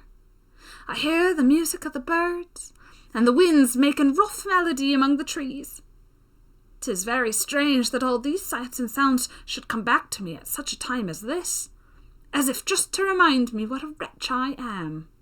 He was silent for a few moments, during which he trembled with emotion.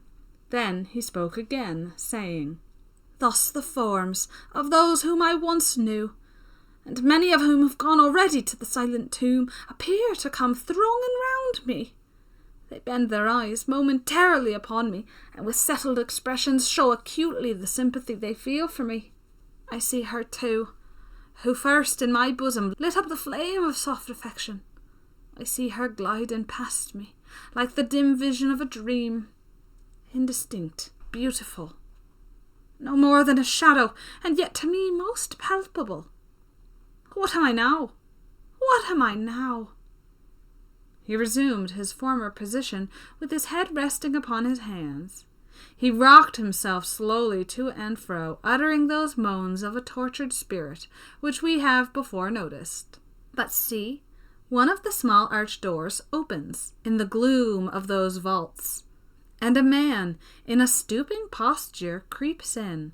A half mask is upon his face, and he wears a cloak. But both his hands are at liberty.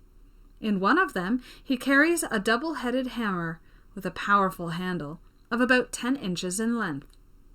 He has probably come out of a darker place than the one into which he now so cautiously creeps, for he shades the light from his eyes as if it were suddenly rather too much for him.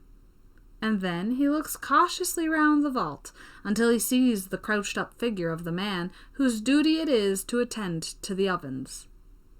From that moment he looks at nothing else, but advances toward him steadily and cautiously. It is evident that great secrecy is his object, for he is walking on his stocking soles only, and it is impossible to hear the slightest sound of his footsteps. Nearer and nearer he comes, so slowly and yet so surely towards him, who still keeps up the low moaning sound, indicative of mental anguish. Now he is close to him, and he bends over him for a moment with a look of fiendish malice. It is a look which, despite his mask, glances full from his eyes. And then, grasping the hammer tightly in both hands, he raises it slowly above his head, and gives it a swinging motion through the air. There is no knowing what induced the man that was crouching on the stool to rise at that moment, but he did so, and paced about with great quickness. A sudden shriek burst from his lips as he beheld so terrific an apparition before him. But before he could repeat the word, the hammer descended, crushing into his skull, and he fell lifeless without a moan. "And so, Mr. Jarvis Williams, you have kept your word," said Mrs. Lovett to the emaciated, careworn stranger who had solicited employment of her. "And so, Jarvis Williams, you have kept your word and come for employment." "I have, madame, and hope that you can give it to me. I frankly tell you that I would seek for something better and more congenial to my disposition if I could. But who would employ one presenting such a wretched appearance as I do? You see that I am all in rags, and I have told you that I have been half-starved, and therefore it is only some common and ordinary employment that I can hope to get, and that made me come to you." "Well, I don't see why we should not make a trial of you at all events. So, if you like to go down into the bakehouse, I will follow you and show you what you will have to do. You remember that you have to live entirely upon the pies, unless you like to purchase for yourself anything else, which you may do if you can get the money. We give none, and you must likewise agree never to leave the bakehouse." "Never to leave it?" "Never, unless you leave it for good and for all. If upon those conditions you choose to accept the situation, you may, and if not, you can go about your business at once and leave it alone." "Alas, madame, I have no resource, but you spoke of having a man already." "Yes, but he has gone to some of his very oldest friends, who will be quite glad to see him. So now say the word. Are you willing or are you not to take the situation?" "My poverty and my destitution consent, if my will be averse, Mrs. Lovett. But of course I quite understand that I leave when I please." "Oh, of course. We never think of keeping anybody many hours after they begin to feel uncomfortable. If you be ready, follow me." "I am quite ready, and thankful for a shelter. All the brightest visions of my early life have long since faded away, and it matters little, or indeed nothing, what now becomes of me. I will follow you, madame, freely, upon the conditions you have mentioned." Mrs. Lovett lifted up a portion of the counter which permitted him to pass behind it, and then he followed her into a small room which was at the back of the shop. She then took a key from her pocket and opened an old door which was in the wainscoting, and immediately behind which was a flight of stairs. These she descended, and Jarvis Williams followed her to a considerable depth, after which she took an iron bar from behind another door and flung it open, showing her new assistant the interior of the vault which we have already very briefly described. "These," she said, "are the ovens, and I will proceed to show you how you can manufacture the pies, feed the furnaces, and make yourself generally useful. Flour will always be let down through a trapdoor from the upper shop, as well as everything required for making the pies, but the meat, and that you will always find ranged upon shelves, either in lumps or steaks, in a small room through this door. But it is only at particular times you will find the door open, and whenever you do so, you had better always take out what meat you think you will require for the next batch." "I understand all that, madam," said Williams, "but how does it get there?" "That is no business of yours, so long as you are supplied with it, and that is sufficient for you. And now I will go through the process of making one pie, so that you may know how to proceed, and you will find with what amazing quickness they can be manufactured if you set about them in the proper manner." She then showed him how a piece of meat thrown into a machine became finely minced up by merely turning a handle, and then how water and flour and lard were mixed up together to make the crusts of the pies by another machine, which threw out the paste, thus manufactured in small pieces, each just large enough for a pie. Lastly, she showed him how a tray, which just held 100, could be filled, and by turning a windlass sent up to the shop through a square trap door, which went right up to the very counter. "And now," she said, "I must leave you. As long as you are industrious, you will get on very well. But as soon as you begin to be idle and neglect the orders that are sent to you by me, you will get a piece of information which will be useful, and which, if you are a prudent man, will enable you to know what you are about." "What is that? You may as well give it to me now." "No, we but seldom find there is occasion for it at first, but after a time, when you get well fed, you are pretty sure to want it." So saying, she left the place, and he heard the door by which he had entered carefully barred after her. Suddenly, then, he heard her voice again, and so clearly and distinctly, too, that he thought she must have come back again. But upon looking up at the door, he found that arose from the fact of her speaking through a small grating at the upper part of it, to which her mouth was closely placed.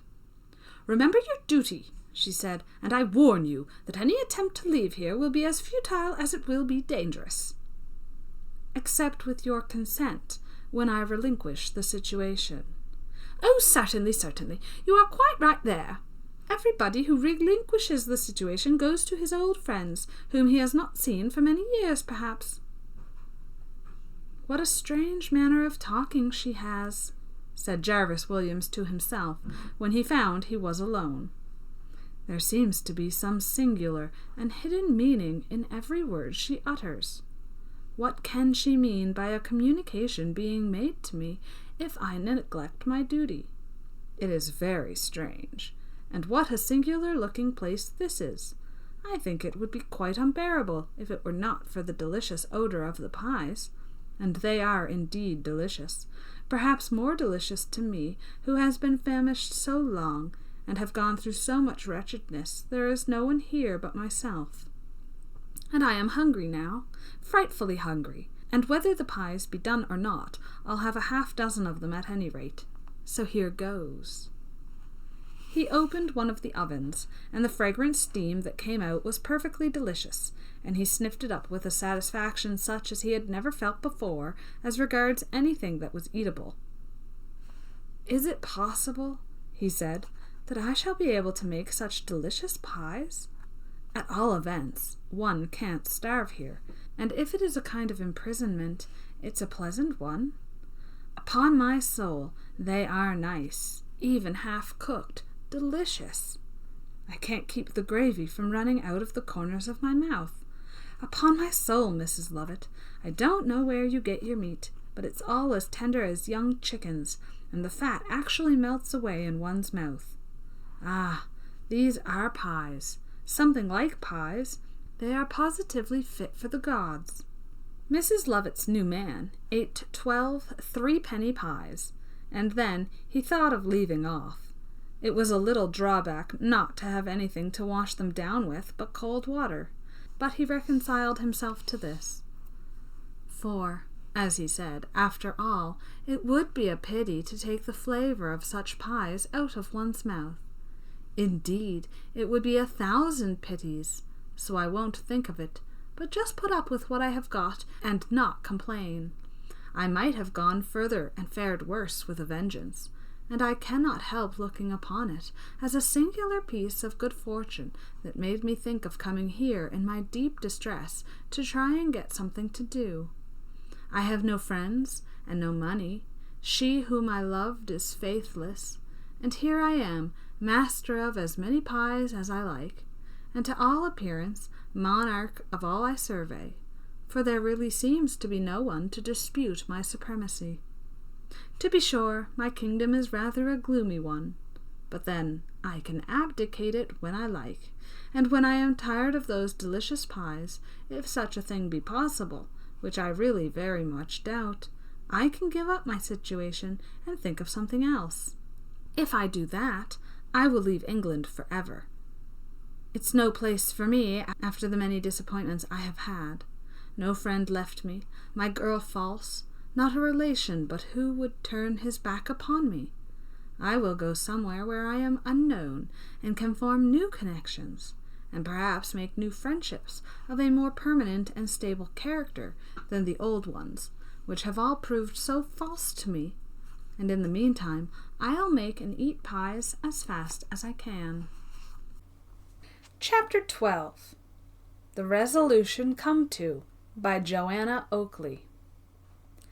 The beautiful Johanna, when in obedience to the command of her father she left him, and begged him, the beef-eater, to manage matters with the Reverend Mr. Lupin, did not proceed directly upstairs to her apartment, but lingered on the staircase to hear what ensued. And if anything in her dejected state of mind could have given her amusement, it would certainly have been the way in which the beef-eater exacted a retribution from the reverend personage, who was not likely again to intrude himself into the house of the spectacle-maker. But when he was gone, and she heard that a sort of peace had been patched up with her mother, a peace which, from her knowledge of the high contracting parties, she conjectured would not last long, she returned to her room and locked herself in, so that if any attempt was made to get her down to partake of the supper, it might be supposed she was asleep, for she felt herself totally unequal to the task of making one in any party, however much she might respect the individual members that composed it. And she did respect Ben the beef-eater, for she had a lively recollection of much kindness from him during her early years, and she knew that he had never come to the house when she was a child without bringing her some token of his regard, in the shape of a plaything or some little article of doll's finery, which at that time was very precious. She was not wrong in her conjecture that Ben would make an attempt to get her downstairs, for her father came up at the beef-eater's request and tapped at her door. She thought the best plan, as indeed it was, would be to make no answer, so that the old spectacle-maker concluded at once what she wished him to conclude, namely, that she had gone to sleep. And he walked quietly down the stairs again, glad that he had not disturbed her, and told Ben as much. Now, feeling herself quite secure from interruption for the night, Johanna did not attempt to seek repose, but set herself seriously to reflect upon what had happened. She almost repeated to herself, word for word, what Colonel Geoffrey had told her, and as she revolved the matter over and over again in her brain, a strange thought took possession of her, which she could not banish, and which, when once it found a home within her breast, began to gather probability from every slight circumstance that was in any way connected with it. This thought, strange as it may appear, was that the Mr. Thornhill, of whom Colonel Geoffrey spoke in terms of such high eulogium, was no other than Mark Ingestre himself. It is astonishing, when once a thought occurs to the mind that makes a strong impression, how, with immense rapidity, a rush of evidence will appear to support it. And thus it was with regard to this supposition of Johanna Oakley. She immediately remembered a host of little things which favoured the idea, and among the rest she fully recollected that Mark Ingestre had told her he meant to change his name when he left England, for that he wished her, and her only, to know anything of him, or what had become of him, and that his intention was to baffle inquiry, in case it should be made, particularly by Mr. Grant, towards whom he felt a far greater amount of indignation than the circumstances at all warranted him in feeling. Then she recollected all that Colonel Geoffrey had said with regard to the gallant and noble conduct of this Mr. Thornhill, and, girl-like, she thought that those high and noble qualities could surely belong to no one but her own lover, to such an extent, and that therefore Mr. Thornhill and Mark Ingestre must be one and the same person. Over and over again she regretted she had not asked Colonel Geoffrey for a personal description of Mr. Thornhill, for that would have settled all her doubts at once, and the idea that she had it still in her power to do so, in consequence of the appointment he had made with her for that day week, brought her some consolation. "It must have been he," she said. "His anxiety to leave the ship and get here by the day he mentions proves it. Besides, how improbable it is that at the burning of the ill-fated vessel Ingestre should place in the hands of another what he intended for me, when that other was quite as likely, if perhaps more so, to meet with death as Mark himself." Thus she reasoned, forcing herself each moment into a stronger belief of the identity of Thornhill with Mark Ingestre, and so certainly narrowing her anxieties to a consideration of the fate of one person instead of two. "I will meet Colonel Geoffrey," she said, "and ask him if this Mr. Thornhill had fair hair and a soft and pleasing expression about the eyes that could not fail to be remembered. I will ask him how he spoke and how he looked, and get him, if he can, to describe to me even the very tones of his voice. And then I shall be sure, without the shadow of a doubt, that it is Mark. But then, then comes the anxious question of what has been his fate." When poor Johanna began to consider the multitude of things that might have happened to her lover during his progress from Sweeny Todd's in Fleet Street to her father's house, she became quite lost in a perfect maze of conjecture. And then her thoughts always painfully reverted back to the barber shop where the dog had been stationed, and she trembled to reflect for a moment upon the frightful danger to which that string of pearls might have subjected him. "Alas, alas!" she cried. "I can well conceive that the man whom I saw attempting to poison the dog would be capable of any enormity. I saw his face but for a moment, and yet it was one never again to be forgotten. It was a face in which might be read cruelty and evil passions. Besides, the man who would put an unoffending animal to a cruel death shows an absence of feeling and a baseness of mind which makes him capable of any crime he thinks he can commit with impunity. What can I do? Oh, what can I do to unravel this mystery?"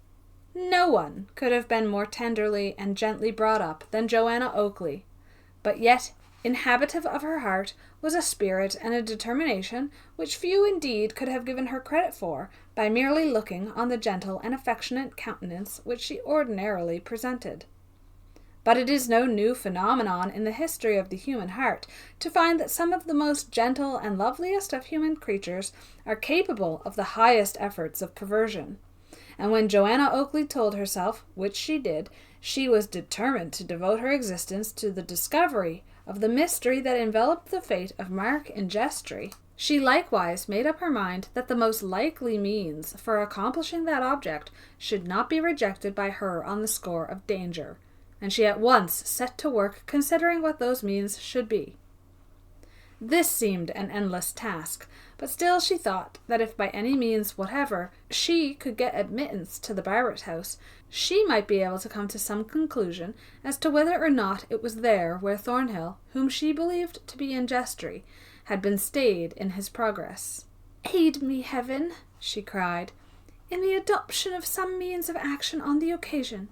Is there any one with whom I dare advise?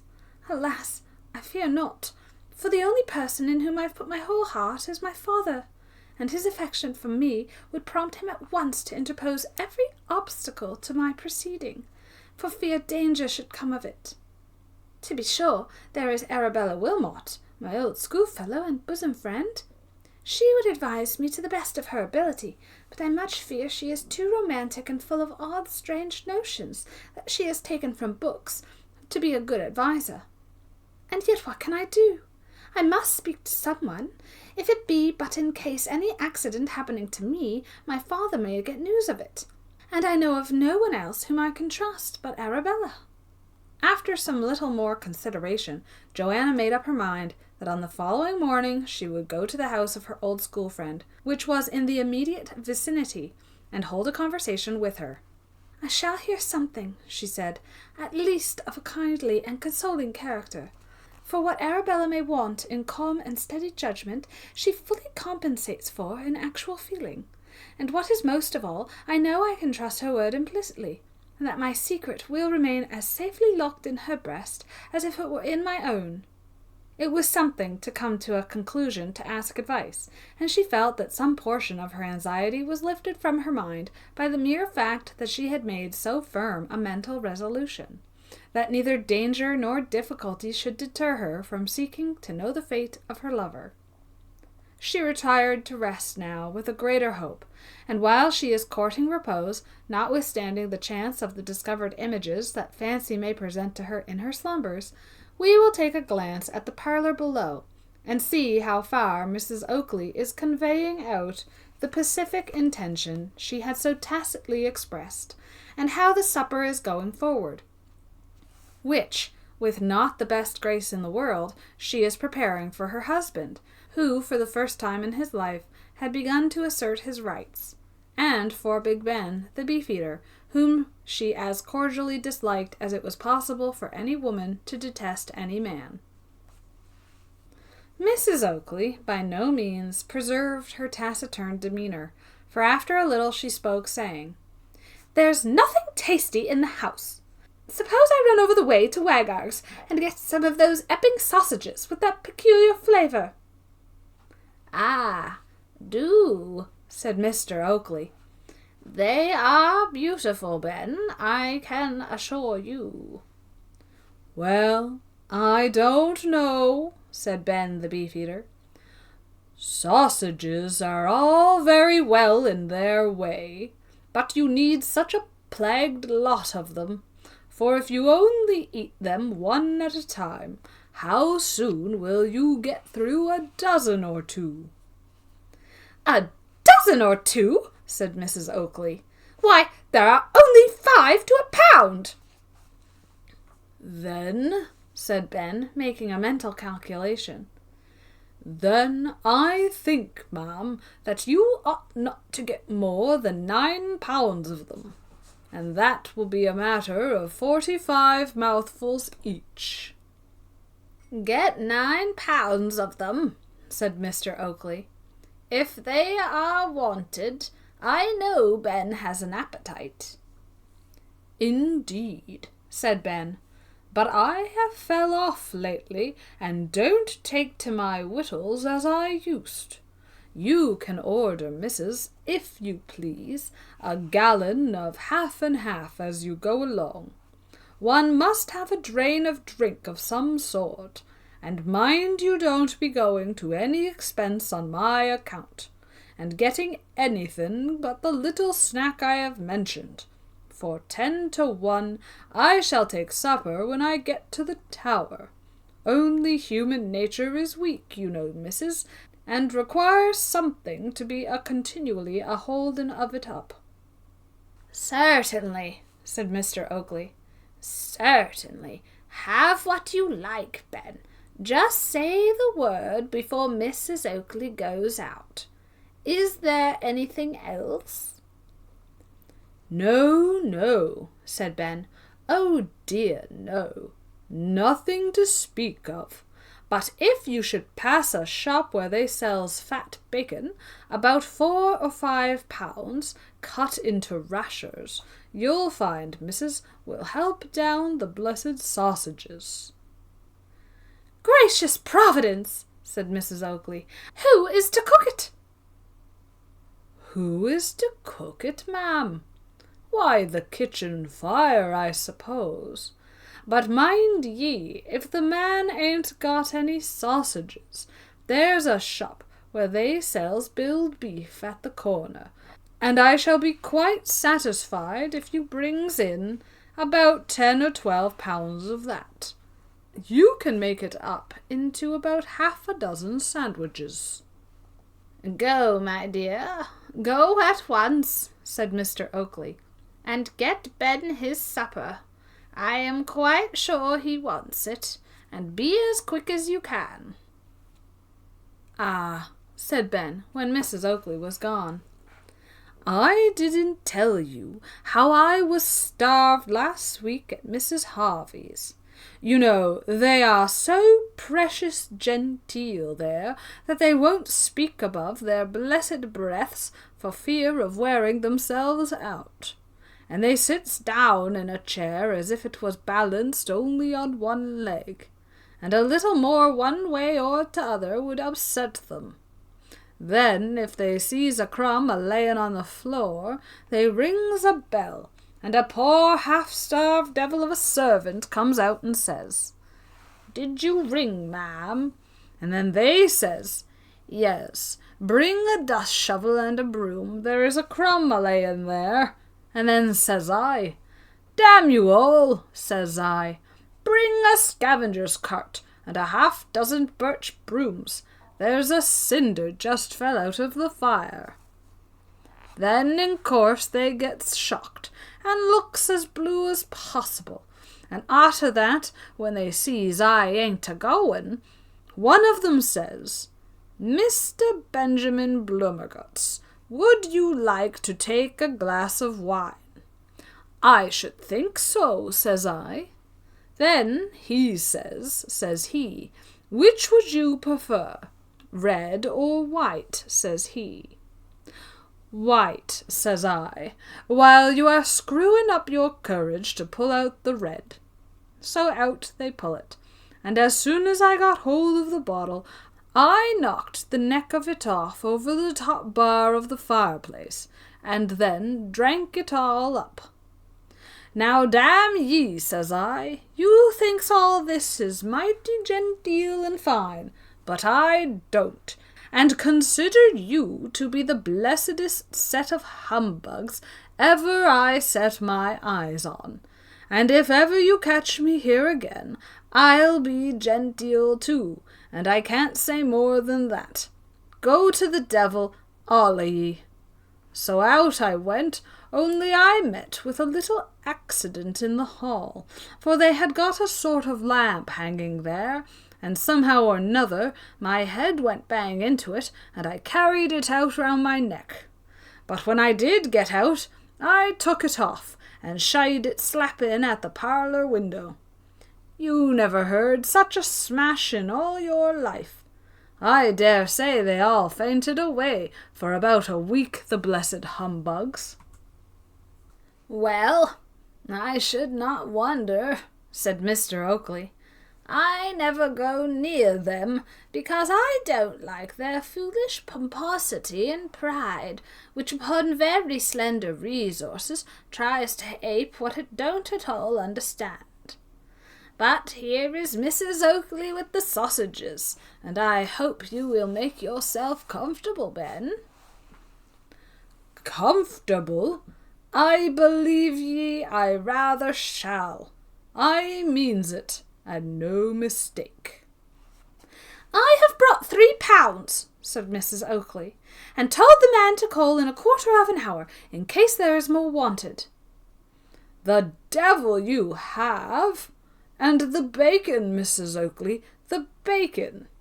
"I could not get any. The man had nothing but hams." "Lor, ma'am, I'd put up with a ham cut thick, and never have said a word about it. I am an angel of a temper, if you did but know it. Hurrah, look! Is that the fellow with the half and half?" "Yes, here it is, a pot." "A what?" "A pot, to be sure." "Well, I never.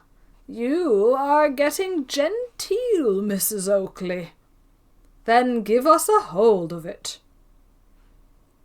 Ben took the pot and emptied it at a draught, and then he gave a tap at the bottom of it with his knuckles to signify that he had accomplished the feat, and then he said, "I tells you what, ma'am, if you takes me for a baby, it's a great mistake, and anyone would think you did, to see you offering me a pot merely. It's an insult, ma'am." "Fiddle-dee-dee," said Mrs. Oakley. "It's a much greater insult to drink it all up and give nobody a drop." "Is it? I wants to know how you are to stop it, ma'am, when you gets it to your mouth. That's what I axes you. How are you to stop it, ma'am? You didn't want me to spew it back again, did you, ma'am?" "You vile, low wretch!" Come, my dear," said Mr. Oakley. "You know our cousin. Ben don't live among the most refined society, and so you ought to be able to look over a little of his, I may say, I am sure without offence, roughness now and then. Come, there is no harm done, I'm sure. Forget and forgive, says I. That's my maxim, and has always been, and will always be." "Well," said the beefeater, "it's a good one to get through the world with, and so there's an end of it. I forgives you, Mother Oakley." "You forgive?"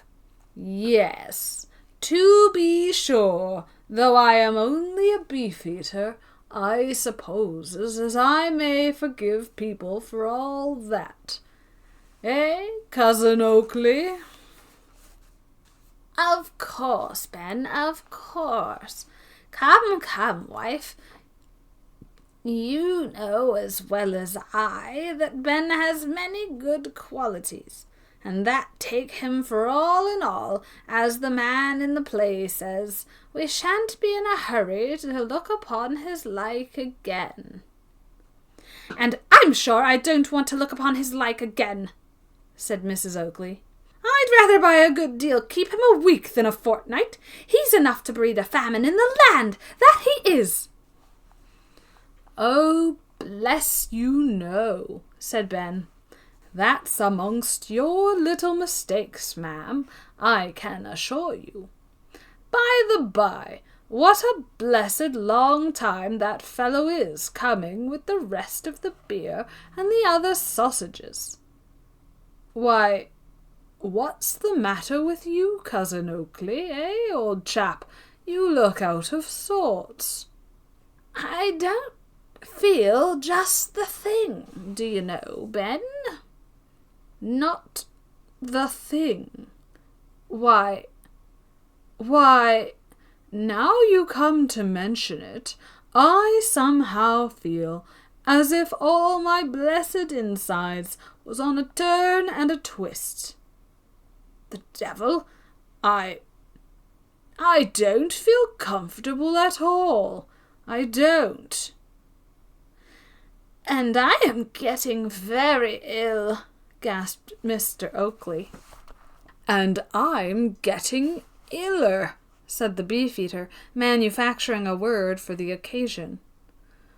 "Bless my soul, there's something gone wrong in my inside. I know there's murder, there's a go. Oh, Lord, it's doubling me up, it is." "I feel as if my last hour had come," said Mr. Oakley. "I'm a dying man, I am. Oh, good gracious, there was a twinge." Mrs. Oakley, with all the coolness in the world, took down her bonnet from behind the parlour door where it hung, and as she put it on, said, "I told you both that some judgment would come over you, and now, you see, it has. How do you like it? Providence is good, of course, to its own, and I have—" What?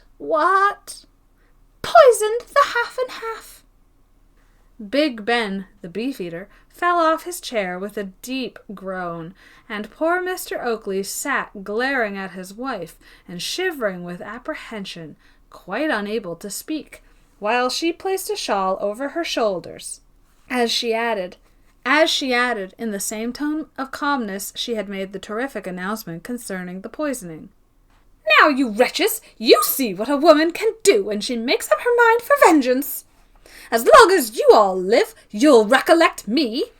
But if you don't, that won't much matter, for you won't live long, I can tell you. And now I'm going to my sister's, Mrs. Tiddiblow." And so saying, Mrs. Oakley turned quickly round, and with an insulting toss of her head, and not at all caring for the pangs and sufferings of her poor victims, she left the place, and proceeded to her sister's house, where she slept as comfortably as if she had not by any means committed two diabolical murders. But has she done so, or shall we, for the honour of human nature, discover that she went to a neighbouring chemist's, and only purchased some dreadfully powerful medicinal compound, which she placed in the half and half, and which began to give those pangs to Big Ben the Beefeater and to Mr. Oakley, concerning which they were both so eloquent? This must have been the case, for Mrs. Oakley could not have been such a fiend in a human guise as to laugh as she passed the chemist's shop. Oh no, she might not have felt remorse, but that is a very different thing indeed from laughing at the matter, unless it were really laughable and not serious at all. Big Ben and Mr. Oakley must have at length found out how they had been hoaxed, and the most probable thing was that the before-mentioned chemist himself told them, for they sent for him in order to know if anything could be done to save their lives. Ben from that day forthwith made a determination that he would not visit Mr. Oakley, and the next time they met he said, "I tell you what it is. That old hag, your wife, is one too many for us. That's a fact. She gets the better of me altogether. So, whenever you feels a little inclined for a gossip about old times, just you come down to the tower." "I will, Ben." "Do. We can always find something to drink, and you can amuse yourself too by looking at the animals. Remember, feeding time is 2:00, so now and then I shall expect to see you. And above all, be sure you let me know if that canting person, Lupin, comes any more to your house." "I will, Ben." "Ah, do, and I'll give him another lesson if he should, and I'll tell you how I'll do it. I'll get a free admission to the wild beastesses in the tower, and when he comes to see 'em, for them 'ere sort of fellows always go everywhere they can go for nothing, I'll just manage to pop him into a cage along some of the most cantankerous creatures as we have." "But would that not be dangerous?" "Oh dear, no. We has a laughing hyena as would frighten him out of his wits. but I don't think as he'd bite him much, do you know. He's as playful as a kitten, and very fond of standing on his head." "Well then, Ben, I have, of course, no objection, although I do think that the lesson you have already given to the reverend gentleman will and ought to be fully sufficient for all purposes, and I don't expect we shall see him again." "But how does Mrs. O. behave to you?" asked Ben. "Well, Ben, I don't think there's much difference. Sometimes she's a little civil, and sometimes she ain't. It's just as she takes it into her head." "Ah, that all comes of marrying." "I have often wondered, though, Ben, that you never married." Ben gave a chuckle as he replied, "Have you, though, really? Well, Cousin Oakley, I don't mind telling you. But the real fact is, once I was very near being served out in that sort of way." "Indeed?" "Yes, I'll tell you how it was. There was a girl called Angelina Day, and a nice enough-looking creature she was, as you'd wish to see, and didn't seem as if she'd got any claws at all. Leastwise, she kept them in, like a cat at meal-times." "Upon my word, Ben, you have a great knowledge of the world." "I believe you I have. Haven't I been brought up among the wild beasts of the Tower all my life? That's the place to get a knowledge of the world in, my boy. I ought to know a thing or two, and in course I does." "Well, but how was it, Ben, that you did not marry this Angelina you speak of?" "I'll tell you.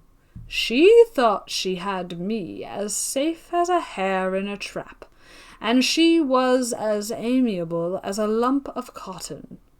You'd have thought, to look at her, that she did nothing but smile, and to hear her, that she said nothing but nice, mild, pleasant things. And I really began to think as I had found the proper sort of animal." "But you were mistaken?"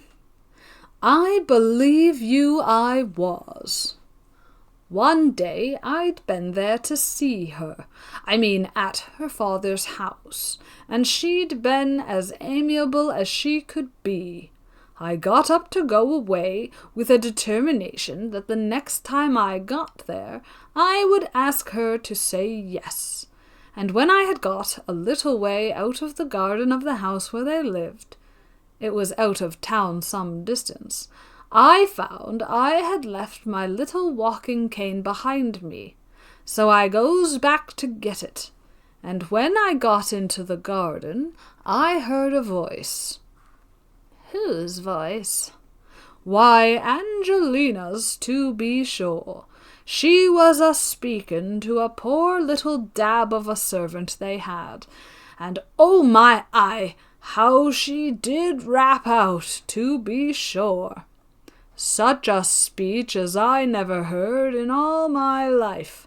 She went on a matter of 10 minutes without stopping, and every other word was some ill name or another. And her voice, oh gracious, it was like a bundle of wire all of a tangle, it was." "And what did you do then, upon making such a discovery as that in so very odd and unexpected a manner?" "Do? What do you suppose I did?" "I really cannot say, as you are rather an eccentric fellow." "Well, then, I'll tell you. I went up to the house, and just popped in my head, and says I, 'Angelina, I find out that all cats have claws after all. Good evening, and no more from your humble servant who don't mind the job of taming any wild animal but a woman. And then off I walked, and I never heard of her afterwards. Ah, Ben, it's true enough. You never know them beforehand, but after a little time, as you say, then out come the claws. They does. And I suppose you since then made up your mind to be a bachelor for the rest of your life, Ben? Of course I did. After such experience as that, I should have deserved all I got, and no mistake, I can tell you. And if ever you catches me paying any attention to a female woman, just put me in mind of Angelina Day, and you'll see how I shall be off at once like a shot. Ah, said Mr. Oakley with a sigh. Everybody, Ben, ain't born with your good luck, I can tell you. You are a most fortunate man, Ben, and that's a fact. You must have been born under some lucky planet, I think, Ben, or else you never would have had such a warning as you have had about the claws. I found them out, Ben, but it was a deal too late, so I had only to put up with my fate and put the best face I could upon the matter. Yes, that's what learned folks call, what's its name? Phil something. Philosophy, I suppose you mean, Ben. Ah, that's it. You must put up with what you can't help, it means, I take it. It's a fine name for saying you must grin and bear it. I suppose that is about the truth, Ben. It cannot, however, be exactly said that the little incident connected with Mr. Lupin had no good effect upon Mrs. Oakley, for it certainly shook, most alarmingly, her confidence in that pious individual. In the first place, it was quite clear that he shrank from the horrors of martyrdom, and indeed, to escape any bodily inconvenience, was perfectly willing to put up with any amount of degradation or humiliation that he could be subjected to, and that was, to the apprehension of Mrs. Oakley, a great departure from what a saint ought to be. Then again, her faith in the fact that Mr. Lupin was such a chosen morsel as he had represented himself was shaken from the circumstance that no miracle in the shape of a judgment had taken place to save him from the malevolence of Big Ben the Beefeater, so that, taking one thing in connection with another, Mrs. Oakley was not near so religious a character after that evening as she had been before it, and that was something gained. Then circumstances soon occurred, of which the reader will very shortly be fully aware, which were calculated to awaken all the feelings of Mrs. Oakley, if she had really any feelings to awaken, and to force her to make a common cause with her husband in an affair that touched him to the very soul, and did succeed in awakening some feelings in her heart that had lain dormant for a very long time, but which were still far from being completely destroyed.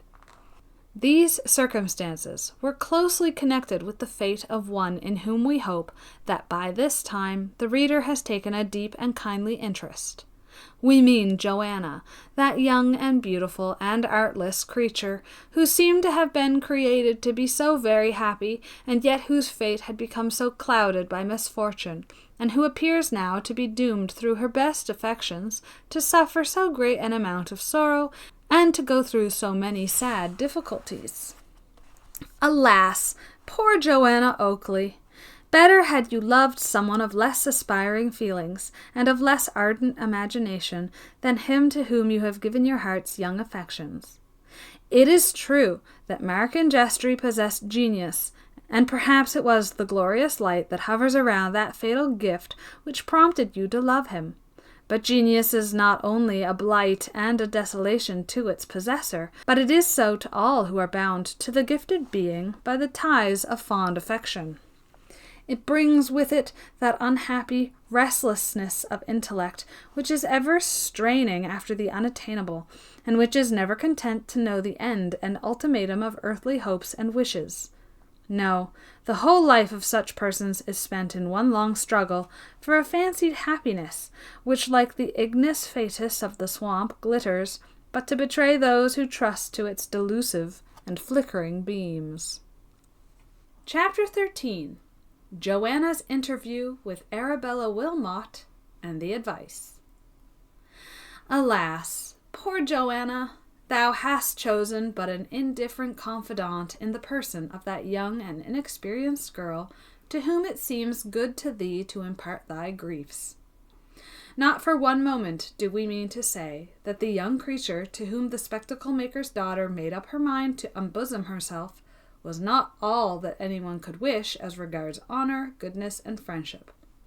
But she was one of those creatures who yet look upon the world as a fresh green garden, and has not yet lost that romance of existence which the world and its ways soon banish from the breasts of all.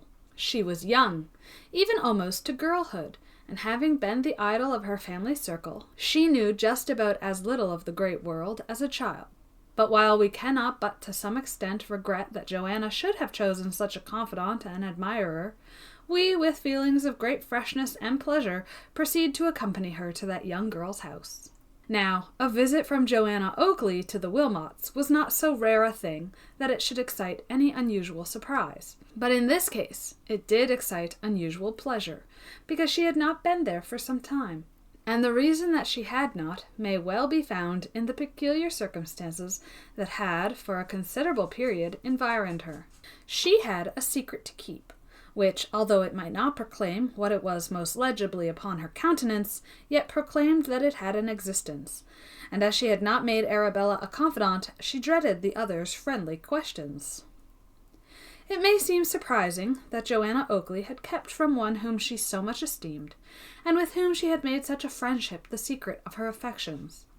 But that must be accounted for by a difference of ages between them to a sufficient extent in that early period of life to show itself palpably.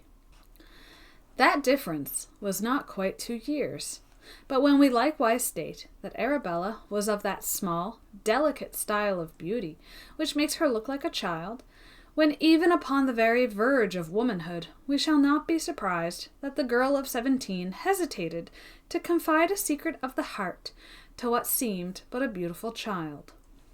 The last year, however, had made a great difference in the appearance of Arabella, for although she still looked a year or so younger than she really was, a more staid and thoughtful expression had come over her face, and she no longer presented, except at times when she laughed, that childlike expression, which had been as remarkable in her as it was delightful. She was as different looking from Johanna as she could be, for whereas Johanna's hair was of a rich and glossy brown, so nearly allied to black that it was commonly called such, the long waving ringlets that shaded the sweet countenance of Arabella Wilmot were like amber silk, blended to a pale beauty. Her eyes were nearly blue, and not that pale grey, which courtesy calls of that celestial colour, and their long fringing lashes hung upon a cheek of the most delicate and exquisite hue that nature could produce. Such was the young, lovable, and amiable creature who had made one of those girlish friendships with Johanna Oakley, that when they do endure beyond a period of almost mere childhood, endure forever, and become one among the most dear and cherished sensations of the heart. The acquaintance had commenced at school, and might have been of that evanescent character of so many school friendships, which in after life are scarcely so much remembered as the most dim visions of a dream. But it happened that they were congenial spirits, which, let them be thrown together under any circumstances whatever, would have come together with a perfect and a most endearing confidence in each other's affections. That they were school companions was the mere accident that brought them together, and not the cause of their friendship. Since then was the being to whom Johanna Oakley looked for counsel and assistance, And notwithstanding all that we have said respecting the likelihood of that counsel being of an inactive and girlish character, we cannot withhold our meed of approbation to Johanna that she had selected one so much in every way worthy of her honest esteem. The hour at which she called was such as to ensure Arabella being within, and the pleasure which showed itself upon the countenance of the young girl as she welcomed her old playmate was a feeling of the most delightful and unaffecting character. "Why, Johanna," she said, "you so seldom call upon me now that I suppose I must esteem it as a very special act of grace and favour to see you." "Arabella," said Johanna, "I do not know what you will say to me when I tell you that my present visit is because I am in a difficulty and I want your advice." "Then you could not have come to a better person, for I have read all the novels in London and know all the difficulties that anybody can possibly get into. And what is more important too, I know all the means of getting out of them, let them be what they may." "And yet, Arabella, scarcely in all your novel reading will you find anything so strange and so eventful as the circumstances I grieve to say it is in my power to record to you. Sit down and listen to me, dear Arabella, and you shall know it all." "You surprise and alarm me by that serious countenance, Johanna." "The subject is a serious one I love." "Oh, is that all? So do I. There's a young Captain Desbrook in the King's Guard. He comes here to buy his gloves, and if you did but hear him sigh as he leans over the counter, you would be astonished." "But Arabella, I know you well. Yours is one of those fleeting passions that, like the forked lightning, appear for a moment, and ere you can say, 'Behold,' it is gone again. Mine is deeper, in my heart, so deep that to divorce it from it would be to destroy its home forever." "But why so serious, Johanna? You do not mean to tell me that it is possible for you to love any man without his loving you in return?" "You are right there, Arabella. I do not come to speak to you of a hopeless passion. Far from it. But you shall hear. Lend me, my dear friend, your serious attention, and you shall hear of such a mysterious matter." "Mysterious? Then I shall be in my very element. For know that I quite live and exult in mystery, and you could not possibly have come to anyone who would more welcomely receive such a commission from you. I am all impatience." Johanna then, with great earnestness, related to her friend the whole of the particulars connected with her deep and sincere attachment to Mark Ingestry. She told her how, in spite of all circumstances which appeared to have a tendency to cast a shadow and blight upon their young affection, they had loved, and loved truly. How Ingestry, disliking both from principle and distaste the study of the law, had quarrelled with his uncle Mr. Grant, and then how, as a bold adventurer, he had gone to seek his fortunes in the Indian seas. Fortunes which promised to be splendid, but which might end in disappointment and defeat, and that they had ended in such calamities most deeply and truly did she mourn to be compelled to state. And she concluded by saying, "And now, Arabella, you know all that I have to tell you. You know how truly I have loved, and how, after teaching myself to expect happiness, I have met with nothing but despair. And you may judge for yourself how sadly the fate, or rather the mystery, which hangs over Mark Ingestry must deeply affect me, and how lost my mind must be in all kinds of conjecture concerning him." The hilarity of spirits which had characterized Arabella in the earlier part of their interview entirely left her as Johanna proceeded in her mournful narration, and by the time she had concluded, tears of the most genuine sympathy stood in her eyes. She took the hands of Johanna in both her own and said to her, "Why, my poor Johanna, I never expected to hear from your lips so sad a tale. This is most mournful indeed, very mournful, and although I was half inclined before to quarrel with you for this tardy confidence, for you must recollect that it is the first I have heard of this whole affair, but now the misfortunes that oppress you are quite sufficient. heaven knows, without me adding to them by the shadow of a reproach. They are indeed, Arabella, and believe me, if the course of my love ran smoothly, instead of being, as it has been, full of misadventure, you should have had nothing to complain of on the score of want in confidence. But I will own I did hesitate to inflict upon you my miseries, for miseries they have been, and alas, miseries they seem destined to remain. Johanna, you could not have used an argument more delusive than that. It is not one which should have come from your lips to me. But surely it was good motive to spare your pain. And did you think so lightly of my friendship that it was to be entrusted with nothing but what wore a pleasant aspect? True friendship surely is best shown in the encounter of difficulty and distress. I grieve, Johanna, indeed, that you have so mistaken me. Indeed, that you have so much mistaken me.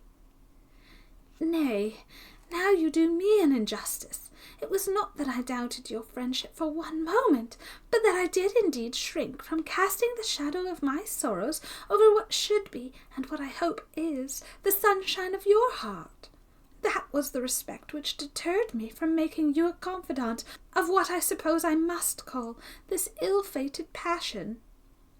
No, not ill-fated, Johanna. Let us still believe that the time will come when it will be far otherwise than ill-fated. But what do you think of all I have told you? Can you gather from it any hope?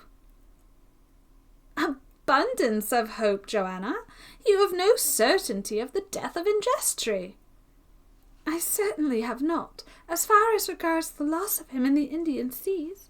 But, Arabella, there is one supposition which, from the first moment that it found a home in my breast, has been growing stronger and stronger, and that supposition is that this Mr. Thornhill was no other than Mark Ingestry himself. Indeed? Think you so? That would be a strange supposition. Have you any special reasons for such a thought? None, further than a something which seemed ever to tell my heart from the first moment that such was the case, and a consideration of the improbability of the story related by Thornhill. Why should Mark Ingestry have given him the string of pearls and the message to me, trusting to this preservation of this Thornhill, and assuming for some strange reason that he himself must fall? There is good argument in that, Johanna. And moreover, Mark Ingestry told me he intended altering his name upon the expedition. It is strange, but now you mention such a supposition, it appears, do you know, Johanna, each moment more probable to me. Oh, that fatal string of pearls! Fatal indeed, for if Mark Ingestry and Thornhill be one and the same person, the possession of those pearls has been the temptation to destroy him. There cannot be a doubt upon that point, Johanna. So will you find in all tales of love and romance that jealousy and wealth have been the sources of all the abundant evils which fond and attached hearts have from time to time suffered? It is so. I believe it is so, Arabella, but advise me what to do, for truly I am myself incapable of action. Tell me what you think it is possible to do under these disastrous circumstances, for there is nothing which I will not dare attempt. Why, my dear Johanna, you must perceive that all the evidence you have regarding this Thornhill follows him up to that barber shop in Fleet Street, and no further. It does indeed. Can you not imagine, then, that there lies the mystery of his fate?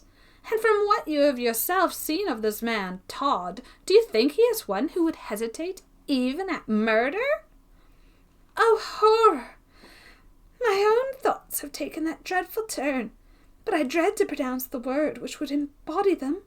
If indeed that fearful-looking man fancied that, by any deed of blood, he could become possessed of such a treasure as that which belonged to Mark Ingestry, unchristian and illiberal as it may sound, the belief clings to me that he would not hesitate to do it. Do not, however, conclude, Johanna, that such is the case. It would appear, from all you have heard and seen of these circumstances, that there is some fearful mystery. But do not, Johanna, conclude hastily that mystery is one of death.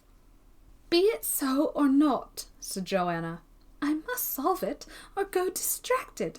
Heaven have mercy upon me, for even now I feel a fever in my brain that precludes almost the possibility of rational thought. Be calm, be calm. We'll think the matter over calmly and seriously. And who knows but that mere girls as we are, we may think of some advantageous mode of arriving at a knowledge of the truth. And now I am going to tell you something which your narrative has recalled to my mind. Say on, Arabella. I shall listen to you with deep attention. A short time since, about 6 months, I think an apprentice of my father, in the last week of his servitude, was sent to the west end of town to take a considerable sum of money. But he never came back with it, and from that day to this we have heard nothing of him. Although from the inquiry that my father made, he ascertained that he received the money, and that he met an acquaintance in the Strand, who parted from him at the corner of Milford Lane, and to whom he said that he intended to call at Sweeny Todd's, the barber in Fleet Street, to have his hair dressed, because there was to be a regatta on the Thames, and he was determined to go to it, whether my father liked it or not. And he was never heard of? Never. Of course my father made every inquiry upon the subject, and called upon Sweeny Todd for the purpose, but as he declared that no such person had ever called at his shop, the inquiry there terminated. 'Tis very strange, and most mysterious, for the friends of the youth were indeed indefatigable in their searches for him, and by subscribing together for the purpose, they offered a large reward to anyone who could or would give them information regarding his fate. And was it all in vain? All. Nothing could be learned whatever. Not even the remotest clue was obtained. And there the affair rested in the most profound of mysteries. Johanna shuddered, and for some few moments the two young girls were silent. It was Johanna who broke that silence by exclaiming, Arabella, assist me with what advice you can, so that I may go about what I purpose with the best prospect of success and the least danger. Not that I shrink on my own account from risk, but if any misadventure were to occur to me, I might thereby be incapacitated from pursuing that object, to which I will now devote the remainder of my life. But what can you do, my dear Johanna? It was but a short time since there was a placard in the barber's window to say that he wanted a lad as an assistant in his business. But that has been removed, or we might have procured someone to take the situation for the express purpose of playing the spy upon the barber's proceedings. But perchance still there may be an opportunity of accomplishing something in that way, if you knew of anyone that would undertake the adventure. There will be no difficulty, Johanna, in discovering one willing to do so, although we might be long in finding one of sufficient capacity that we could trust. But I am adventurous, Johanna, as you know, and I think I could have got my cousin Albert to personate the character, only that I think he's rather a giddy youth, and scarcely to be trusted with a mission of so much importance. Yes, and a mission likewise, Arabella, which by a single false step might be made frightfully dangerous. It might be indeed. Then it will be unfair to place it upon anyone but those who feel most deeply for its success. Johanna, the enthusiasm with which you speak awakens in me a thought, which I shrink from expressing to you, and which, I fear, perhaps more originates from a certain feeling of romance, which I believe is a besetting sin, than from any other cause. Name it, Arabella, name it.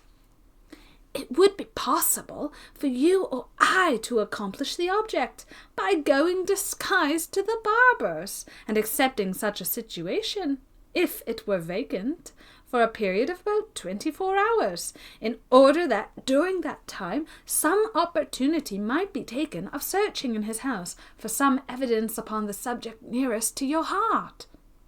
It is a happy thought, said Johanna. And why should I hesitate at encountering any risk, or toil, or difficulty, for him who has risked so much for me? What is there to hinder me from carrying out such a resolution?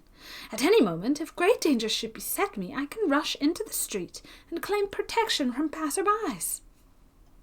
And moreover, Johanna, if you went on such a mission, remember you go with my knowledge, and that, consequently, I would bring you assistance, if you appeared not in the specified time for your return.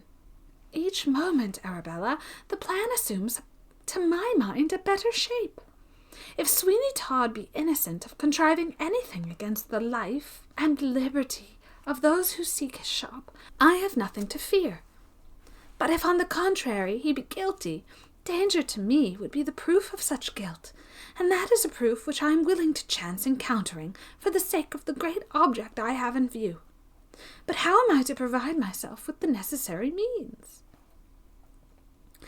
Be at rest upon that score. My cousin Albert and you are as nearly of a size as possible. He will be staying here shortly. I will secrete from his wardrobe a suit of clothes which will answer for your purpose. But let me implore you to wait until you've had your second interview with Colonel Geoffrey. That is well thought of. I will meet him and question him closely as to the personal appearance of Mr. Thornhill. Besides, I shall hear if he has any confirmed suspicion on the subject. That is well. You will soon meet him, for the week is running on. And let me implore you, Johanna, to come to me the morning after you have so met him, and then we will again consult upon this plan of operations, which appears to us feasible and desirable.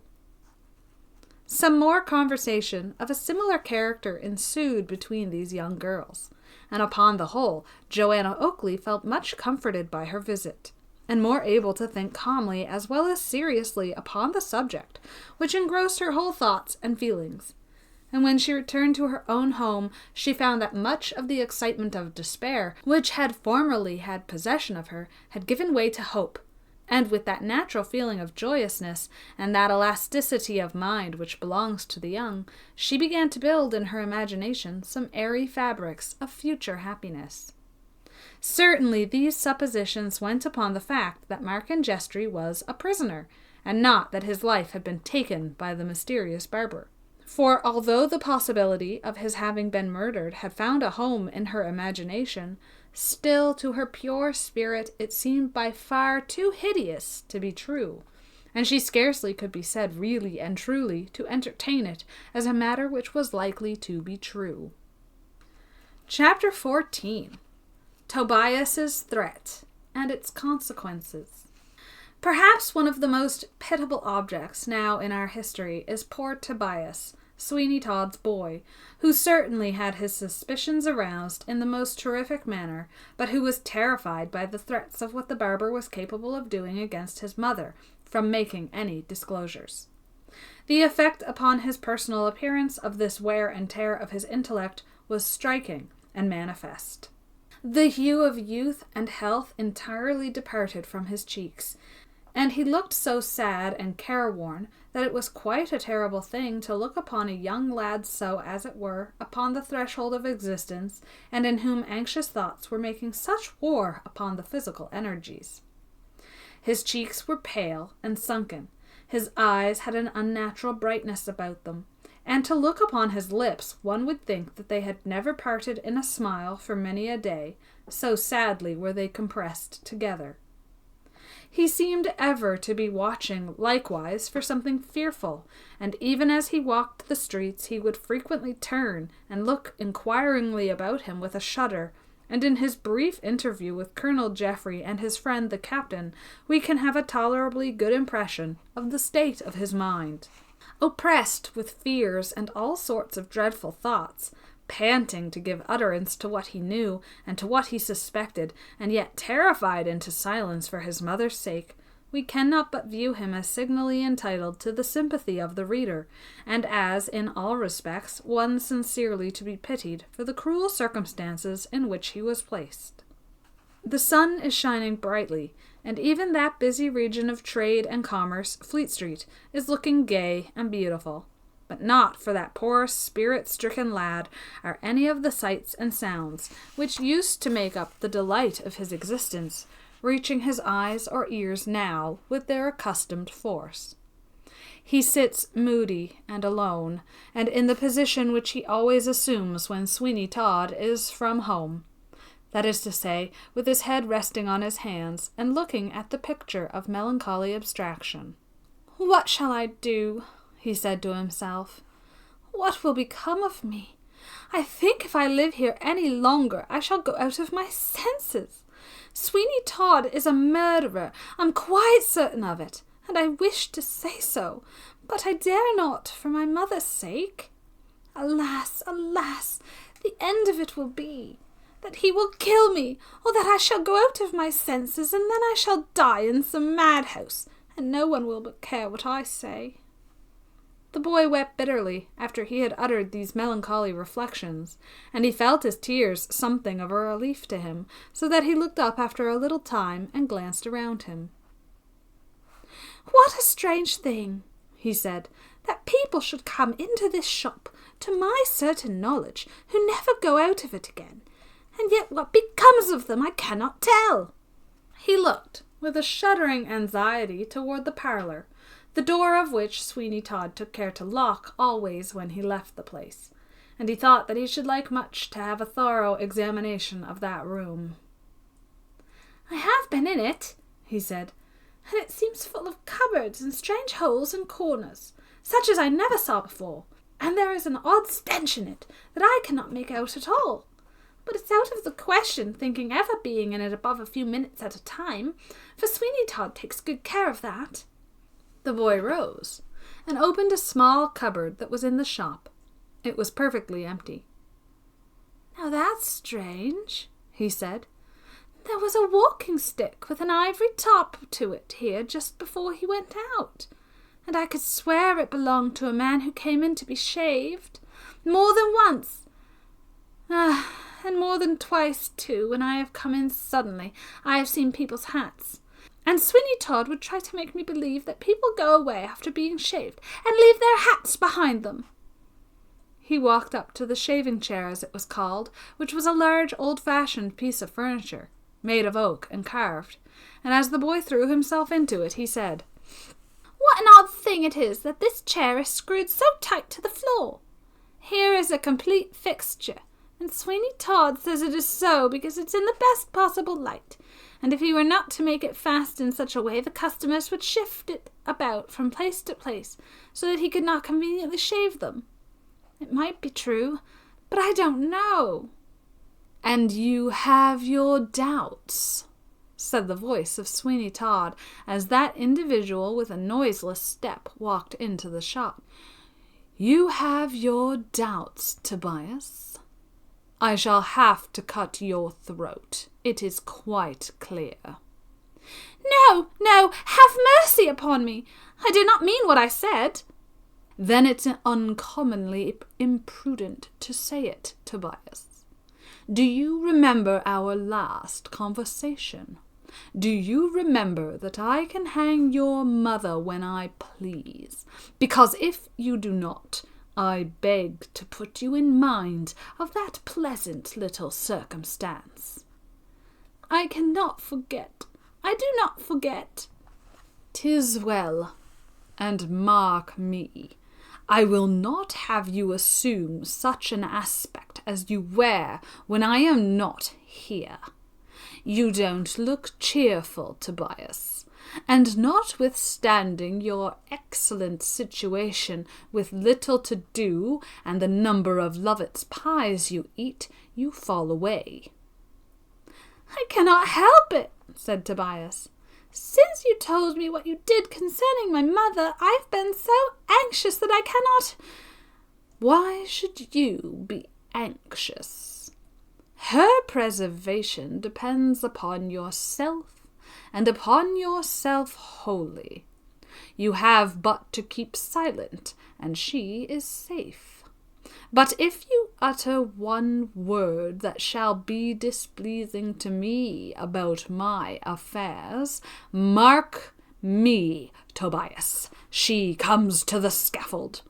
And if I cannot conveniently place you in the same madhouse where the last boy I had was placed, I shall certainly be under the troublesome necessity of cutting your throat." "I'll be silent. I'll say nothing, Mr. Todd. I know I shall die soon, and then you will get rid of me altogether. And I don't care how soon that may be, for I am quite weary of my life. I shall be glad when it's over." "Very good," said the barber. "That's all a matter of taste. And now, Tobias, I desire that you should look cheerful and smile, for a gentleman is outside feeling his chin with his hand, and thinking he may as well come in and be shaved. I may want you, Tobias, to go to Billingsgate and bring me a pennyworth of shrimps." "Yes," thought Tobias with a groan. "Yes, while you murder him." Chapter 15. The second interview between Johanna and the Colonel in the Temple Gardens. Now that there was a great object to gain by a second interview with Colonel Geoffrey, the anxiety of Johanna Oakley to have it became extremely great, and she counted the very hours until the period should arrive when she could again proceed to the Temple Gardens with something like a certainty of finding him. The object, of course, was to ask him for a description of Mr. Thornhill, sufficiently accurate to enable her to come to something like a positive conclusion as to whether she ought to call him to her own mind as Mark Ingestry or not. And Colonel Geoffrey was not a bit the less anxious to see her than she was to look upon him. For although in divers lands he had looked upon many a fair face, and heard many a voice that had sounded soft and musical to his ears, he had seen none that, to his mind, was so fair, and had heard no voice that he had considered really so musical and charming to listen to as Johanna Oakley's. A man of more honourable and strict sense of honour than Colonel Geoffrey could not have been found, and therefore it was that he allowed himself to admire the beautiful under any circumstances, because he knew that his admiration was of no dangerous quality, but that, on the contrary, it was one of those feelings which might exist in a bosom such as his, quite undebased by a meaner influence. We think it necessary, however, before he has his second interview with Johanna Oakley, to give such an explanation of his thoughts and feelings as it is in our power. When first he met her, the purity of her mind and the genuine and beautiful candor of all she said struck him most forcibly, as well as her great beauty, which could not fail to be extremely manifest. After that, he began to reason with himself as to what ought to be his feelings with regard to her, namely, what portion of these ought to be suppressed, and what ought to be encouraged. If Mark Ingestry were dead, there was not a shadow of interference or dishonour in him, Colonel Geoffrey loving the beautiful girl, who was surely not to be shut out of the pale of all affections, because the first person to whom her heart had warmed with a pure and holy passion was no more. It may be, he thought, that she is incapable of feeling a sentiment which can at all approach that which once she has felt, but still she may be happy and serene, and may pass many joyous hours as the wife of another. He did not positively make those reflections as applicable to himself, although they had a tendency that way, and he was fast verging on a state of mind which might induce him to give them a more actual application. He did not tell himself that he loved her. No, the word admiration took the place of the more powerful term. But then, can we not doubt that at this time the germ of a very pure and holy affection was lighted up in the heart of Colonel Geoffrey, for the beautiful creature who suffered the pangs of so much disappointment, and who loved one so well, who we almost fear, if he was living, was scarcely the sort of person fully to requite such an affection. But we know so little of Mark Ingestry, and there appears to be so much doubt as to whether he be alive or dead, that we should not prejudice him upon such very insufficient evidence. Johanna Oakley did think of taking Arabella Wilmot with her to this meeting with Colonel Geoffrey, but she abandoned the idea, because it really looked as if she was either afraid of him or afraid of herself, so she resolved to go alone. and when the hour of appointment came, she was then walking upon that broad gravel path, which had been trodden by some of the best and some of the most eminent, as well as some of the worst of human beings. It was not likely that with the feelings of Colonel Geoffrey towards her he would keep her waiting. Indeed, he was then a good hour before the time, and his only great dread was that she might not come. He had some reason for this dread, because it will be readily recollected by the reader that she had not positively promised to come, so that all he had was a hope that way tending, and nothing further. As minute after minute had passed away, she came not, although the time had not yet really arrived. His apprehension that she would not give him the meeting had grown in his mind almost to a certainty when he saw her timidly advancing along the garden walk.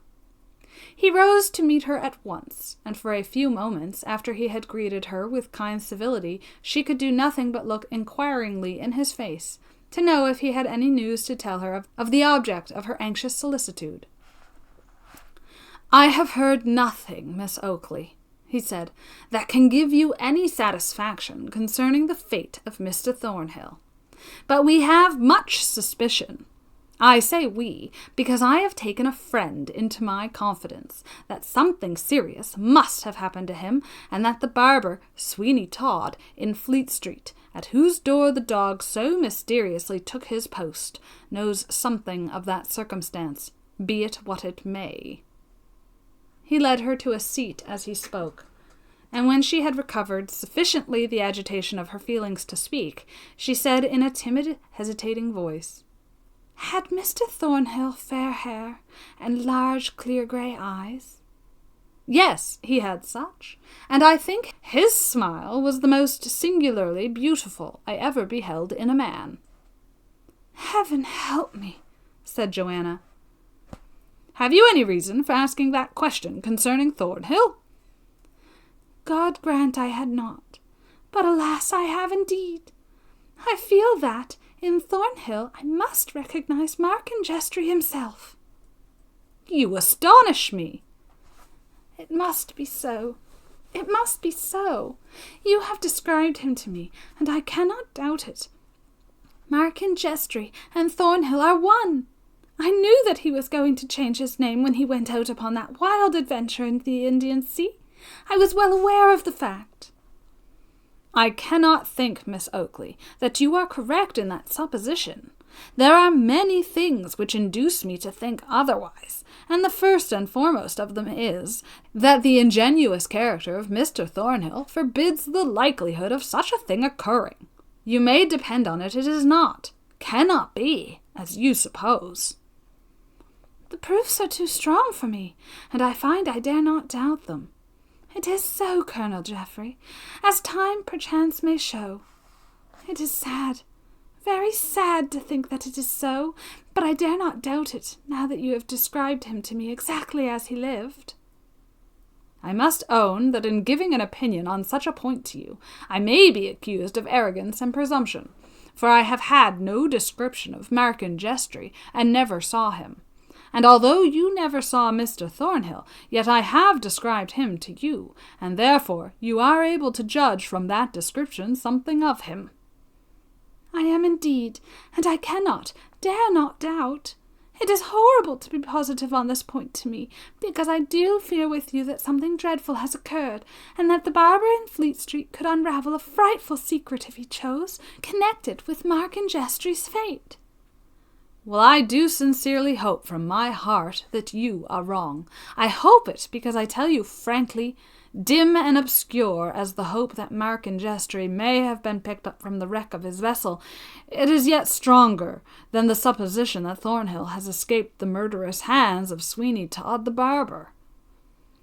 Johanna looked in his face so imploringly, and with such an expression of hopelessness, that it was most sad indeed to see her, and quite involuntarily he exclaimed, "If the sacrifice of my life would be to you a relief, and save you from the pangs you suffer, believe me, it should be made."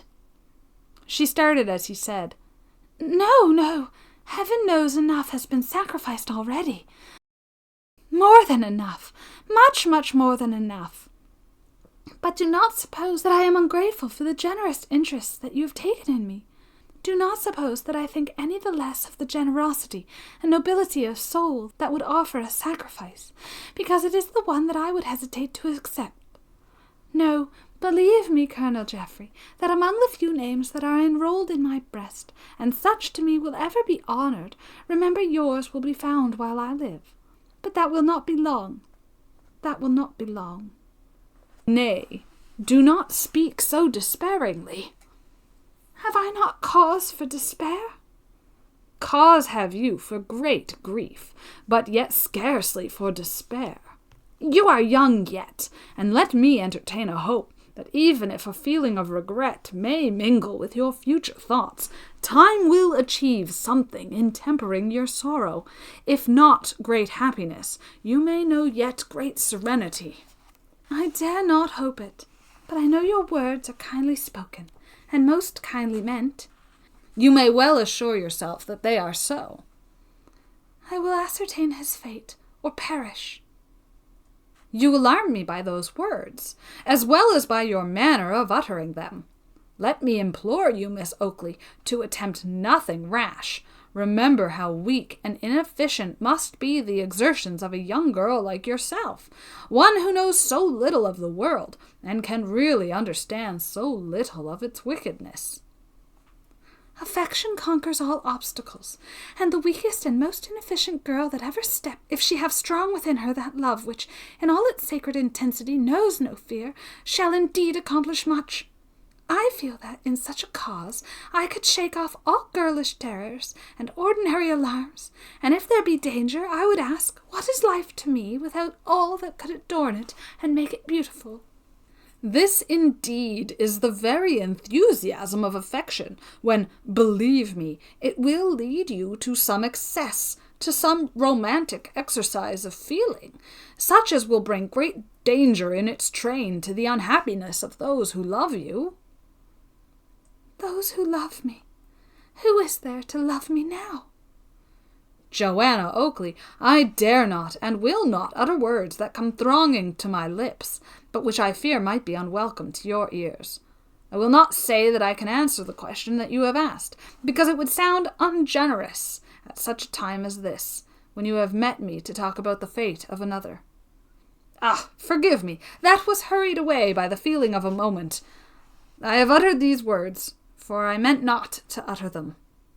Johanna looked at him in silence, and it might be that there was the slightest possible tinge of reproach in her look. But it was very slight, for one glance at that ingenuous countenance would be sufficient to convince the most sceptical of the truth and single-mindedness of its owner.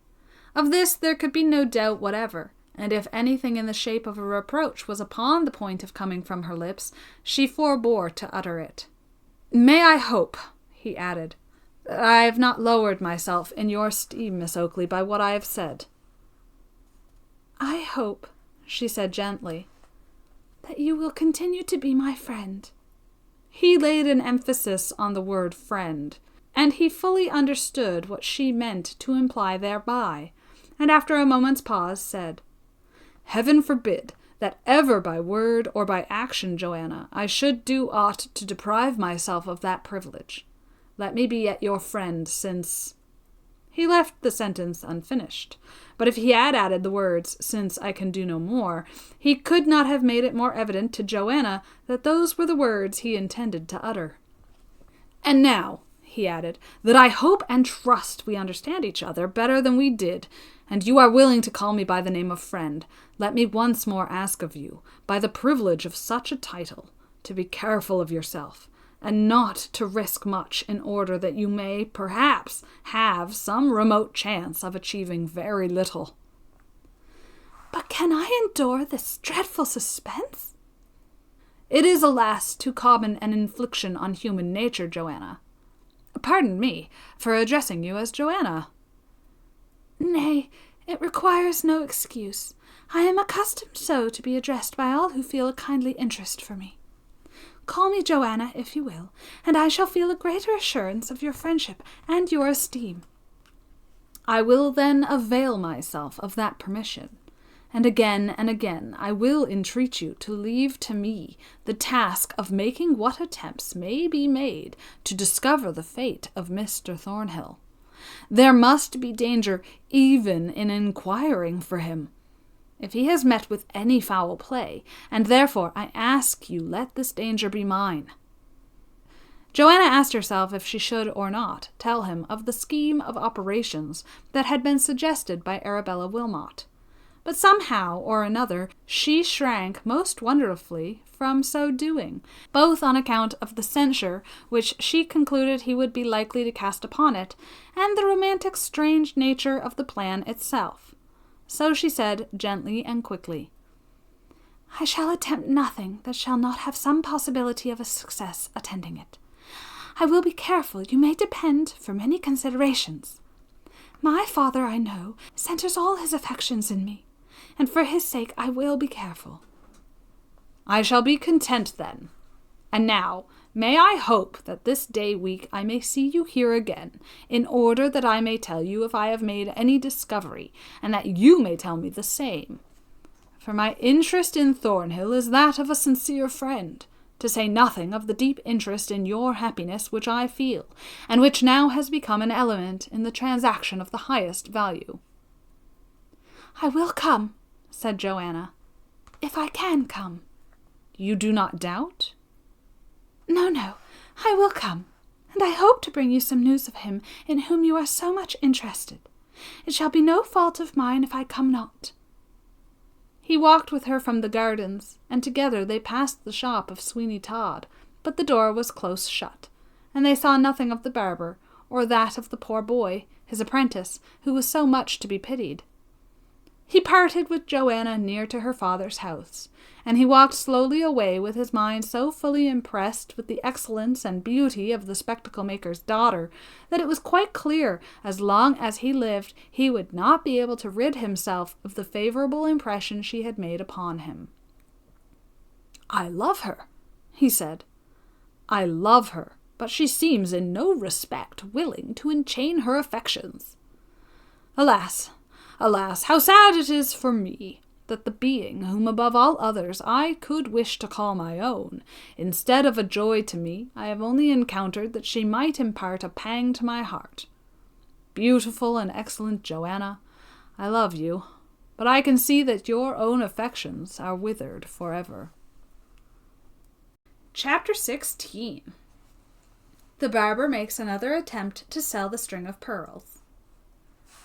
It would seem as if Sweeny Todd, after his adventure in already trying to dispose of the string of pearls which he possessed, began to feel a little doubtful about his chances of success in that matter. For he waited patiently for a considerable period before he again made the attempt, and then he made it after a totally different fashion.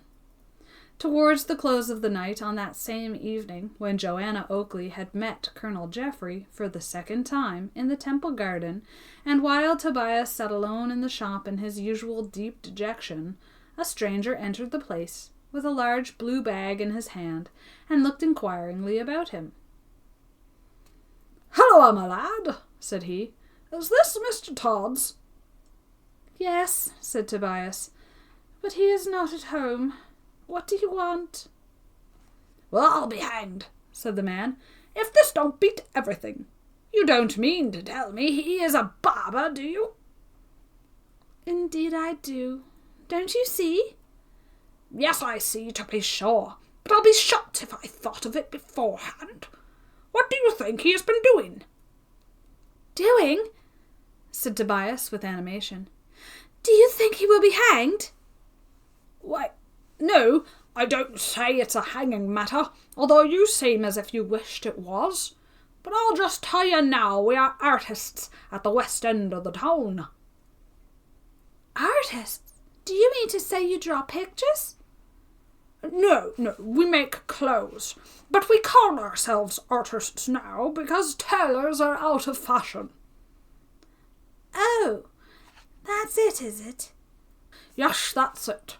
And you would scarcely believe it, but he came to our shop actually and ordered a suit of clothes, which were to come to no less a sum than £30. and told us to make them up in such a style that they were to do for any nobleman, and he gave his name and address as Mr. Todd at this number in Fleet Street. But I hadn't the least idea that he was a barber.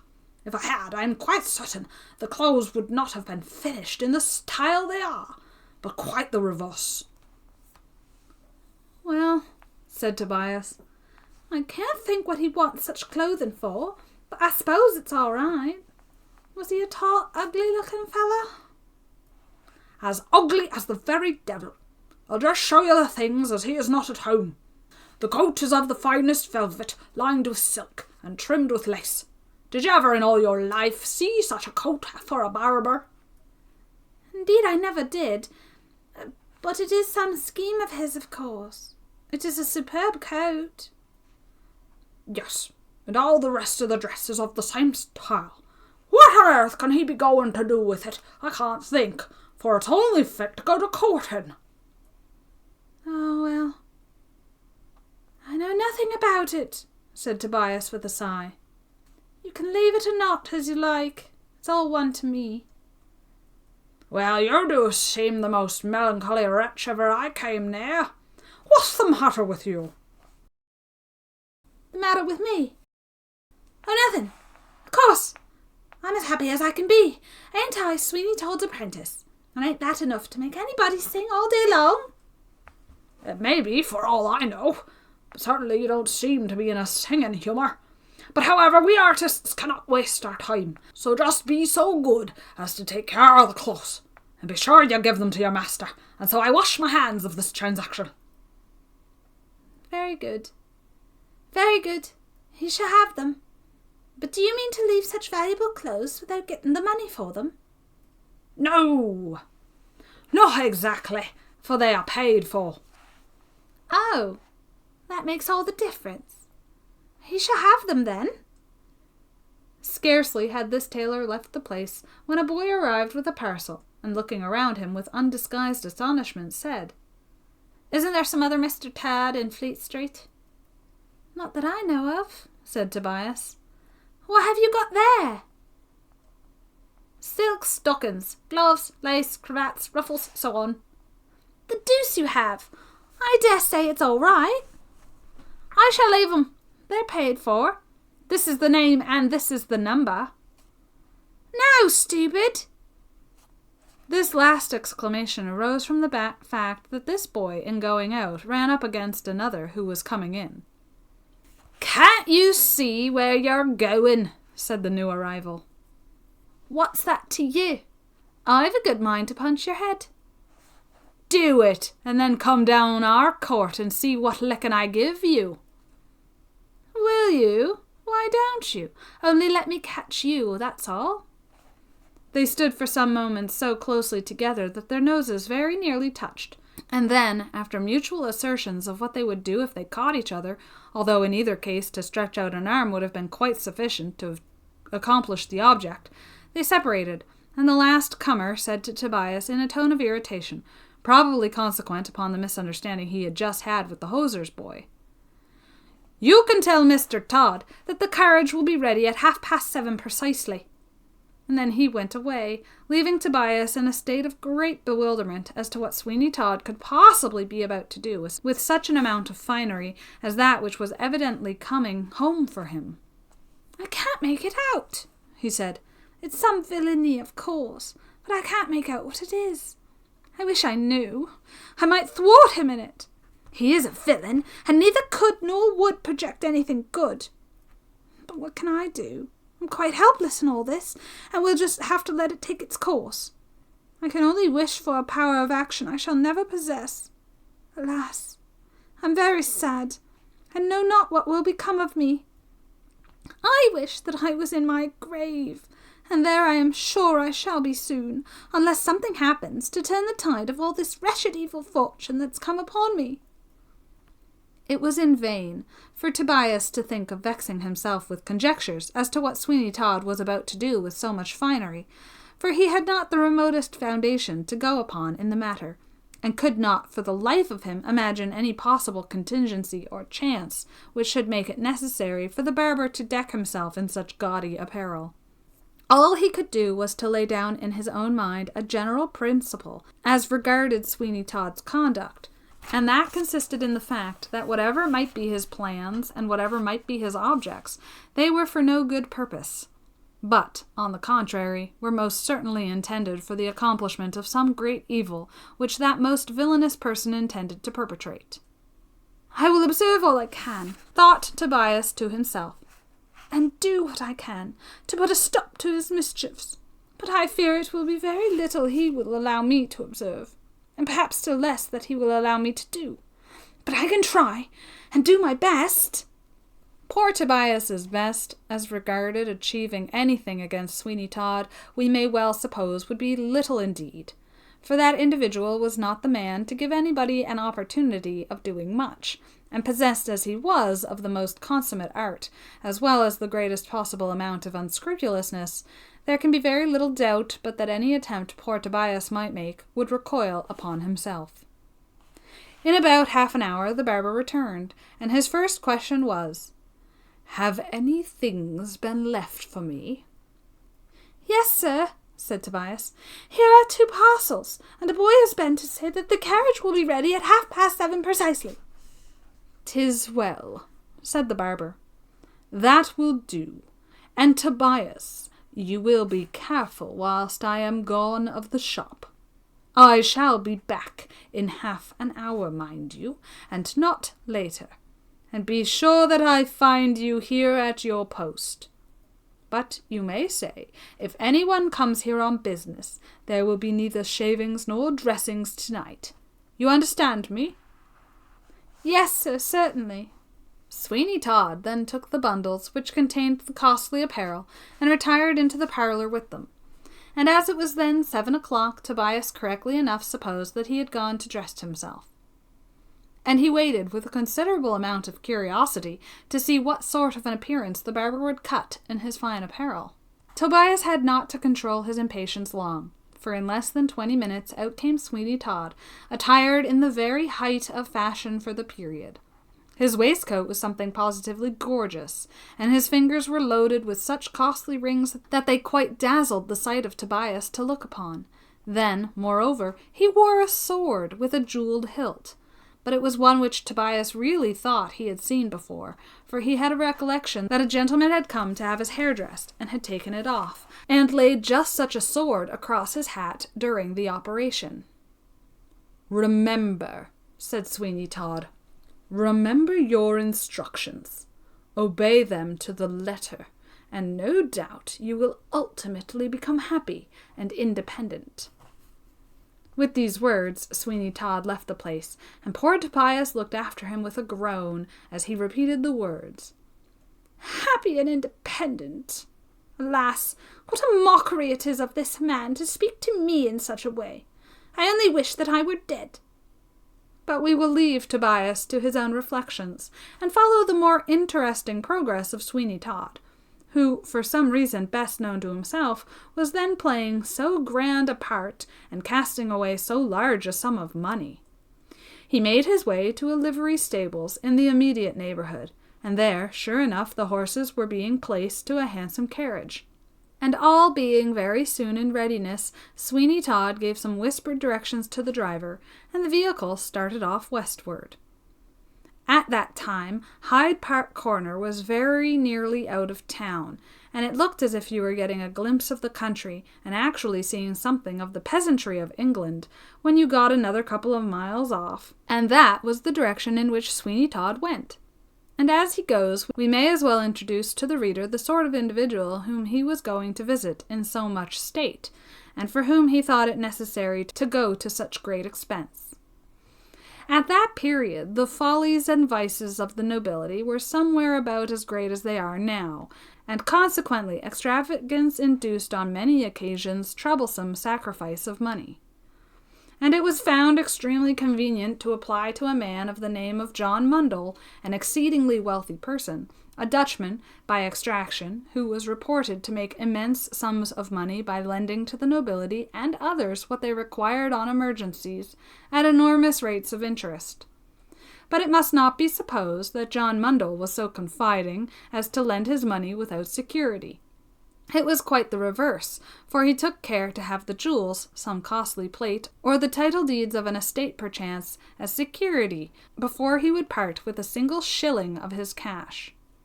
In point of fact, John Mundell was nothing more than a pawnbroker on a very extensive scale.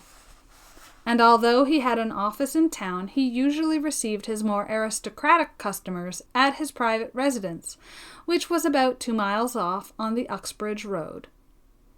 After this explanation, it can very easily be imagined what was the scheme of Sweeny Todd, and that he considered if he borrowed from John Mundell a sum equal in amount to half the real value of the pearls, he should be well rid of a property which he certainly could not sufficiently well account for the possession of, to enable him to dispose of it openly to the highest bidder. We give Sweeny Todd great credit for the scheme he proposed. It was eminently calculated to succeed, and one which, in the way he undertook it, was certainly set about in the best way possible. During his ride, he revolved in his mind exactly what he should say to John Mundell, and from what we know of him, we may be well convinced that Sweeny Todd was not likely to fail from any amount of bashfulness in the transaction, but that, on the contrary, he was just the man to succeed in any scheme which required great assurance to carry it through. For he was most certainly master of great assurance, and possessed a kind of diplomatic skill, which, had fortune placed him in a more elevated position of life, would no doubt have made a great man of him, and gained him great political reputation. John Mundell's villa, which was called, by the by, Mundell House, was a large, handsome, and modern structure surrounded by a few acres of pleasure gardens, which, however, the moneylender never looked at, for his whole soul was too much engrossed by his love for cash to enable him to do so, and if he derived any satisfaction at all from it, that satisfaction must have been entirely owing to the fact that he had wrung mansions, grounds, and all the costly furnishings of the former from an improvident debtor, who had been forced to fly from the country and leave his property wholly in the hands of the moneylender and assurer. It was but a short drive with the really handsome horses that Sweeny Todd had succeeded in hiring for the occasion, and he soon found himself opposite the entrance gates of the residence of John Mundell. His great object now was that the usurer should see the equipage which he had brought down, and he accordingly desired the footman who accompanied him at once to ring the bell at the entrance gate, and to say that a gentleman was waiting in his carriage to see Mr. Mundell. This was done, and when the moneylender's servant reported to him that the equipage was a costly one, and that in his opinion the visitor must be some nobleman of great rank, John Mundell made no difficulty about the matter, but walked down to the gate at once, where he immediately mentally subscribed to the opinion of his servant, by admitting to himself that the equipage was faultless, and presumed at once that it did belong to some person of great rank.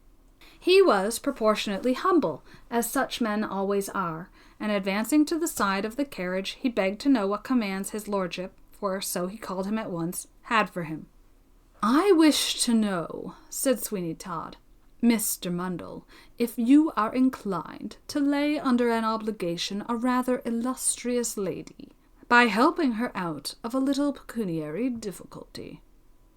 John Mundell glanced again at the equipage, and he likewise saw something of the rich dress of his visitor, who had not disputed the title which had been applied to him of lord, and he made up his mind accordingly that it was just one of the transactions that would suit him, provided the security that would be offered was of a tangible nature. That was the only point upon which John Mundell had the remotest doubt. But, at all events, he urgently pressed his visitor to alight and walk in. Chapter 17. The Great Change in the Prospects of Sweeny Todd.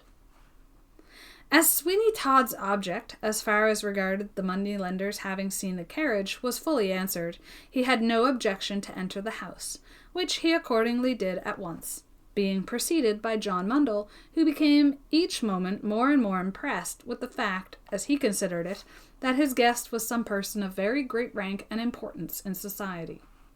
He ushered him into a splendidly furnished apartment, and after offering him refreshments, which Sweeny Todd politely declined, he waited with no small degree of impatience for his visitor to be more explicit with regard to the object of his visit. "I should," said Sweeny Todd, have myself accommodated the illustrious lady with the sum of money she requires. But as I could not do so without encumbering some estates, she positively forbade me to think of it." "Certainly," said Mr. Mundle. "She is a very illustrious lady, I presume?" "Very illustrious indeed. But it must be a condition of this transaction, if you at all enter into it, that you are not to inquire precisely who she is, nor are you to inquire precisely who I am." "It's not my usual way of conducting business. But if everything else be satisfactory, I shall not cavil at that." "Very good. By everything else being satisfactory, I presume you mean the security offered." "Why, yes, that is of great importance, my lord." I informed the illustrious lady that as the affair was to be wrapped up in something of a mystery, the security must be extremely ample." "That's a very proper view to take of the matter, my lord." "I wonder," thought John Mundle, "if he is a duke. I shall call him your grace next time, and see if he objects." "Therefore," continued Sweeny Todd, "the illustrious lady placed in my hands security to a third greater amount than she required." "Certainly, certainly. A very proper arrangement, your grace. May I ask the name of the proffered security?" "Jewels." "Highly satisfactory and unexceptionable security. They go into a small space and do not deteriorate in value." "And if they do," said the barber, "deteriorate in value, it would make no difference to you, for the illustrious person's honour would be committed to your redemption." "I don't doubt that, your grace, in the least. I merely make the remark incidentally, quite incidentally." Of course. And I trust, before going further, that you are quite in a position to enter into this subject." "Certainly I am, and I am proud to say to any amount. Show me the money's worth, your grace, and I will show you the money. That's my way of doing business, and no one can say that John Mundle ever shrunk from a matter that was brought fairly before him, and that he considered worth his going into." "It was by hearing such a character of you that I was induced to come to you. What do you think of that?" Sweeny Todd took from his pocket with a careless air the string of pearls, and cast them down before the eyes of the moneylender, who took them up and ran them rapidly through his fingers for a few seconds before he said, "I thought there was but one string like this in the kingdom, and those belong to the Queen." "Well," said Sweeny Todd, "I humbly beg your grace's pardon. How much money does your grace require on these pearls?" £12,000 is their current value. If a sale of them was enforced, £8,000 are required of you on their security." "8,000 is a large sum. As a general thing, I lend but half the value upon anything. But in this case, to oblige your grace and the illustrious personage, I do not, of course, hesitate for one moment, but shall, for 1 month, lend you the required amount." "That will do," said Sweeny Todd, scarcely concealing the exultation he felt at getting so much more from John Mundle than he expected, and which he certainly would not have got if the moneylender had not been most fully and completely impressed with the idea that the pearls belonged to the Queen, and that he had actually at length Majesty itself for a customer.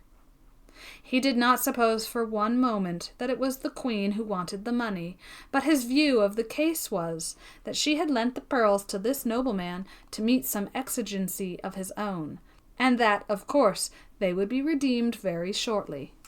Altogether, a more pleasant transaction for John Mundle could not have been imagined. It was just the sort of thing he would have looked out for, and had the greatest satisfaction in bringing to a conclusion. And he considered it was opening the door to the highest class of business in his way that he was capable of doing. "In what name, your Grace," he said, "shall I draw a cheque upon my banker?" "In the name of Colonel George." "Certainly, certainly. And if your Grace will give me an acknowledgment for £8,000, and please to understand that at the end of a month from this time the transaction will be renewed if necessary, I will give you a cheque for £7,500. Why £7,500 only, when you mentioned £8,000? The £500 is my little commission upon the transaction. Your Grace will perceive that I appreciate highly the honour of your Grace's custom, and consequently charge the lowest possible price. I can assure your Grace I could get more for my money by a great deal, but the pleasure of being able to meet your Grace's view is so great that I am willing to make a sacrifice, and therefore it is that I say 500 when I really ought to say £1,000, taking into consideration the great scarcity of money at the present juncture, and I can assure your Grace that—" "Peace, peace," said Sweeny Todd. "And if it be not convenient to redeem the jewels at the end of the month from this time, you will hear from me most assuredly." "I am quite satisfied of that," said John Mundle, and he accordingly drew a cheque for £7,500, which he handed to Sweeny Todd, who put it in his pocket, not a little delighted that at last he had got rid of his pearls, even at a price so far beneath their real value. "I need scarcely urge upon you, Mr. Mundle," he said, "the propriety of keeping this affair profoundly secret." "Indeed you need not, your Grace, for it is part of my business to be discreet and cautious. I should very soon have nothing to do in my line, your Grace may depend, if I were to talk about it. No, this transaction will forever remain locked up in my own breast, and no living soul but your Grace and I need know what occurred." With this, John Mundle showed Sweeny Todd to his carriage with abundance of respect, and in 2 minutes more he was travelling along toward town with what might be considered a small fortune in his pocket. We should have noticed earlier that Sweeny Todd had, upon the occasion of his going to sell the pearls to the lapidary in the city, made some great alterations to his appearance, so that it was not likely he should be recognized again to a positive certainty. For example, having no whiskers whatever of his own, he had put on a large black pair of false ones, as well as mustachios, and he had given some colour to his cheeks likewise, which had so completely altered his appearance that those who were most intimate with him would not have known him except by his voice, and that he took good care to alter in his intercourse with John Mundle, so that it should not become a future means of detection. "I thought that this would succeed," he muttered to himself as he went towards town, "and I have not been deceived. For 3 months longer, and only 3, I will carry on the business in Fleet Street, so that any sudden alterations in my fortunes may not give rise to suspicion." He was then silent for some minutes, during which he appeared to be revolving some very naughty question in his brain, and then he said suddenly, "Well, well, as regards Tobias, I think it will be safer, unquestionably, to put him out of the way by taking his life than to try to dispose of him in a madhouse. And I think there are one or two more persons whom it will be highly necessary to prevent being mischievous, at all events at present. I must think. When such a man as Sweeny Todd sets about thinking, there could be no possible doubt but that some serious mischief was meditated, and anyone who could have watched his face during that ride home from the money-lenders would have seen by its expression that the thoughts which agitated him were of a dark and desperate character, and such as anybody but himself would have shrunk from aghast. But he was not a man to shrink from anything, and, on the contrary, the more a set of circumstances presented themselves in a gloomy and terrific aspect, the better they seemed to suit him, and the peculiar constitution of his mind. There could be no doubt but that the love of money was the predominant feeling in Sweeny Todd's intellectual organization, and that, by the amount it would bring him, or the amount it would deprive him of, he measured everything.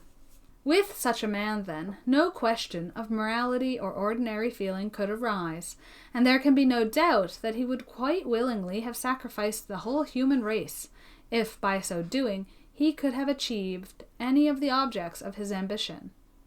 And so, on his road homeward, he probably made up his mind to plunge still deeper into criminality, and perchance to indulge in acts that a man not already so deeply versed in iniquity would have shrunk from with the most positive terror. And by a strange style of reasoning, such men as Sweeny Todd reconcile themselves to the most heinous crimes upon the grounds of what they call policy. That is to say, that having committed some serious offense, they are compelled to commit a great number more, for the purpose of endeavoring to avoid the consequences of the first lot. And hence the continuance of criminality becomes a matter necessary to self-defense, and an essential ingredient in their consideration of self-preservation. Probably Sweeny Todd had been for the greater part of his life aiming at the possession of extensive pecuniary resources, and, no doubt, by the aid of a superior intellect and a mind full of craft and design, he had managed to make others subservient to his views. And now that those views were answered, and that his underlings and accomplices were no longer required, they became positively dangerous. He was well aware of that cold-blooded policy which teaches that it is far safer to destroy than to cast away the tools by which a man carves his way to power and fortune. "They shall die," said Sweeny Todd.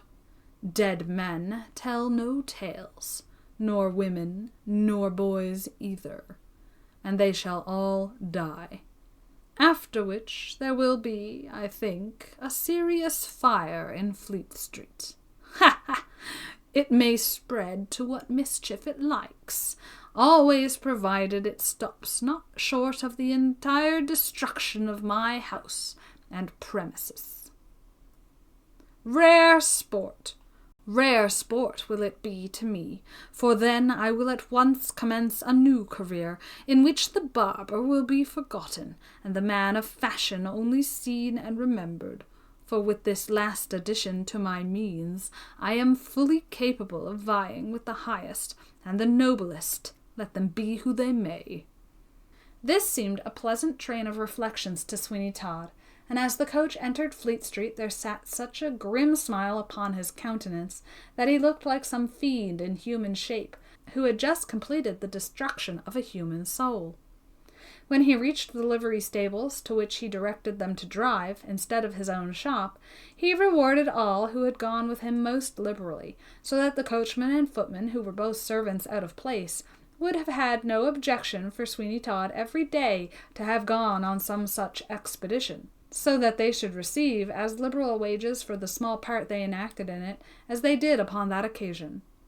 He then walked from the stables toward his own house, but upon reaching there a little disappointment awaited him, for he found, to his surprise, that no light was burning. and when he placed his hand upon the shop door, it opened, but there was no trace of Tobias, although he, Sweeny Todd, called loudly upon him the moment he set foot within the shop. Then a feeling of apprehension crept across the barber, and he groped anxiously about for some matches, by the aid of which he hoped to procure a light, and then an explanation of the mysterious absence of Tobias. But in order that we may, in its proper form, relate how it was that Tobias had had the daring, thus in open contradiction of his master, to be away from the shop, we must devote to Tobias a chapter, which will plead his extenuation. Chapter 18. Tobias's Adventures during the absence of Sweeny Todd. Tobias guessed, and guessed rightly too, that when Sweeny Todd said he would be away a half an hour, he only mentioned that short period of time in order to keep the lad's vigilance on the alert, and to prevent him from taking any advantage of a more protracted absence. The very style and manner in which he had gone out precluded the likelihood of it being for so short a period of time, and that circumstance set Tobias seriously thinking over a situation which was becoming more intolerable every day. The lad had the sense to feel that he could not go on much longer as he was going on, and that in a short time such a life would destroy him. "It is beyond endurance," he said, "and I know not what to do. And since Sweeny Todd has told me that the boy he had before went out of his senses, and is now in a cell of a madhouse, I feel that such will be my fate, and that I too shall come to that dreadful end, and then no one will believe a word I utter, but consider everything to be mere ravings." After a time, as the darkness increased, he lit the lamp which hung in the shop, and which, until it was closed for the night, usually shed a dim ray from the window. Then he sat down to think again, and he said to himself, "If I could now but summon courage to ask my mother about this robbery which Sweeny Todd imputes to her, she might assure me it was false, and that she never did such a deed. But then it is dreadful for me to ask her such a question, because it may be true, and then how shocking it would be for her to be forced to confess to me her own son such a circumstance." These were the honourable feelings which prevented Tobias from questioning his mother as regarded Todd's accusation of her, an accusation too dreadful to believe implicitly, and yet sufficiently probable for him to have a strong suspicion that it might be true after all. It is to be deeply regretted that Tobias's philosophy did not carry him a little further and make him see, the moment the charge was made, that he ought unquestionably to investigate it to the very utmost. But still we could hardly expect from a mere boy that acute reasoning and power of action, which depends so much upon the knowledge of the world and an extensive practice in the usages of society. It was sufficient if he felt correctly. We could scarcely expect him to reason so. But upon this occasion, above all others, he seemed completely overcome by the circumstances which surrounded him. And from his excited manner one might have almost imagined that the insanity he himself predicted at the close of his career was really not far off. He wrung his hands and he wept, every now and then in sad speech, bitterly bemoaning his situation, until at length, with a sudden resolution, he sprang to his feet, exclaiming, "This night shall end it! I can endure it no more! I will fly from this place and seek my fortune elsewhere. Any amount of distress, danger, or death itself even, is preferable to the dreadful life I lead." He walked some paces toward the door, and then he paused, as he said to himself in a low tone, "Todd will surely not be home yet a while, and why should I then neglect the only opportunity I may ever have of searching this house to satisfy my mind as regards any of the mysteries that it contains?" He paused over this thought and considered well its danger, for dangerous indeed it was to no small extent. But he was desperate, and with a resolution that scarcely could have been expected from him, he determined upon taking that first step, above all others, which Todd was almost certain to punish with death. He closed the shop door, and bolted it upon the inside, so that he could not be suddenly interrupted, and then he looked round him carefully for some weapon, by the aid of which he should be able to break his way into the parlour, which the barber always kept closed and locked in his absence. A weapon that would answer the purpose of breaking any lock if he, Tobias, chose to proceed so roughly to work was close at hand in the iron bar which, when the place was closed at night, secured a shutter to the door. Wrought up as he was to almost frenzy, Tobias seized the bar, and advancing toward the parlor door, he with one blow smashed the lock to atoms, and the door yielded. The moment it did so, there was a crash of glass, and when Tobias entered the room, he saw that upon its threshold lay a wine-glass shattered to atoms, and he felt certain that it had been placed in some artful position by Sweeny Todd as a detector, when he should return, of any attempt that had been made upon the door of the parlor. And now Tobias felt that he was so far committed that he might as well go on with his work, and accordingly he lit a candle, which he found upon the parlor table, and then proceeded to make what discoveries he could. Several of the cupboards in the room yielded at once to his hand, and in them he found nothing remarkable, but there was one that he could not open, so, without a moment's hesitation, he had recourse to the bar of iron again, and broke its lock, when the door swung open, and to his astonishment there tumbled out of this cupboard such a volley of hats of all sorts and descriptions, some looped with silver, some three-cornered, and some square, that they formed quite a museum of that article of attire, and excited the greatest surprise in the mind of Tobias, at the same time that they tended very greatly to confirm some other thoughts and feelings which he had concerning Sweeny Todd.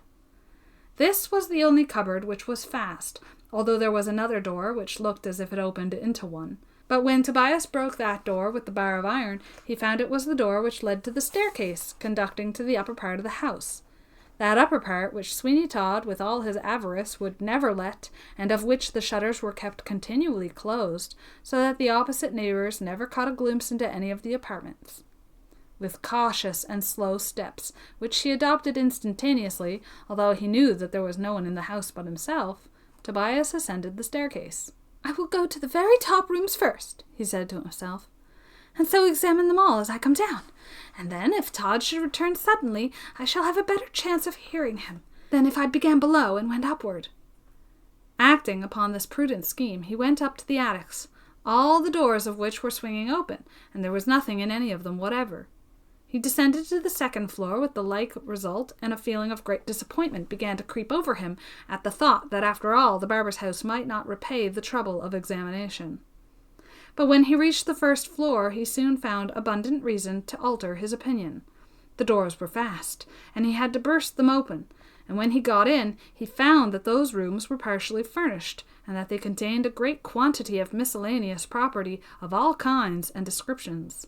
In one corner was an enormous quantity of walking sticks, some of which were of a very costly and expensive character, with gold and silver chased tops to them.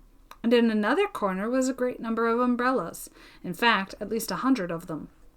Then there were boots and shoes lying upon the floor, partially covered up as if to keep them from dirt.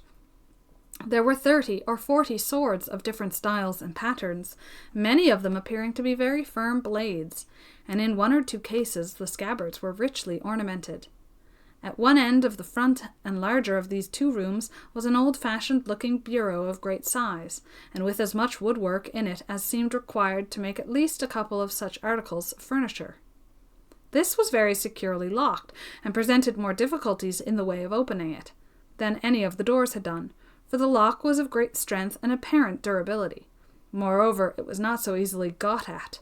But at length, by using the bar as a sort of lever instead of as a mere machine to strike with, Tobias succeeded in forcing this bureau open, and then his eyes were perfectly dazzled with the amount of jewelry and trinkets of all kinds and descriptions that were exhibited to his gaze.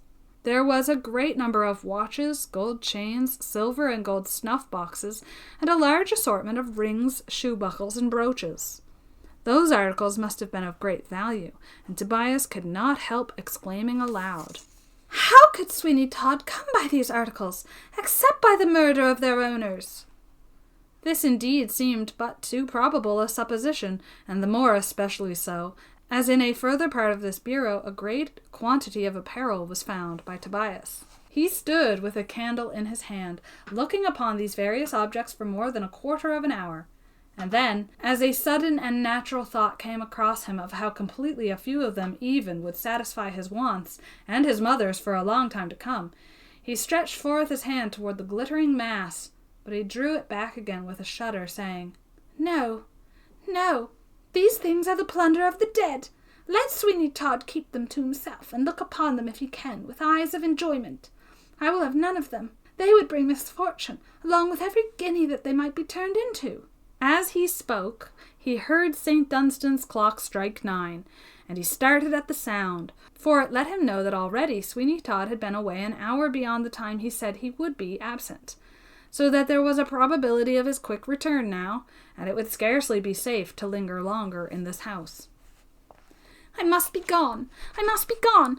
I should like to look upon my mother's face once more before I leave London forever, perhaps. I might tell her of the danger she is in from Todd's knowledge of her secret. No, no, I cannot speak to her of that. I must go, and leave her to those chances which I hope and trust will work favourably for her."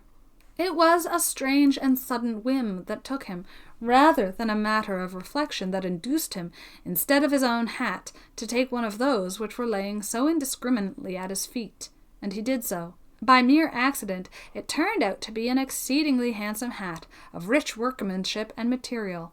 And then Tobias, feeling terrified lest Sweeny Todd should return before he could leave the place, paid no attention to anything, but turned from the shop, merely pulling the door after him, and then darting over the road toward the temple like a hunted hare. For his great wish was to see his mother, and then he had an undefined notion that his best plan for escaping the clutches of Sweeny Todd would be to go to sea. In common with all boys of his age, who know nothing whatever of the life of a sailor, it presented itself in the most fascinating colours. A sailor ashore and a sailor afloat are about as two different things as the world can present. But to the imagination of Tobias Ragg, a sailor was somebody who was always dancing hornpipes, spending money, and telling wonderful stories. No wonder, then, that the profession presented itself under such fascinating colours to all such persons as Tobias, and as it seemed, and still seems, to be a sort of general understanding that the real condition of a sailor should be mystified in every possible way and shape by both novelist and dramatist, it is no wonder that it requires actual experience to enable those parties who are in the habit of being carried away by just what they hear to come to a correct conclusion. "I will go to sea," ejaculated Tobias. "Yes, I'll go to sea." As he spoke these words, he passed out of the gate of the temple leading into Whitefriars, in which ancient vicinity his mother dwelt, endeavouring to eke out a living as best she might. She was very much surprised, for she happened to be at home, at the unexpected visit of her son Tobias, and uttered a faint scream as she let fall a flat iron very nearly upon his toes. "Mother," he said, "I cannot stay with Sweeny Todd any longer, so do not ask me." "Not stay with such a respectable man?" "A respectable man? Mother! Alas, alas, how little you know of him! But what am I saying? I dare not speak. Oh, that fatal, fatal candlestick!" "But how are you going to live? Of what do you mean by a fatal candlestick?" "Forgive me. I did not mean to say that. Farewell, mother. I'm going to sea." "To see what, my dear?" said Mrs. Ragg, who was much more difficult to talk to than even Hamlet's gravedigger. "You don't know how much I am obliged to Sweeny Todd." "Yes, I do, and that's what drives me mad to think of. Farewell, mother, perhaps forever. If I can, of course, I will communicate with you, but now I dare not stay." "Oh, what have you done, Tobias? What have you done?" "Nothing, nothing. But Sweeny Todd is—" "What? What?" No matter, nothing. And yet, at this last moment, I am almost tempted to ask you concerning a candlestick." "Don't mention that," said Mrs. Ragg. "I don't want to hear anything said about it." "It is true, then?" "Yes, but did Mr. Todd tell you?" He did. I have now asked the question I never thought could have passed my lips. Farewell, mother, forever farewell." Tobias rushed out of the place, leaving old Mrs. Ragg astonished at his behaviour, and with a strong suspicion that some accession of insanity had come over him. "The Lord have mercy upon us," she said. "What shall I do? I am astonished at Mr. Todd telling him about the candlestick. It's true enough, though, for all that. I recollect it well, as though it were yesterday.